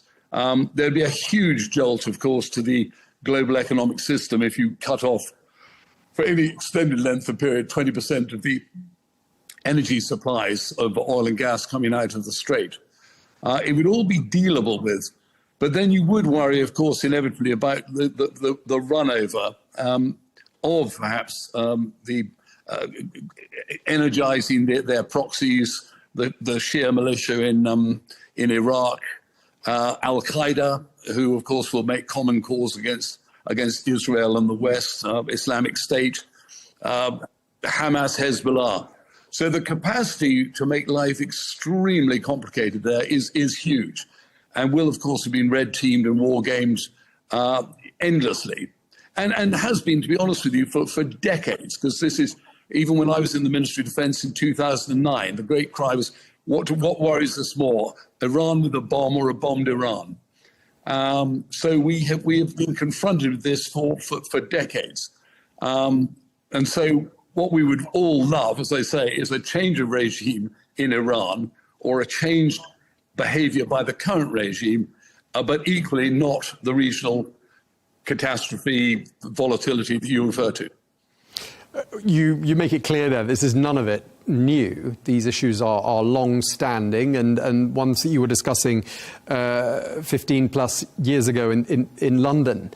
I mean, why do you think successive administrations in the United States have seemingly kicked the can down the road and not taken the bull by the horns? Well, inevitably, the US, like all of us, have electoral cycles. They have domestic agendas. I think the, experience of Iraq has been very sobering on policymakers. War is extremely expensive in blood and treasure. The Iranians are very canny. They're a veiled civilization with a very, very strong sense of national identity and civilizational pride. They're very clever at negotiation. They've been very clever at sort of leveraging a position of weakness. But there are times, as you say, when you get Netanyahu and Trump together at this particular junction with a weak regime whose acolytes have been heavily hit in the aftermath of 7th October, that may make people say this might be the time to do it. It would be a question of what you then hope might happen having struck. And of course, there'll be a massive spectrum. It's what military planners are paid to do. Give me any number of options from zero to hero on what you can do. It takes time to assemble it, and what you think might be the consequences if you're linking it to your political objectives, Clausewitzian. I mean, in the last 18 months, we've kind of got the impression that Israeli intelligence on Iran is so high grade that the whole country is essentially compromised in one way or another. And I'm just wondering why you think there's any hesitation not to put that intel to use and to carry out extremely targeted operations that would, bring about the end of this current administration in Tehran. Well, I think one's got to be very honest. You might apply to British politics at the moment. No one wants to defenestrate Starmer because we're not entirely sure what would come afterwards. This is the problem in Iran. There's deliberately no recognizable opposition to rally round. One's got to be very careful of people like Reza Pahlavi, obviously son of the last Shah, who sits outside Iran. Before we went into Iraq in 2003, a man called Ahmed Chalabi was going around saying, well, it'll all be great if you can get rid of the Saddam, everybody will rise up, they'll be laying down roses as you drive to Baghdad. It's a real coalition of people who dislike the regime and the IRGC and the Basij, etc., but would have very, very differing views about what should come afterwards. And it would be very difficult. We haven't had anybody who's come up really with a coherent program of what reform could look like.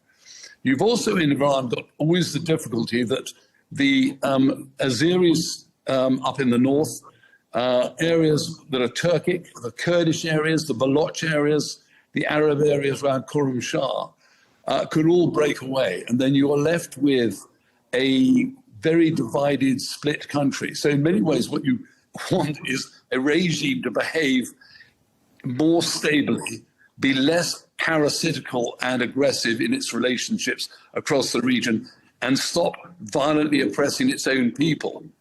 Because it's not regime change itself. You want a regime in Tehran that can manage a post-regime Iran or a regime that just is prepared to reform itself. Neither look terribly likely in the current circumstances. Okay, well, we really appreciate you taking the time to speak to us. Thank you very much indeed. Lieutenant General Sir Simon Mail, thank you very much indeed for your time, sir. Thank you very much, Tom.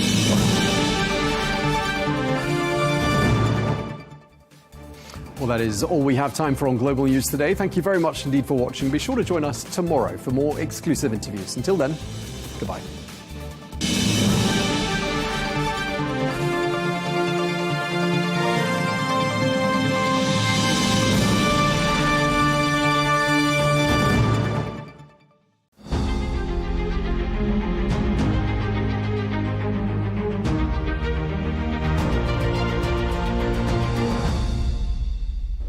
Hello and welcome to this special interview here on Al Arabiya English, coming to you from the World Defence Show in Riyadh. I'm Melinda Nusufora. Well, one of the major exhibitors here at the Defence Show is American defence giant Lockheed Martin. And we have the pleasure of welcoming the CEO for Saudi Arabia and Africa, Joseph Rank. Thanks for being with us. My pleasure. So in terms of technology advancements, in terms of cutting edge tech, what are you most excited, most surprised about by the offerings here at this year's World Defence Show from Lockheed Martin, but maybe from the other offerings as well, from what you've seen? Sure. Well, certainly one of the most exciting things this year is this is the first time we've brought the F-35 to the Kingdom of Saudi Arabia. So that just by itself is a pretty major step forward. We're excited about having a life-size mock-up of it and also a cockpit simulator to show people how it operates. That is exciting. I mean, that's going to be a bit of a headline grabber. I think so. It speaks for itself almost. It does indeed. Talk us through Lockheed Martin's role in the kingdom and what opportunities, maybe what challenges you foresee with regard to the kingdom's Vision 2030 and the localisation goal of a lot of defence spending. Yeah, so we've embraced this, and it's actually a really exciting story. What I like to say is we used to sell things here, but now we manufacture things here and sustain things here. And it's almost more important for us to sustain things, so we've helped and are helping to develop MROs, which are maintenance, repair, and overhaul facilities, because a country can have the best defense articles in the world, but if they break and they have to send them back to the US or some other country, then they're not going to be ready. So we're teaching them how to do that here with some of our advanced systems. And then as it relates to actually manufacturing, that's the next step. So we're starting to manufacture a number of key components. For example, the THAAD missile system. It's the most advanced air and integrated air and defense system in the world, which the kingdom now has 4 batteries. So we've manufactured the launcher here and also the canister. And then we're doing a number of other things as well. We've just opened a software factory, which we're really excited about, because most defense systems, just like you almost can look at them like an iPhone. They have apps. And so that's how we're integrating and tying them all together. I wanted to ask you about that. That was just been newly That's announced. Right. So talk me through that, that command and control sort of software hub. What does that entail, and how do you see that developing as the years go on? Sure. So, you can have really good radar, which we do. In fact, there's some radars right here. This is the TPS-77 the kingdom has. You can have really good radars and then really good missiles to intercept the enemy's missiles coming in, but then you have to tie them all together.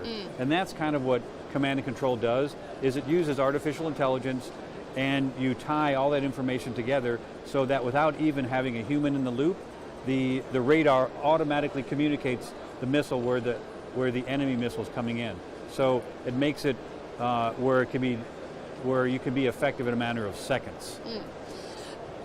During the Saudi-US Investment Forum, you commented that Lockheed Martin's role in the kingdom is shifting away from just traditional collaboration. Can you elaborate on that and maybe expand on how you envisage the company's future role changing in Saudi Arabia? Yeah, well, the collaboration in the past was really more just, we would sell things, they would buy things. But now, again, we manufacture things here, we repair here. We're going to actually start producing whole systems here, like a radar like this would be an example. And yeah, and then we'll eventually get to the point where we're actually doing development, where we can develop new systems here, which we're working on one that we're not ready yet to talk about, but it's exciting. Any hints? No. All right, we'll have to come back to you on that one at a later date. That's right. I know that Lockheed Martin is also involved with Saudi's new multi-mission surface combatant ships. That's right. What current and maybe emerging maritime threats do you see specific to this region?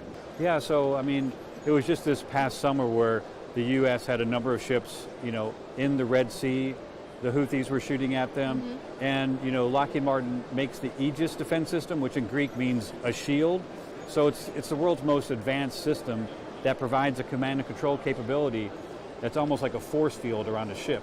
And so the MMSC is a ship that we're very proud to participate in the manufacturing of, and it'll be coming. In fact, it was just launched in Wisconsin a couple months ago. So we will bring our most advanced capabilities to this ship as well.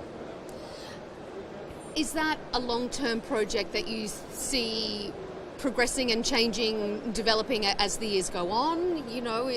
Is that something that can be built on as far as the interconnectedness goes? It's a great question, yeah, because like, for example, when that ship was designed and developed over close to 10 years ago, the threats changed, right? And so our systems have to adapt to the threat, and again, we can do that. It's even exciting because we can use our interns here to also help, again, do some of the software behind that to make sure that that ship can face the threats of not just today, but tomorrow. That's an interesting point, because like everything in technology, it is changing so quickly. the advancements are happening so rapidly. How much of a challenge does that pose for a company like Lockheed Martin? I mean, you don't just want to be keeping up with, you want to be at the forefront of that cutting-edge technology. Warfare is changing so fast. That's right, that's right. So, in fact, I just came from our leadership meeting last week in Washington, and we talked about this, where we're getting to the point where, you know, we often wait to have the customer or the end user define the requirements for what we're going to need. But now they're starting to look to us to say, hey, what will we need in the future? And so we're getting to that point. The other thing we do is we start to partner with small defense primes, newcomers, those who are disrupting the defense market. And we actually have the world's largest venture fund. It's about $400 million worth, where we bring in some of this emerging technology, integrate it into our products, or have it complement. So that's one way that we're addressing the rapid pace of the threat. It's a good point, because low-cost drone warfare, for example, is changing the face of warfare. So how much of a challenge does that pose to a company like Lockheed Martin, for example, when you are talking about expensive air defense missile systems like THAAD? Do you foresee a reduction in demand for those expensive systems? No, it's a great question. I mean, there's still going to be a demand for THAAD and for Patriot. We produce the PAC-3 missile, the hit-to-kill missile. But we're developing lower-cost systems that will be able to address threats, particularly drones, class 1s and 2s, so that you're not, you know, shooting a $5 million missile at a $100,000 drone. So there are, and also some of our venture partners provide this capability as well, and we're working with them, also with Saudi, to look at different solutions. Is that a real focus It is a real focus, right? Yeah. Yep. Do you see a lot of competition in that market? There are, yes, frankly, yes, there is. But we think because we have a lot of existing technology, and a lot of the drones, as you know, are commercial technology, so you can actually use commercial defense technology to also address that. So that's what we're looking at, is looking at low-cost commercial technology, pairing it with some military technology to address these threats. You have a long professional career in this part of the world, not just with Lockheed Martin before this role, but in previous professional lives in different postings with the Pentagon, for example. How would you assess the interconnectedness of the Gulf region with broader Western allies? Yeah, I mean, it seems to, you know, ebb and flow, but certainly just because it's in the Middle East, it's always going to be connected to the U.S., even to the Far East. So it's, some people, I think initially were thinking because the U.S., for example, had become oil resilient, we didn't need to import so much oil, but there's a realization that even if we're not importing this oil, the rest of the global economy is reliant on it, so we have to thus ensure that it's safe and secure for the global economy. Do you think that that is something that is becoming more front and center in people's minds, you know, as global threats feel like they're closer to home?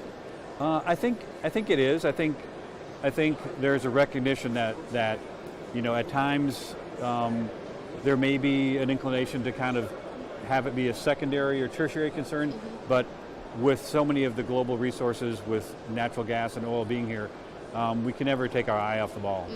And just finally, you're a former serviceman, a retired brigadier general. What do you think your former soldier self would be most surprised about if he were walking around the World Defense Show 2026? What do you think your former soldier self would be amazed to see in modern warfare? It's probably the interconnected nature of modern warfare and how quickly you have to be able to respond to the threats, and the fact that a lot of these threats are low cost and commercial.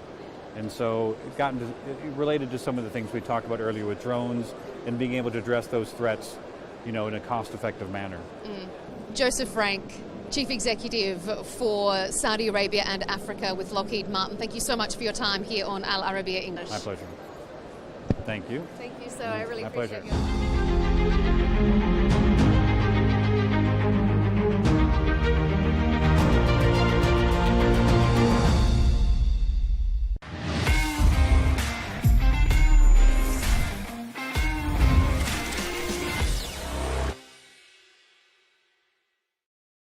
Welcome to the dressing room with Al Arabiya News.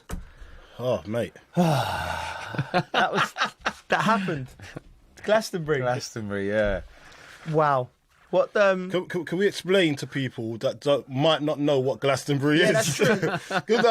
What actually is it? What did and you? that's the only reason why I've got these on. It's a festival. It's a music festival. It was more than that, Geese. They're the vibes. Wait. It's a music. It's supposed to be, because it used to be for the rock bands back in the day and everything. And then obviously the culture changes, and rock bands turn into blues. Then you got R&B. Then you've got grime. Yeah. You got all sorts, and then you have raves within that as well. Like day raves, night raves. Yeah. Whatever kind of rave you want, it's there. It was just great watching any everyone. kind of DJ. It was just great watching everyone go there. Like, it's like an institution. The first time going, everyone just has a good time. Yeah. I remember at one point, I was just sitting there and I said, I don't know if I said one of you, I said, all these people just partying, all colours, people going mental. And I was thinking, they're going to be going back on Monday morning selling insurance or being a dental nurse or something. And everyone was just having it. Was such a good I swear I had that conversation with you. I was like, see all these people in there. Like, I've seen him. How does this country function? Yeah, how does this place function? So I knew once you get into that place, drop everything you're about. Yeah. Wherever you are in reality, just go here and humble yourself. And have a good time. And don't judge. Yeah. You know what I mean? And that's the way I looked at it. And when you look at it from that perspective, I think it makes the transition a little bit more easier to get into the fold. Otherwise, if you don't, you'll be looking at, you'll be looking over your shoulder every time. Hope someone don't see me.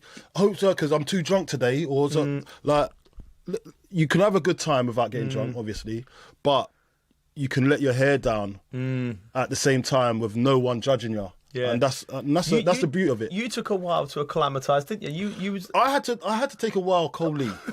Mate, I felt I was like in Sahara Desert.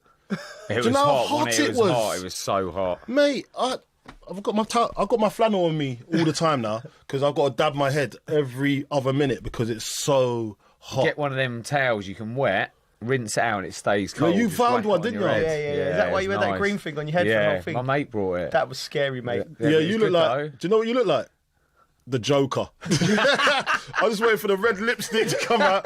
If you saw this guy, how he looked, he had these shades on, and then he had a red head, and then he had this towel coming down. It was green as well, and then he came out with a purple one as well. I was like, this guy's the Joker. Can I ask you a question? Why did you think it was good to wake me up every morning when you was coming in? I just see your head. He petrified me. Because that's another thing people don't realise. You're in a tent. Wait. We've got to explain this part. We've got to explain this part, the tent part. Yeah. Because me, in a tent, I've never gone camping in my life. I don't know what that means. I don't even know how to. I don't know how to make a tent. Yeah. I don't know how to. I've seen it on TV. I've seen it in the films, in the movies, in the horror movies. You usually get in the horror movies. Yeah. So I was like, what am I here to expect? I don't know what to expect here. But then you guys made me comfortable. Yeah. That's what we do. Every morning. You woke up, I think it was the second or third morning, like 6:30 in the morning. He's like one of them cockerels who wake you up. Like, I know he's coming. I'm lying there. Then I just hear, he bursts in with his green thing. All right, Keith. What are you doing? I just don't want you to miss out on anything. Mate, it's 6:30 in the morning. He didn't do that to me because he knows I'm grumpy in the morning. He knows I'm grumpy. It's just you. I actually went into you twice, but you never woke up. Did I wake up? No. Oh, wow. He woke up. He looked like he was going to cry. Well, I didn't know he was coming. Someone's bursted in your tent who looks like the Joker at 6:30 in the morning. It's actually. Mate. To be honest, when I look at the whole scenario with you bursting into, I do remember you coming in, but I just pretended I was sleeping still. Bang out of order. Bang out of order. But do you know what? This is the thing about Glastonbury, these festivals, right? You have to proper embrace it. Otherwise, there's no point going. Yeah. So, all right, I was moaning about the tent. Yeah. But the main thing I was worried about, I've got a weak bladder. Right. Okay. Yeah. So I'm trying to go wee everywhere. Yeah. So I had to take this little cup with me. Oh my God. So when people weren't looking, I was having a little slash. Yeah. I had a cup I've with caught him me. a few times, Did ya? to be fair. Oh yeah, that's what I was doing because I couldn't handle it. It's not like you got a toilet like civilized people. The tent was quite a way to the toilet, weren't it? It was too long, and I can't wait that long. I remember in the morning, I see a geezer because all the tents are in a line, right? And you know, like you can have a little wee next to the tent. No, well, don't You're not do supposed that. To. No, round I the do. back, round the back. Oh, People, Carlton. Where are you supposed to go? Go in a cup or something. Oh yeah, that's what I was doing though. Oh, right, yeah. But then I was splashing it out next to the tent. Splash it somewhere else. It's not in the tent. It's outside the tent. It's on the grass. It was, they need it. It's fertile. It was fertile. Oh, I don't Mate, think it was fertile. It was. Yeah. It was brilliant. The tent thing. At one point during we're sitting at our light. Sometimes when you wake up in the morning, you just sit. How good were the chairs we bought? Oh my gosh! Oh, so all right. Oh, yeah, three of them this brought was chairs. this three one of you. They're walking round carrying these All right, chairs so on the last on our day. way- and on just our- sitting down everywhere. On our way there, on our way to Glastonbury, we stopped at Fleet Services, I think it was. Yeah. And we bumped into one of my mates that actually is a good lad. He's a good friend of the pod as well. Yeah. Chris Skull. Yeah. He does the West Ham podcast. Yes. Yeah. And, good lad. Yeah. Ironcast he does. And I was like, do you know what? I was talking about him in the car. Yeah. And I was like, oh, we might see Chris and everything, blah, blah. We get into the Fleet Services. Guess who shouts Coley? It's Chris.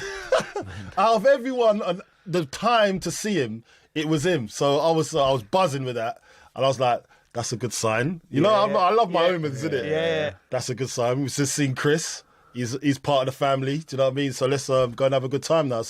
But then when we get in there, we get into the Fleet Services. We have our food and everything, and then we started to look at things. Where did we go? We went into what shop did we go? We basically bought garden furniture. We bought everything. Yeah, but didn't get me a you chair. We got everyone a chair. You didn't get me one. No, we got 4 chairs. We did. Yeah. never We sat did down. get you one. We No got one 4 give it to chairs. me. We had 4 Yeah, chairs. there's 9 of us. All right, we're talking about the dressing room here. All right, okay. Yeah, all right. There's 4 chairs for the dressing room. I didn't possible. realise there was a spare Do chair. you know what's the sight now? We just remembered when we was bouncing into the tent to watch Fortet. It was a brilliant set. Do you remember? We went to floating points first. It was Floating points. That was unbelievable. Floating points on the Fortet. Yeah, that was top drawer. That was Yeah. good. This is why this place is wild. Like everyone's going in there, it's bouncing, dance music, rave. Everyone's having a great time, and you come outside. I just see Tell sleeping on the floor, and no one bit an eyelid. Big Just Tell. Big Tell. Like, If you know or you ever seen Big Tell, you know this Man guy mountain. is a man mountain. Yeah. So to come out of a place and see this guy sleeping outside of the place, you're going to be thinking, what's going on here? in the normal world, Man you down, would- man down. People just Mammoth down. Mammoth down. You don't see a mammoth down, do you? no, just grazing on just chewing on the grass. Mate, he was in there. Yeah. He was in. We I went kept to coming at Arcadia. that. We went You're right, to Keith. Arcadia. Yeah. So Arcadia. He was inside. Yeah. You know, he wasn't outside. He was inside Arcadia. Inside what? Arcadia's outside, Arcadia. isn't it? No, but inside the vicinity. Oh, right, okay. He wasn't yeah. outside it. He was inside, just taking a break. Yeah. on the Oh, yeah, floor. stretching. Done a bit He of was stretching. Pilates. But that's that. It's just As long as it gets you through the night. yeah. It's Although like, it didn't, did it? He went home. Yeah, and we Well, we went did. to the tent. No, went back to the tent. Yeah. That's what. All right, we need to talk about my performance. Come on. Yeah, on, no, then. this is when I knew you was in trouble, right? Yeah, We're yeah. sitting there outside the tent on the thing, and I knew you just needed a moment to yourself. I think You respected it. I respected it, but your excuse was, I need to sort out some tyres. Do you know when he's? Do you know when Glastonbury? Tell went to me, I'm sure Tell went, yeah, he's going to sort out some tyres. Went, he's gone home, isn't he? That's what I said to myself. What? In your head, you thought I'd gone home. I thought he'd gone home. He's I on- thought never Tell do was that. covering for you. He's on the phone to Quick Fit for some hubcaps or something. No, so I've got this new car. I've gone electric, innit? I've gone electric Yeah. for the environment and everything. Glastonbury's the right place for that, by the way. Yeah. Because they're really involved. They're involved in that. Yeah. Mate. So I've gone electric, and on these electric cars, they got special tyres. Yeah, I know, yeah. Certain tyres that, you know what I mean, keep it efficient.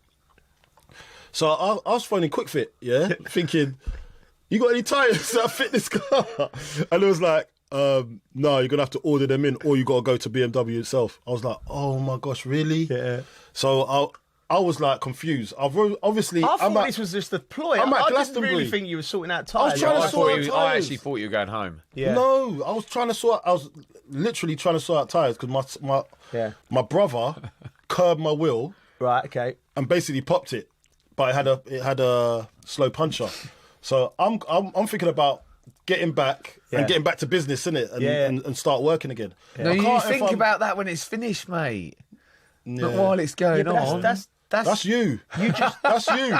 I've got to think about the return leg because I've got other things to do, Bridgie. Like, so have I. I know you do, but I can't be like I'm limping around Glastonbury, right? Yeah, my knees. I can't be limping outside Glastonbury with my car. Yeah.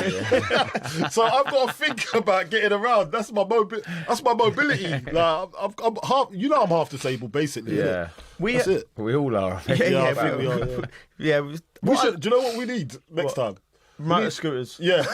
We should get a disability badge. We should get a disability badge in there, and then they can just motor us around. You two could definitely, if you had a scan next time we go to Glastonbury, and then bring the proof. Say, look, yeah, we'd definitely get one of them cars. I reckon we would. We'd be pimped that as well. He'd get the wheels for it as well. Yeah. He'd get the right wheels. Talking about this stage, steps, mate. Yeah, go on, right. I averaged. What was the average? I averaged over the day. I think the highest was 46, but 42,745 steps. Oh my god! Which is quite a few kilometres. I think it's I just watched you. I just watched you. 28, 30k. I just watched you walking in here.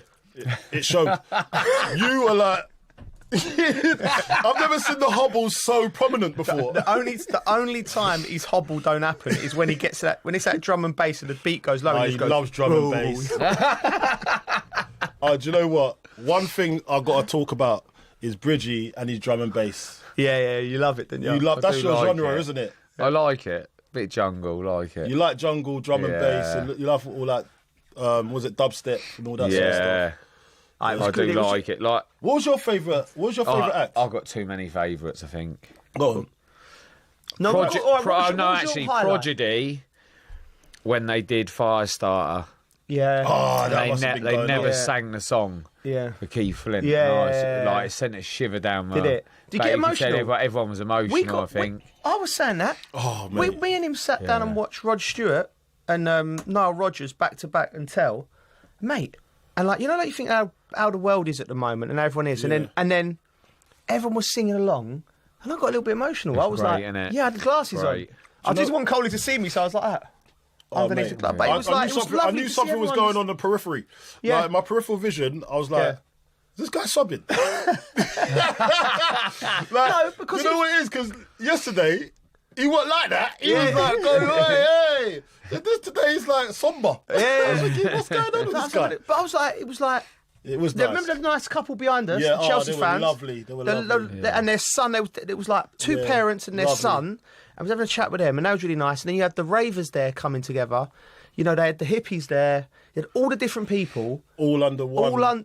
Under the banner, and it was like, and Rod Stewart, for 80 years of age, was unbelievable. At one point, Cole, because I know you like Rod and you know his music, but you didn't realise he had that many hits, did you? No. And he's leaning into me, he's going, wow, he's got that. And he's leaned into me once, and he's gone, he must have some Jamaican in him. There's too much sex. There's too much sexual energy coming off that stage. Mate, we saw some people getting scored, stretching out. Stretching out. Women. Women out like, oh, Rod. I don't know what's going on. I was like, what am I seeing here? It's like Michael Jackson's return. Hey, do you know what, right? On top of that, it was more than that, because when we saw Nile Rodgers, that's when Bridgie came into the fold. Yeah. Because I hadn't seen Bridgie the whole day, basically. I didn't see the whole day. He was doing...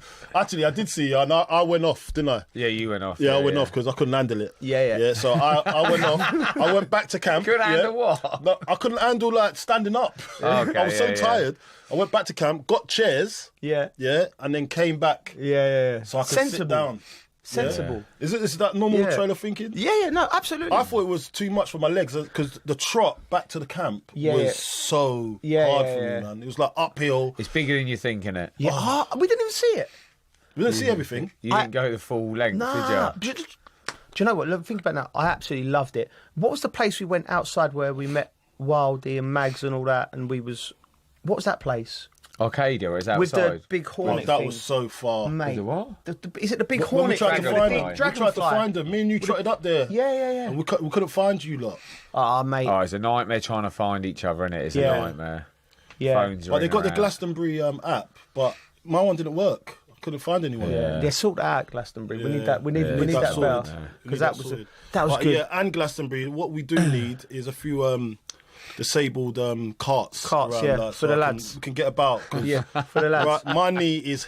Oh my gosh. You know you would get a disability badge if you applied for one. I know people have got them, and I'm thinking, how have you got one? So I could just roll around in a little scooter. You get a I little think I badge, need one. mate. Yeah, I need it. I need it. Parking Listen, my knee's in a disabled. bad way. I know, I feel bad, though. Cause it's, Why do you? I don't know. I know Do you know it's how bad, big but- Glastonbury is? Do you know what they said about Glastonbury? They said, Glastonbury, you see the city of London? Mm. You know the city of Yeah. London? Not obviously London. Yeah, the city. City at the city. It's the same size as that.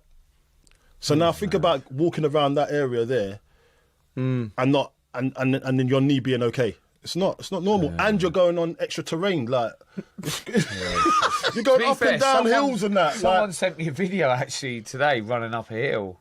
I You was actually- I running? didn't look too bad. What, you was running? I don't know how I was. I didn't look. Well, it looked. you know how like- excited you got to be to run. I was trying to run. But it was really Was steep. Elvis doing It was this? really steep. And we had a little race up. I smashed him, to be fair. Oh mate, listen. Do you know what? My mate said to me. My mate's messaged me. He'd say, "How was it?" I said, "Yeah, it was great. Coley had a great time. Bridgie had a great time. Bridgie's nuts." He went, "Yeah." He said, "Is he still nuts?" I went, Yeah, is he still I went, nuts? "Yeah." He goes, I remember we went to some bar in Essex. Oh no! Careful what you say. No. He said, and we was drinking in the daytime, and a geezer's like bet him that he could beat him in a race up a hill. Yeah. I Oh remember my that. god. And he said he had Timberlands on. You had Tim's on. Yeah. He just like, you know, remember prime of his career, just ping this geezer up the road, like, so that's just Competitive. remember that. You're just so you remember? competitive. Yeah, I remember Do you know what that. it is with Bridgie? He's so competitive. Yeah. That is Bridgie. Yeah. So when you go to Glastonbury, he's got to be the best. Yeah. What's Everything. the best? You Not the have best. to- No, not the best. It's not the best. It's Okay, just, one of the best. I want everyone. I want everyone to just stay up and enjoy the time. Well, yeah, Not just yeah. anything. We had a good time. We had a great time. Yeah, we had a great time. But you're the best at it. You're the champion party. You're the champ. Listen, you're undefeated, mate. No one, I just can't see it. Nobody can do Glastonbury. Oh, the loads bridge. of people would have. Loads of. you think Not like you. Yeah, they would No have done chance. more than me. Not those steps. And then, Nah, do geez, you know no what? one in they there would. no one in there fault. Do you know what I it is? guarantee you put out there someone there what that step count was. Well, That listen, if someone anyone's would have done listening more than and they- 42,000 steps average. Look, wait, listen to this though, Coley. Anyone's out there. Steps. You got those steps. You're doing Yeah. 25k. Yeah. 25,000. 25 to 30k. Yeah, 25 to 30k. What, then you got to dance. Yeah. You got to dance on top of that. Yeah. So I was getting Or to take that. your chair. I was doing the same thing, and I was like, my legs can't move. I'm looking like I've got no rhythm. That's another thing as well. The worst one we did, Gone. where I think you stayed at EZ, didn't you? Mate, I had to stay at places so because we I couldn't walked move. over to see Cole Cox thinking this is going to be banging, but he was playing like a disco soul, so we basically walked all the way over the other side of Glastonbury. And for a disco soul. Yeah, which we weren't really up for, so we left and came Too back slow. to EZ. If anyone's, I just want to Actually put this had out there. one. If anyone's what did you say the biggest day was? 46,000 steps. 46,000 steps. 46,000. Plus the yeah. dancing on top of that. If anyone's been to Glastonbury listening to this show and they can beat that, we need to see proof. I reckon they would have. Someone would have. Nah, definitely, geez. they would have. No, you didn't sit down. You're like a toddler. Toddler. Another thing. Have a look at me sunburn as well. Oh yeah, I'll listen. tell you what was unbelievable, which you never went to. I think it was Firmly Rooted, which was literally outside the entrance to our tent. Like a reggae bar. Yes. Mate, it was so good. They had hammocks and everything. Did they? Yeah, Really yeah. good. When See, we went to- that's a bit of me as well. No, but we went really hospitality. Remember when I was following your I orange think hat? it was Yeah. Supplier and J-Man recently. I think if I've got it right, that it was really good. What? Yeah, you sent me the you yeah, that's right up my street. I would have done that. Yeah, you'd have loved it. It was good. Yeah, I'd You dropped a shoulder on me, I think. Did a No, step never. over and went the It's other wait- way. Yeah, you did. Basically did. And then I just see his hat with Big Toe, and I was chasing them. And then you was like, no, come here. And I was like, in between, I was like, oh, should I go? Should I go? I said, I haven't seen hospitality yet. Yeah. So let me go and have a look at least. I didn't even realise I dropped my shoulder. But how often did that happen in the night when you're like, you're walking somewhere and then all of a sudden you look around and someone's gone there and someone's gone there? Yeah, the worst Then thing, you I don't was see- with you, with you one of the nights, just me and you, wasn't it? And then we're walking through the crowd and I looked round and you were Yeah. gone and I was just like, oh no. Oh, mate, and that was right far down, wasn't it? Right. So one thing about me, yeah, and I've got to clear the decks here. When I have to leave, I just go. Yeah, we know. Yeah. Yeah.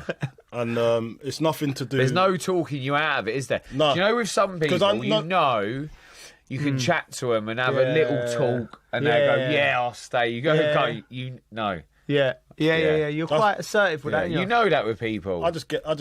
As long as you say goodbye, that's the only thing. I Because don't I even don't do like. that sometimes. No, this No, I was don't like that. the worst. I know. No, not Sorry, the worst. it's my bad. But a moment for me was It's I was self-care. trying to It's- get do you know what it you is? two It's out. self-care. You two are back at the tent, so I call Cohen. And Bridgie wants to come out. He's like, oh yeah, let's go out then. And then, all right, I'll see you in a bit. We're heading there. Put the phone down. I'll call you back. Your phone's off. I'll call you back. Your phone's off. And I'm like, they've done me dirty. No, here. No, it We wasn't on was going to purpose. come. It wasn't on purpose. It weren't on purpose. We We'll just never sat- do that on We purpose, sat on the Tom. chair and the moon was out, and we were just having a chat, Just talk about life. and we were just like, we've run our race now. You've got to know when you've run your race. You know what I mean? You just got to know when the time is chill and vibes. Yeah. But yeah, it was good. Should we? Let's talk about some soccer. Should we talk about some football? Yeah. Yeah. It's been an amazing. Listen, and I've got to say one more thing. Go on. To all the acts that I saw, Yeah. you were amazing. Yeah. So, I'll tell you one that I've from never Rod seen Stewart before is, to Nile Rodgers to Skepta, Celeste. Fortet. Did you miss Celeste? I miss Celeste. Her voice was a joke. Really? Voice was so good. Yeah, we need to shout out some people. Yeah, we need to shout out some people. Fortet were unbelievable. Yeah. Who else did we see? Prodigy. Buster Rhymes. Kaiser Chief, Buster Rhymes, Kaiser Chiefs. I forgot Groove Kaiser Armada, Fabio Armada. Groove Rider. Groove Rider. Maribou State. Skepta. Was the one that was playing the Skepta was jungle? good. Playing the jungle, but on the The That was orchestra. it. Fabio Groove Rider. that Fabio Groove that was Rider. Groove Rider. 11:30 in the morning. That yeah. was unbelievable. That got us going. Yeah, that was 11:30 in the morning. We had a great time, and that's actually one of my highlights. Can I just? We'll tie this up when we actually talk about football because we are a football podcast, but we're not music. But You like, might need a separate one. yeah, Football is a music. People began, come on, lads, get onto the football. Yeah. Right.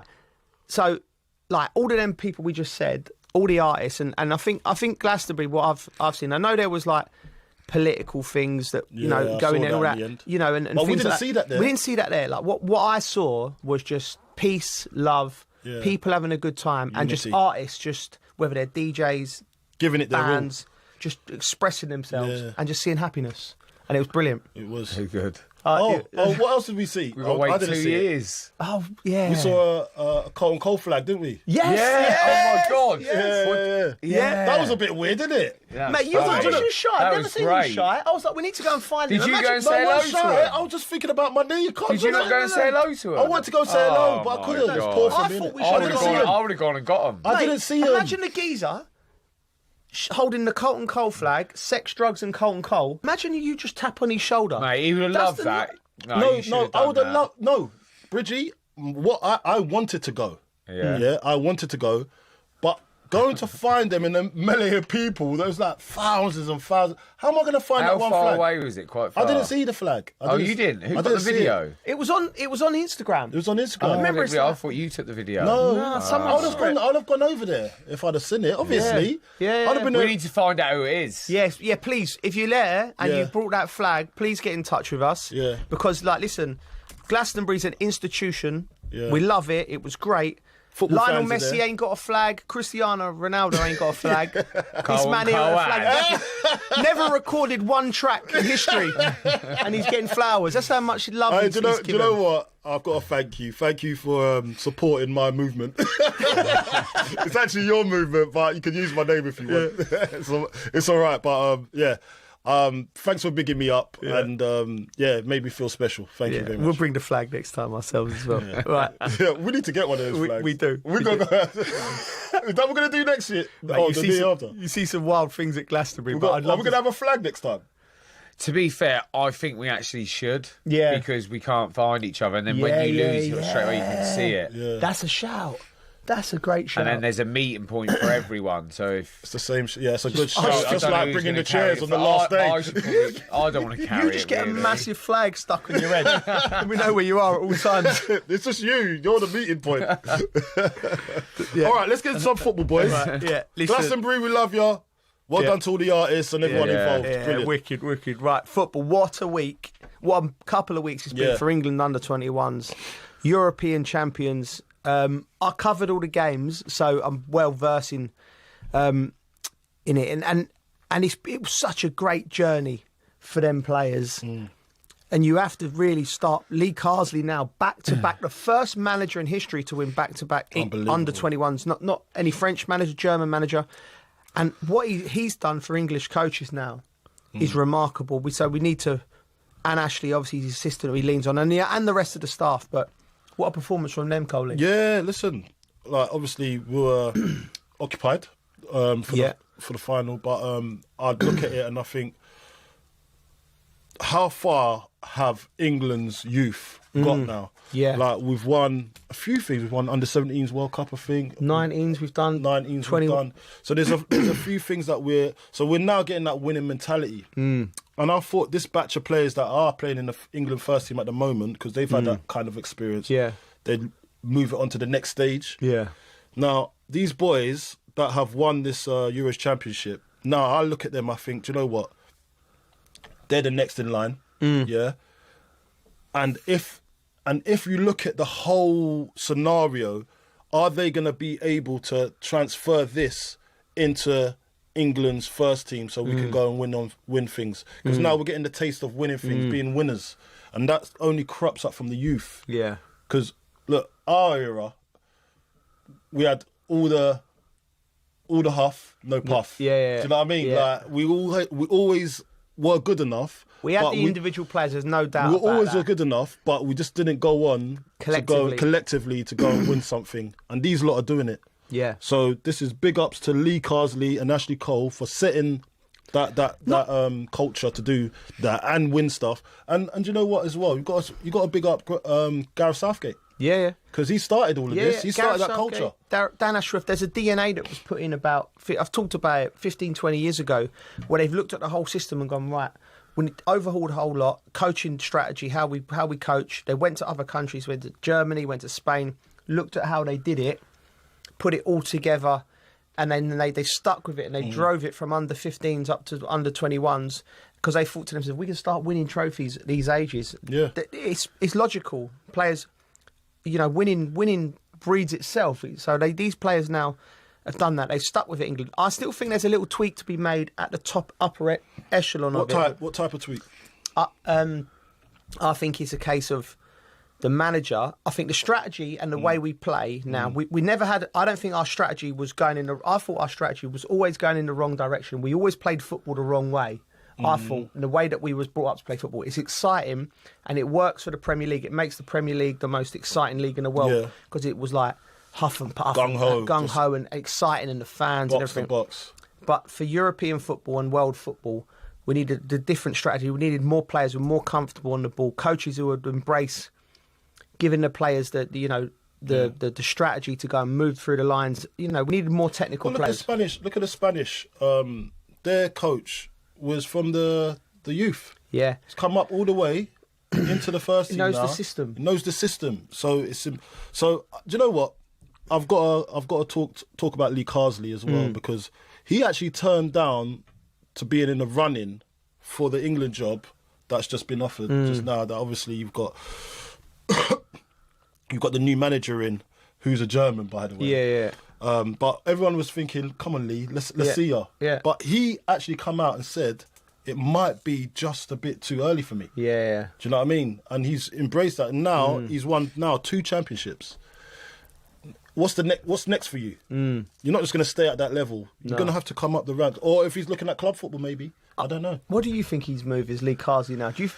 I like the way that, like Carlton said, he said it was too soon. I think that's a good thing. Yeah. And he's doing well. So it's a little bit like carry on doing what he's doing, Yeah. and he might feel more comfortable in the end. Next time I Next think time, I yeah. think when the England job comes up next time, I think he's the favourite. Because some now. people go, this might only happen once. Yeah. I'll take it. Yeah. The fact that he's gone, it's too soon. Mm. Hopefully it He comes knows- along it's- again. it's like he Yeah, knows what good, he's doing, Bridget. Yeah, You know what I mean? self-awareness. And not that I'm Self-awareness. saying like Chelsea was too soon for Lamps. Yeah. But I reckon when you get offered that, You've got to Lamps Yeah. will be thinking, oh, I've got to take it. Yeah. He wouldn't be thinking, oh, maybe it's too soon, who knows. But Yeah. he's thinking, I've got to take How it. do you in no decisions, we've all had decisions as players where we've moved from clubs, and we've all had that thing where you go, is this the right club, is this not, and you do the pros and cons in your head. How do you, when you have to make a decision like that, what's your process? Who do you speak to? How do you feel? Because I don't really know. No? I think it's just like, you don't know, and then in the end you just go, let's just do it. yeah, but what's that thing that makes you like, is it do you go with, do you try and listen to your gut, or what do you... To be fair, I think the decision's always been made for me, because Southampton were obviously a selling club.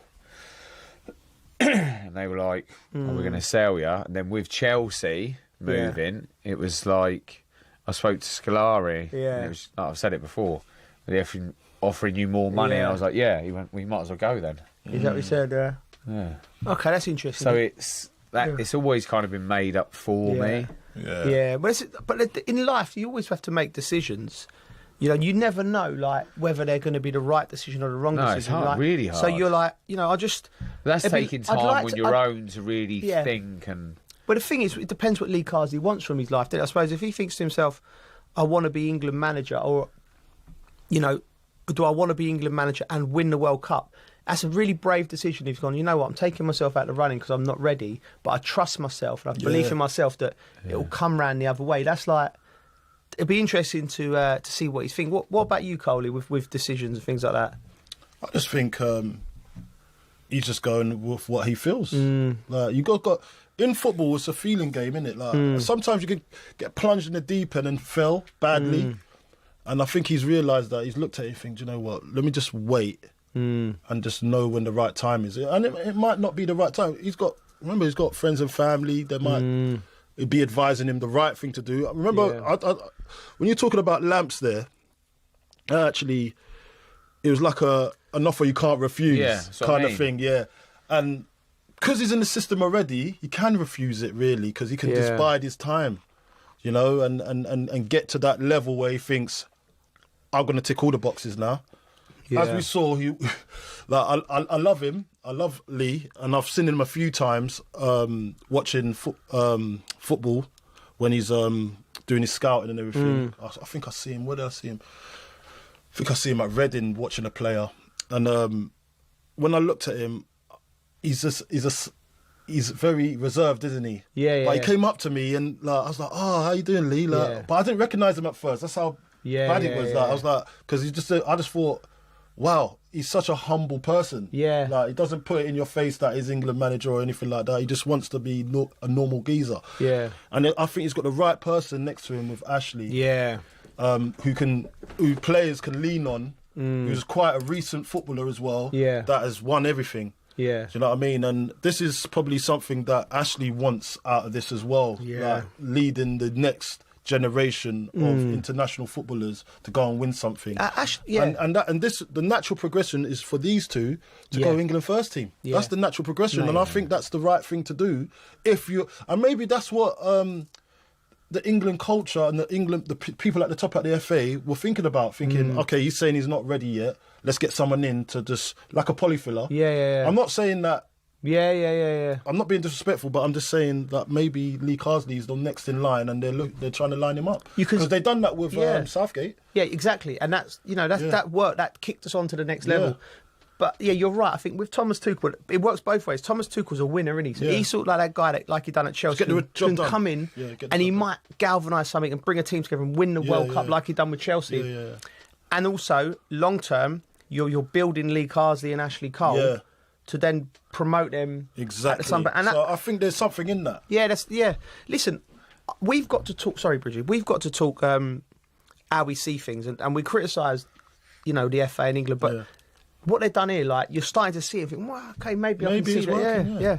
And I think they deserve their flowers for that, because maybe that is a thing that might develop into something really special. I thought we'd go on to a bit of our experiences at youth tournaments. Yeah. The only memory I really have. Go on. Was it under 18s or under 21s?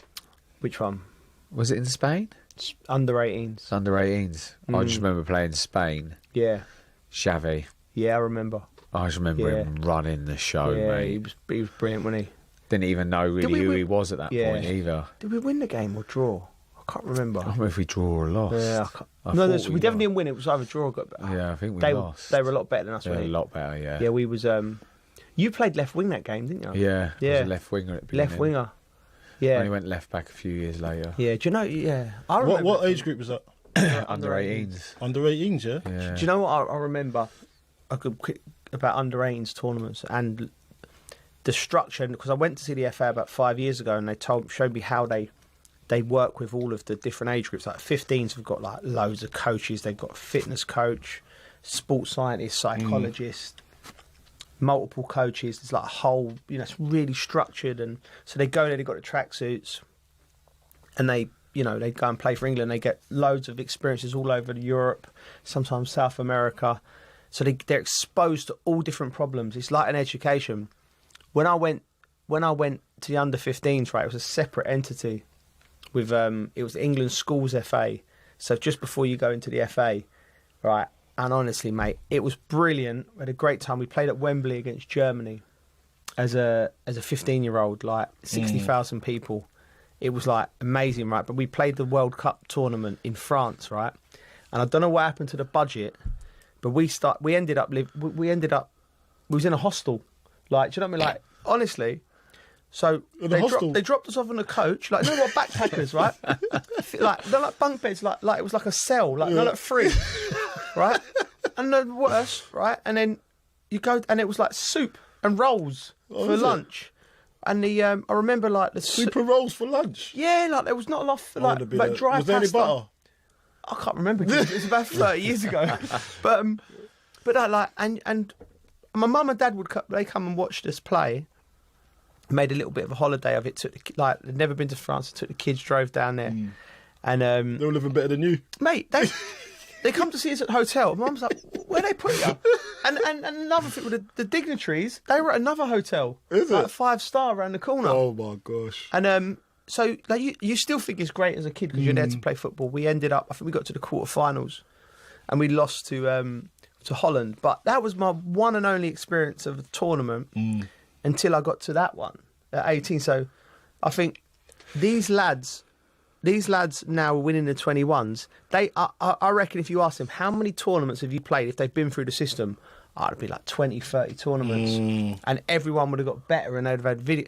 We were just like turning up it was like proper, like it was just different back then, wasn't it? Yeah, it wasn't like a team, was it? I don't think. No. The only tournaments we used to have was probably club football, really, innit? Like, we used to go and have those like 7-a-sides, maybe 10-a-sides, 8-a-sides. Yeah.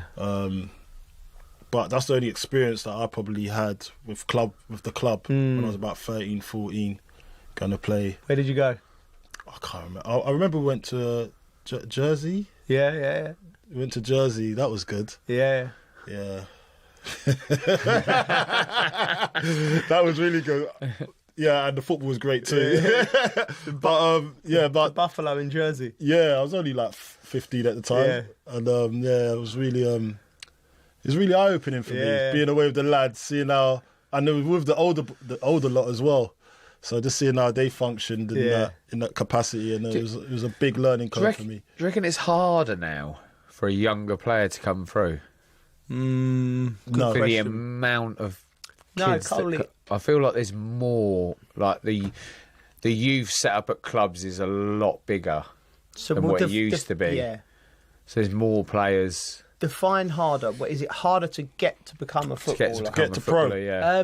I think it is for these young lads, and the reason I think it is not because they don't have all the tools. They have more information, good information, more exposure to the things that they need to become. That makes it easier. That makes it easier. But what makes it harder is the world's a smaller place. So you're competing with not just, there's European kids coming in, kids from all over the world coming in. Honestly, I feel like a certain club's taking more foreign players in, because I remember it being stamped, it was mostly just English. I'm not having it. I'm not having it. You don't think so? No, I think it's easier. Really? I think it's easier because you're exposed to more. Mm.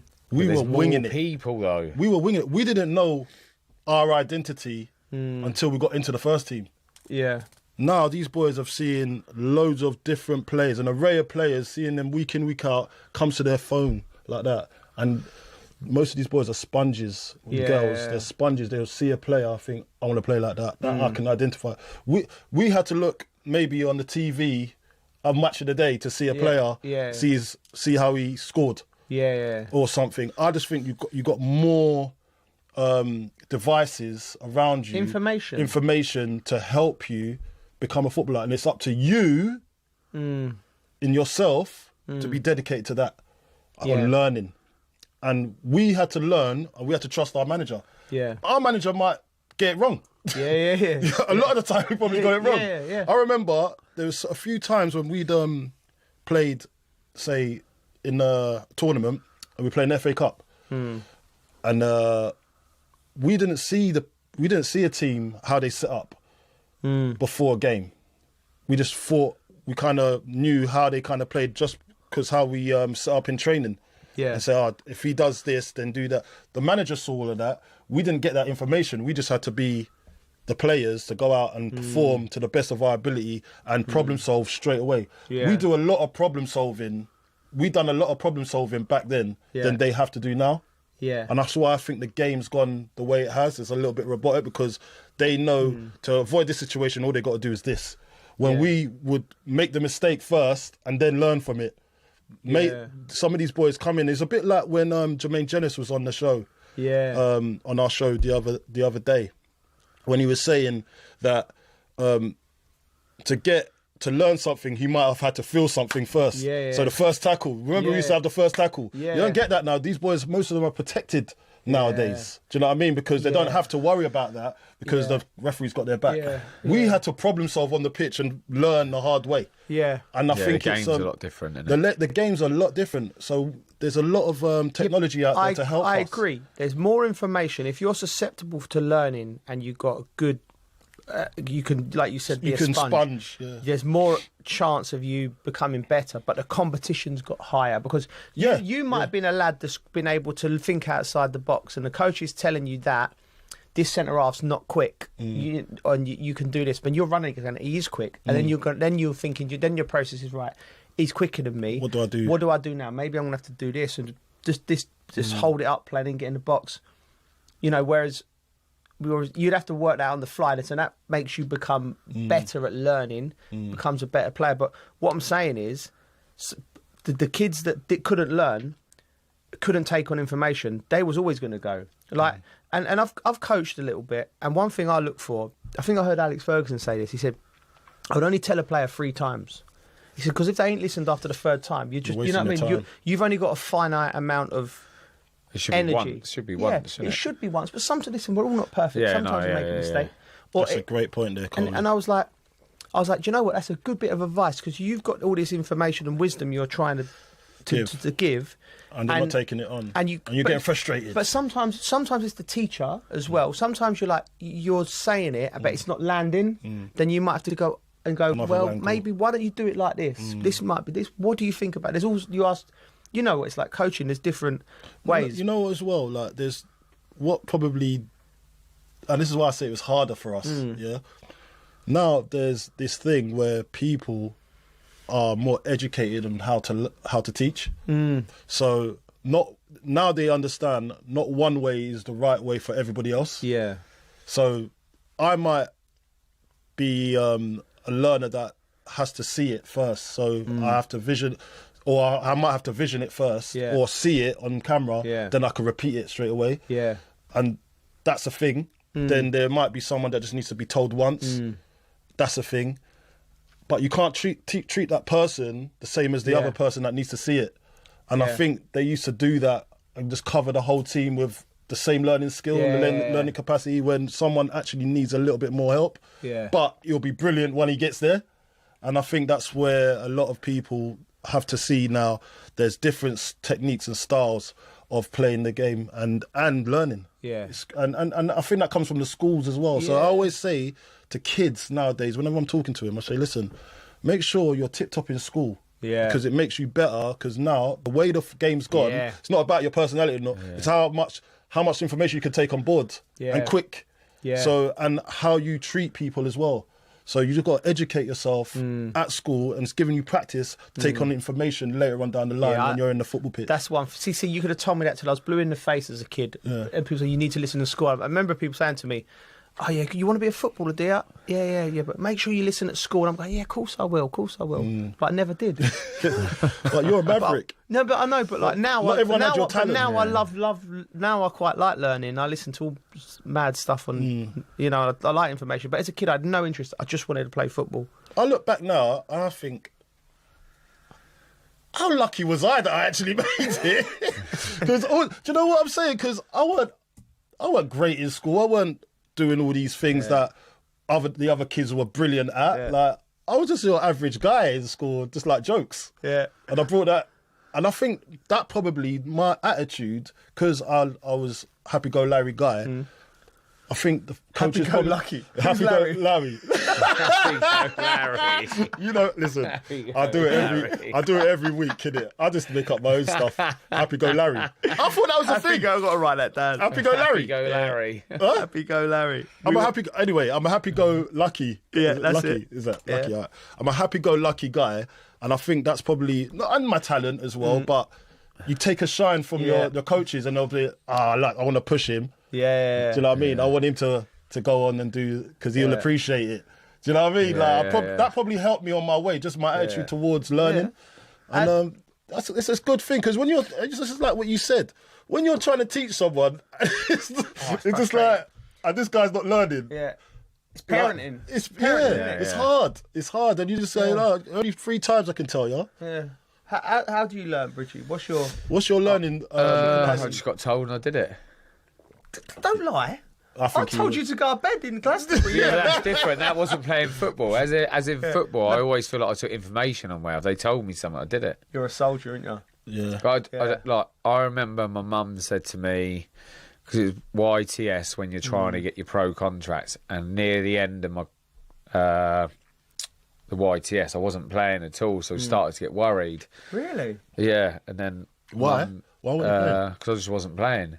And then they said to my mum, we've made a decision on him. He's the only one out of this group. If you tell him something, he just does it. Really? Whereas the others... So the coach said that? Yeah. So you weren't playing, but... No, I was playing, and then near the end they stopped playing me. Because they already made a decision, though. They already made a decision. And they weren't sure about the others. They said every time he just told him something, he just did it. Yeah. Just took the information on well. Good advice. And do you think... But I found that easy in sport. I felt like if you told me something, I just do it. But educational-wise, I just... But do you think as well, Bridgie, they were testing you to see how you'd react if you weren't picked? No, I don't know, really. It was only my mum that come up to me and said after a while, just like, they've already spoke to us, so they made their mind up. Is it? Yeah, that's and a they just real... said, like, you listen and just do it. Yeah, See, yeah, of course I was. Because you was obviously worried. But for me, that's sad times as well, because you spend 2 years with people and then you get let go. I found that sad. It's horrible seeing someone at the age of 18 getting told, no, sorry, this ain't for you. It's horrible. That's what sport does. Yeah. Yeah, you've had to do that. You've had to tell kids. Well, not tell them, but you go in a room, Yeah. and you're with other coaches and I think- the decision makers, and they want your opinion, and you really like this kid, you want him to make it. You think he's got all the attributes, but there's just something missing, and you gotta say, you gotta call it. Yeah. And look, one thing that comforts people like in our position now is that we can actually know that they're going to be okay, because there's so many scouts out there now. Like someone's going to take them, whether it be Colchester, whether it be somewhere else. Like someone's going to take some of these kids. Do you know what I mean? Because they're going to give them a chance. And I think that's what was missing in our days. We didn't really get, once you got released, even if it was Chelsea, it'd be hard to get in somewhere else because they've already made those decisions on other people. I'm sure there used to be at the end of when you got let go, there used to be like a thing you go to. Exit trials. And all the... There is still one. How long does that go on for? A day? 2 days? 3 days. No. 3 days, isn't it? Yeah, it's about 3 days. It's hard to get noticed, isn't it? Really, if you think that's about a wild it. thing. You know, you go in there and you're like, you're playing football and you're peacocking You're and trying to under impress, pressure, but that's not football. Yeah. Football, No. like you said, you might not see the It's gem. exhibition, isn't it? Yeah, I was completely the opposite.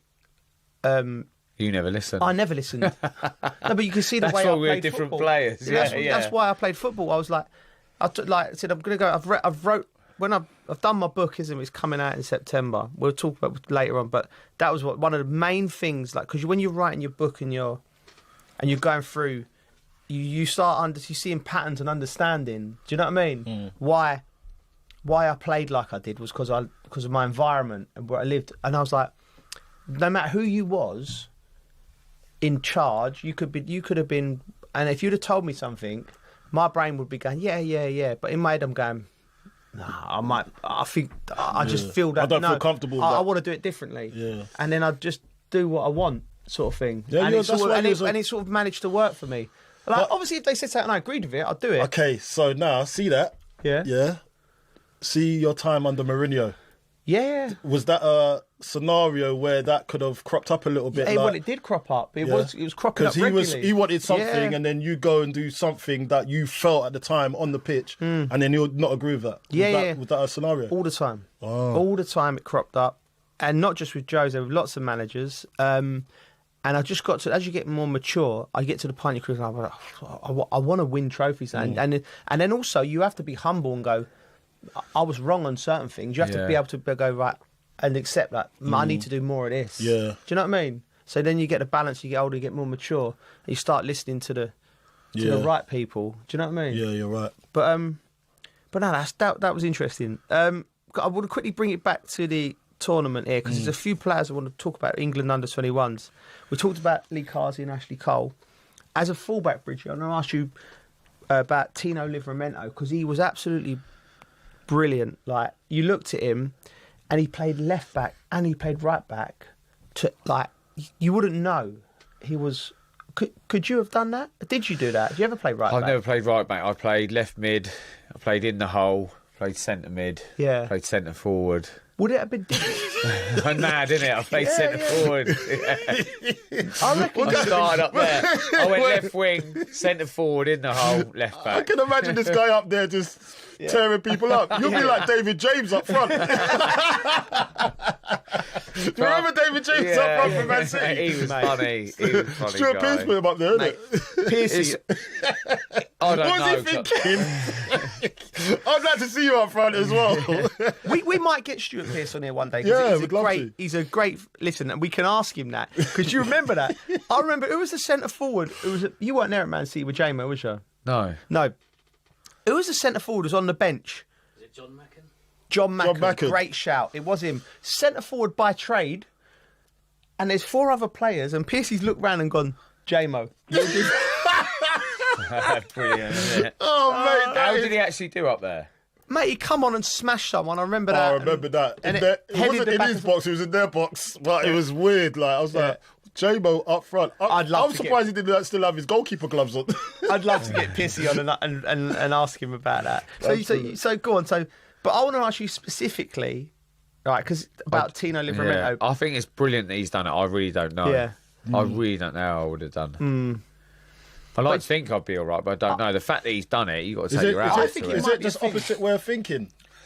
or is it something It's different? obviously a way of thinking, but it might be different in terms of, a fullback might be kind of just pass it out there. Yeah.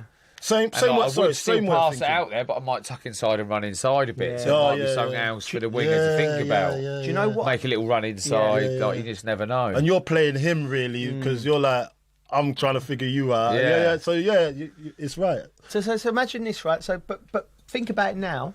The way the game's changed, and people mainly play inverted, like wingers on the other side. So why not play fullbacks inverted, left back, right back, left back? Because if I'm coming up against That's you, when he started. Yeah, I'd rather you go that way. Yeah. I'd rather Well, you go inside Chelsea do me. that. Yeah. So the boy, well, it's not a right back at trade, but he was a playing right back, but he's a centre midfielder by trade. Casado. Yeah, but that's so he tucks in. Yeah. He tucks in from the right back and plays an extra midfielder. Yeah, doesn't he? Then on defending, he goes back into right back. Yeah. That's movement. But I'm thinking just actually how much I'd like to look into that. Actually, if you switch the fullbacks, right? If you got a left-sided centre half and a right-sided centre half are really good on the ball. So in your build-up, they split. The midfielder, this is getting a bit serious. Yeah, go on. So they split. The holding midfielder goes back in, so you get the three players with a build. Yeah. And then the fullbacks become like sort of high and wide. Like they would be if there was wingers where they're inverted, so they're dribblers like Livramento. So they'll cut inside. And then, so if you're going to dominate possession, that's a good thing to do. Then and in the limited times when you haven't got possession, all they've got to do is drop back into like a 4 and defend against their opposition wing back, and their natural foot is coming into their natural foot. That comes from your scouting. That So if that's what you want to deploy, then you've got to make sure that you've got the right players that can do it. Yeah, but Tino Livramento is the right player. He's one of those players that can do it. I watched him throughout the tournament, and I coached him a few times at Chelsea. He was coming through when I was there. Lovely lad, great ability. I remember doing a session with him on crossing, and it was like I was just trying to break down the 3 different crosses you would do because he had everything. Like he was big, powerful, great skill, great attitude.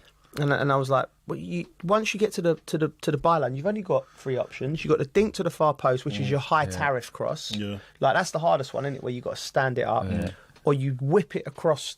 If there's space in that, what's it? They call corridor of uncertainty. Yeah. You just fizz it across corridor there. of maximum opportunity. Or you cut it back. So there's 3 things. So I was like, when you're practicing crosses, there's only 3 crosses you can do. Yeah. It's like A, B, or C. Yeah. And you just become It's better. that whip into the space. Yeah, so you just narrow it down to 3 options. Yeah. And then you just get the best at it. Yeah. Be the best at it. And he done it on both sides, left back and right. Yeah. And he come on, and I look at him, and I'm very good with both feet. Very good with both feet.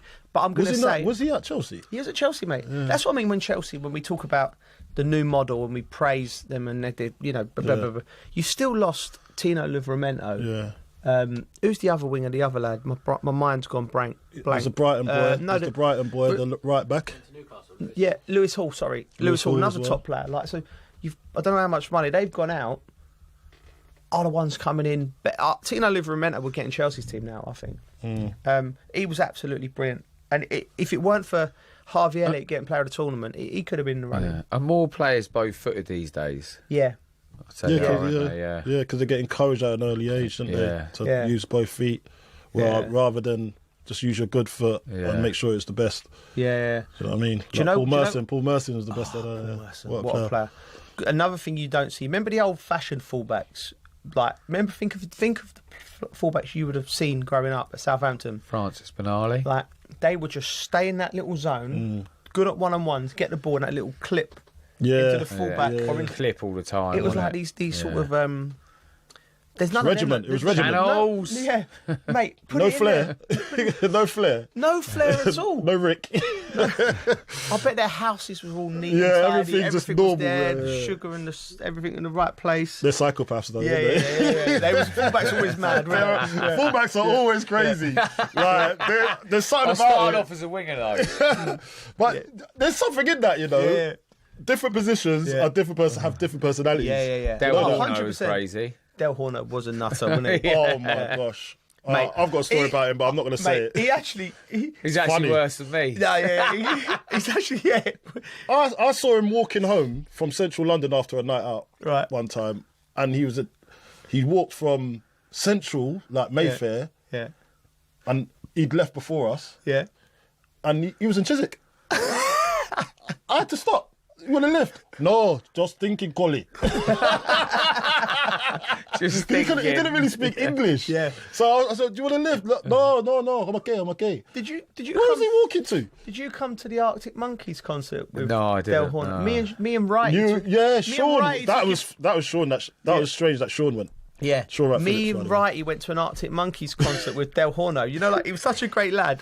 I was like, does Wrighty fancy it? I was like, yeah, me and my pals Wrighty and Shorty. He doesn't speak a Del word of Horno English. was like the geezer from 40 Towers, Manuel. Okay, see, he didn't know a word of English, and it was like, yeah, band, play the. I'm like, that guy. Yeah. He's like, how long? 1 hour.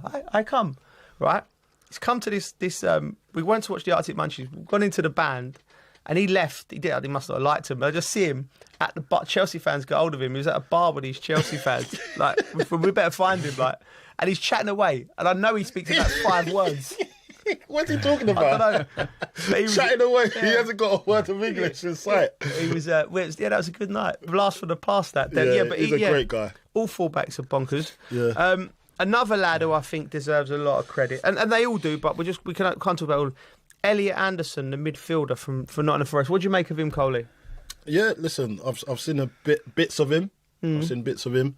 I think he's listen, he's got potential, but is he gonna get into that zone where you think he's gonna be a regular for his club and country eventually?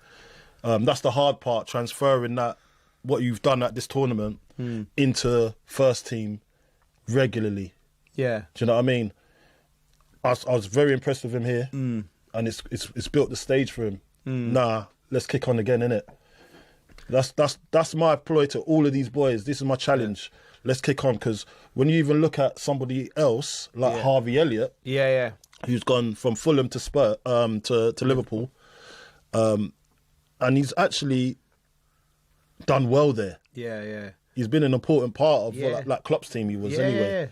Now, Harvey, I'd look at and think, what's next for him? Yeah. Can he go and play regular football, not just be a bit part player in a brilliant team?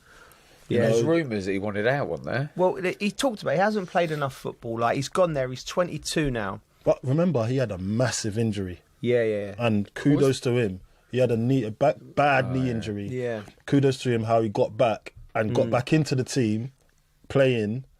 Not obviously, albeit not like regularly starting games, but making an influence in the team with those top players that gone on to win the league as well. He's a really good, talented player. And he's a good kid as well, by the way. He's a bit leery, but it depends how you take it. I like him. He's got personality on the pitch. Jurgen Klopp, when he left, he actually said, imagine that Jurgen, he said something like, one of the regrets he has at Liverpool was he didn't play this kid enough. Do you know what I mean? So he's in this situation, Bridgie, where he's one player of the tournament at the European Championships. He scored 5 goals from midfield. Like, think the player of the tournaments previous, that some of the best players in the world have won that. And he looked like at home in himself. He looked like a leader. He scored some great goals. And he's got a decision to make. Like, he's not broke into the Liverpool team regularly. He's 22. Like, I'm just thinking, does he go to Liverpool and chat to him before he makes the decision? Yeah, of course. Yeah. But I think you can see it, and he was getting emotional after one of the games, and when he done an interview for us on the telly, and what I took from that interview was that he was so happy that he's playing and being the man. I mean, I sort of saw it in his mind, like he's made his mind. Even if Liverpool say we want you to stay, unless he's saying I need to start every single game, which they can't offer him because of how they're champions. Get it, Coley. He has to leave. Yeah. I get it. You see my scenario at Chelsea. Yeah. When I was there, I got obviously I wanted to leave because we'd just won the league, but I knew that I was going to be a bit part player for the next season again. Yeah. And I just wanted some more juice, man. Yeah. Do you know what I mean? I was like, because I'm seeing all my peers in the under 21s. Yeah. They're playing regularly in the first team in the Premier League. Yeah. And I didn't want to be overtaken. So I was at under 21s. I was starting games. Yeah. I was like a starter.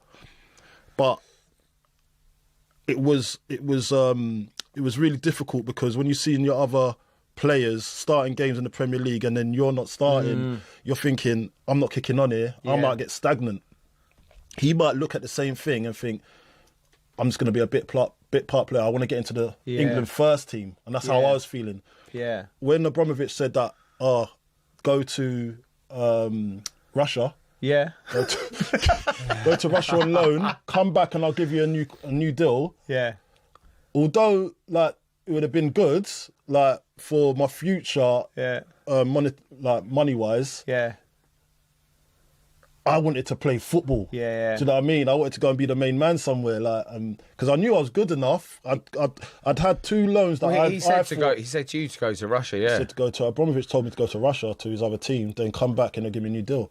Do you know what? To be fair, I think if Roman told me, I probably would have gone. Yeah, but I had ambitions. Like it's either you want to do that and be a bit part player all your life, or be an ambitious person. I think if I'd have done that, I wouldn't have been sitting here with you lot. Right now. Yeah, maybe. You know, I wouldn't have had a Colton Cole flag in Glastonbury. No, that's true. That's true. Do you know what I mean? Yeah. I wouldn't have done a load of stuff. Do you know what we would have? Do you know what we would have, though? Because I would have chipped in with Roman with this. I'd have paid a few quid because I'd have just paid to see you out in that cold in Russia. Imagine the pictures warming up. At least he'd go snowboarding then. Oh, mate, that would have been... Yeah, I would have learned how to ski and snowboard and all that. Cold in Russia. You just see... Nah, mate, that wasn't me. It just wasn't me, innit? It wasn't me. Yeah, so, you but made that's the why right I thing. understand why Harvey Elliott is probably looking at thinking, do you know what? I've had it with the champions. I get it. Now I want to go and make my own name. Yeah. And he deserves that, man. Yeah, just quickly before we move on, because we're Running out of blazing time. through this. Where would you like to see him, Coley? Where do you think he's... Remember, he's I wouldn't mind him back at Fulham. Yeah? Imagine, because he started I think there would be bigger clubs. I think there would be bigger clubs for him now. I first saw him playing... that tournament. I first saw him playing under-16s. Yeah. At Fulham. Yeah. Years back. And he actually wasn't that impressive. Really? No, because I think he found it so... You know when you're above that level, you just... Not walk around, but you're just not trying hard. And I think he was under 15s, but he was playing up. Yeah. And he knew he was the boy. But I was expecting a little bit more. Yeah. But when I look at him now, and then I saw him make that transition into first team, I was like, this guy's unbelievable. What a player. So now I know what the fuss was about, and he's proving everybody right now. Yeah, top player. Well, I can see him. If I'm him, I don't know where I can see him. Napoli, Inter Milan. Abroad? Atletico Madrid. He needs to go abroad because he's one of them. He's too good to drop down into like mid-range Premier League. Imagine and just become that, Coley, that we had them options back in the day. Like when we left the country, England was over for you. Yeah. Remember? Yeah. I remember saying, that's why it was one of the reasons I didn't want to go Russia, because I knew that if you leave the country, you got no aspirations of playing for your national team. Now, it's a common thing. Everyone's loving it. Like, I'd love to be in this era. Yeah, I'd like to. I would have. Imagine going to get some sun in Italy. I did my year in France and I absolutely loved it. If I'd had my time again, I'd probably go earlier. These are options for these kids now. Brilliant. We quickly have a talk about the transfer windows. Big news going round. Paul Pogba and Eric Dyer going to Monaco. What do you make of Eric Dyer? Yeah. Yeah, first of all, Eric Dyer, fair play to him. He's gone to Bayern Munich and done a job. Yeah. Go and play for Monaco. What a beautiful place. And not a bad place to live, is it? Yeah. How would you... He just won the league with Bayern Munich. So now we lost the semi-final, didn't we? Lost them, Yeah. Yes, but as a place, Monaco. Oh yeah, it's lovely. And a club. What a place for him. He's in his 30s now. Place. I've been in Monaco once. Have you? Oh my god, I love it there. I love it there too. I went for the Formula E. Formula E. Yeah, when it was F1's usually there, but Formula E is electric. Okay. I'm on the electric thing at the moment. Yeah. Saving the world and all that. And so obviously I got invited down, and it's just a beautiful place, isn't it? You imagine plying your trade over there. It's lovely, isn't it? Pogba's the interesting one for me. 2 years out of the game, the drugs ban. Yeah. He was crying the other day. Was he? Yeah, I watched the interview. I felt so bad because you could see. Imagine how many people just calling him a drug cheat every day. Yeah, I know. And then and no one would take the gamble on him to sign him. We all know he's a terrific player. Yeah. When he's going, I know. Do you know what? And it's quite weird that no one wanted to take the plunge on him, like more of the bigger teams, I would say. But the way he was so grateful to the club, Monaco, for taking the chance with him. Take the lad. He was crying. Yeah, take all the stuff you hear about Pogba and the clothes and everything. First of all, he's a World Cup winner, and multiple titles in Juventus, and he's been a top player. I thought he got the back. Look at all the great players that have gone to Man United, and it's been like it's been terrible for them. He had moments at United where you looked at him, what a player. We don't know what's happened with the drugs. I from my world, I feel for these kids because we've talked about this off air. Like, I don't think I've never seen any performance enhancing in drugs. Nothing. Because I think it's just crazy you'd even do it to jeopardise it. Think about the logic for people, right? How stupid can these lads be? Like the stuff with Mudryk, right? Like the stuff with Mudryk, right? You've got a 7-year contract. You know how hard it is to become a footballer wherever you are in the world. You've secured your life, your family's life, and you're doing something you love. Would you take something from somebody on purpose? No, not a chance. No. So I always look at these and I always think you never know. You never know. There has to be something in place which is like a test because it needs to be a deterrent for people not to do it because. But it's like the other day, Coley. My son is up at Hull City. Yeah, he was suffering from the flu, right? Chest infection. Yeah. Whilst off. Yeah. And he was going back in the next week. Yeah. To start training, pre-season training. Yeah. Now imagine, I'm there saying, "Yeah, got some antibiotics in the in the fridge. Have that." Yeah. And then I'm forgetting that he's a footballer. Yeah. So imagine I'm his dad, and he's saying to me, "Dad, I need to understand. I need to ask my doctor." You have to. But if he's feeling that bad, imagine someone throws something at you and said, "This is going to make you feel way better." You always got to check with club doctor. Yeah. Always. But we didn't actually get schooled like that back in the day. I don't know. I always used to check. Did you? Used to. I didn't. Yeah. I didn't. And I don't know. I might have taken some performance enhancing drugs. I don't know. What statement that is? No, but because we didn't get educated properly back then. Yeah. Like now, it's all you there weren't listening, were you? You weren't listening. See, Bridgie listens. I listen. See. Well, yeah. That's why I say. What did I say at the start? I don't know how I made it. I winged it all the way. Like it's just, I just happened to be sitting here next to you. But I'm just saying that's like. But these boys now, they have all the education, and they shouldn't be getting into that type of trouble. They should know that by previous mistakes, that can't happen. You've got to check what you're taking. Before we wrap up, we'll finish on Pogba because it's great to see him back, and you don't want anyone not playing because you'll finish your career at some point and you can't play anymore, and it's horrible. So we're glad to see him back. I bumped into him at Formula One thing the other day, and I thought he looked a bit. And I actually went up to him and said, I was like, "You're right, how are you?" And I said, "Your son play you?" Because I genuinely think he's a top brilliant player. And he was like, "Yeah."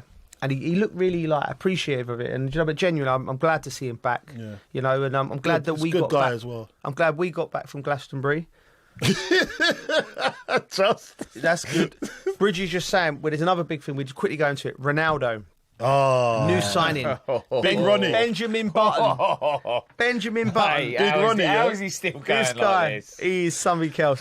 He's like you in Glastonbury. He wouldn't have been hobbling like me. He would have been running. To the lights go off. He would have been doing that 5K in the morning that people were doing. I was walking back and people running back doing 5K. Were people doing that? 5Ks? Yeah, 5K runs and stuff. Mate, that's bizarre. Yeah, bizarre. But we're going it. Listen, fair play to him. He's a genius, a legend. 488k a day, new deal.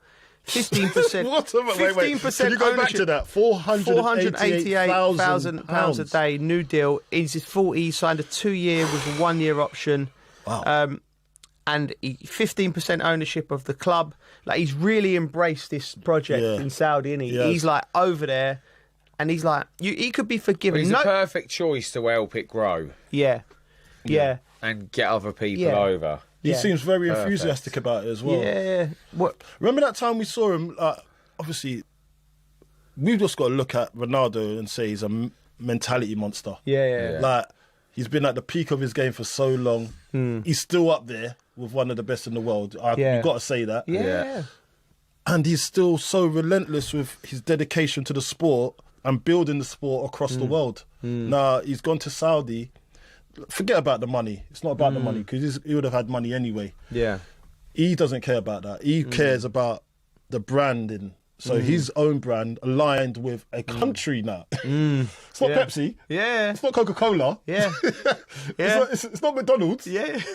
It's a whole country. Yeah. So like you got to look at what he's doing and just say this is groundbreaking. It's like when Pele went to America to try and grow the game over there. Do you know what I mean? This is the same thing that Ronaldo's doing. That's Saudi. a good shout, Cole. That's exactly what it is. And like he's an example to kids, not just in football, in anything. And if you want something in life, how to dedicate yourself and keep going. So good luck to him. Good luck to him. Yeah, we might get him on the pod one day. Oh, we'd love to have him on the pod. Come on. Come on, Ronnie. You know you want to. Glasgow. Imagine Ronnie in Glasgow. You know what? I'd love to see it. Bouncing into the tent. Mate, he'll just be on the other stage. He won't be in the tent, mate. He'll be in a Winnebago. Yeah. I'll tell you what, it lends he's got to go on the tent. He has to go on the tent. It lends you a few quid for your wheels from Quick Fit as well, so you'll be all right. Right. He'll buy Quick Fit for me. Yeah, mate. Right, that's all for today. Thank you for listening to The Dressing Room with Al Arabiya News. It feels like decades are passing by in a matter of weeks. Seismic shifts in the world order. Never, ever will be part of America. With so much happening and so much noise. Whether it's political upheaval, Canada has been ripping us off for years. economic shifts, or social movements, And no one wins from tariffs. I think America can be more friendly to the rest of the world. For in-depth analysis and all the latest developments across the globe. To have an inclusive policy together. The meetings with Hamas gave me some hope. We're in another nuclear arms race. the most important development straight to your screen. Welcome to The Dressing Room. I'm on my own. I need backup. And an insightful look at the issues shaping our world today. It was not going to happen, that war, and it happened. Join us on Al Arabiya News, where the world talks.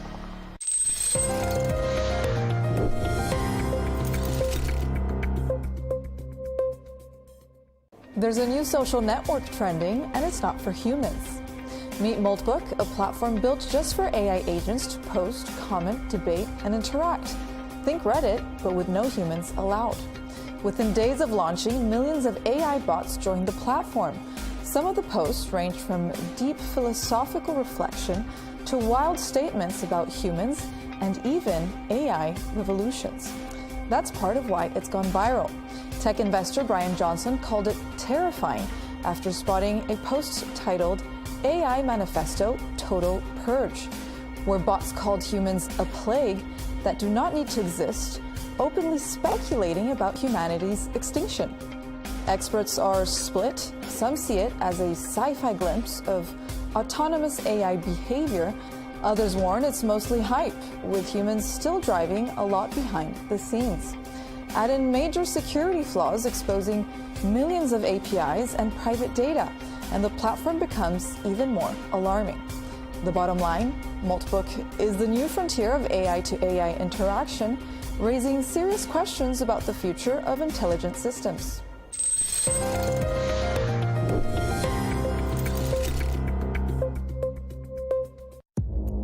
Our allies, in many cases, are worse than our enemies. Stay informed and connected with the latest international headlines. There obviously is a risk. From breaking news to in-depth analysis, It would appear that this war is coming to an end. Who buys this stuff? Investors, pension funds. we deliver the most important developments straight to your screen. Iran always wanted to deal with militia. Join us for compelling, expert-driven conversations. A curfew order has been established. and an insightful look at the issues shaping our world today. There are a lot of proposals about European architecture for security. I'm Leanne Gerrans, and this is W News. We dealt with this when I was Chief of Staff in the first term. Where you don't just hear the headlines, you get the full story.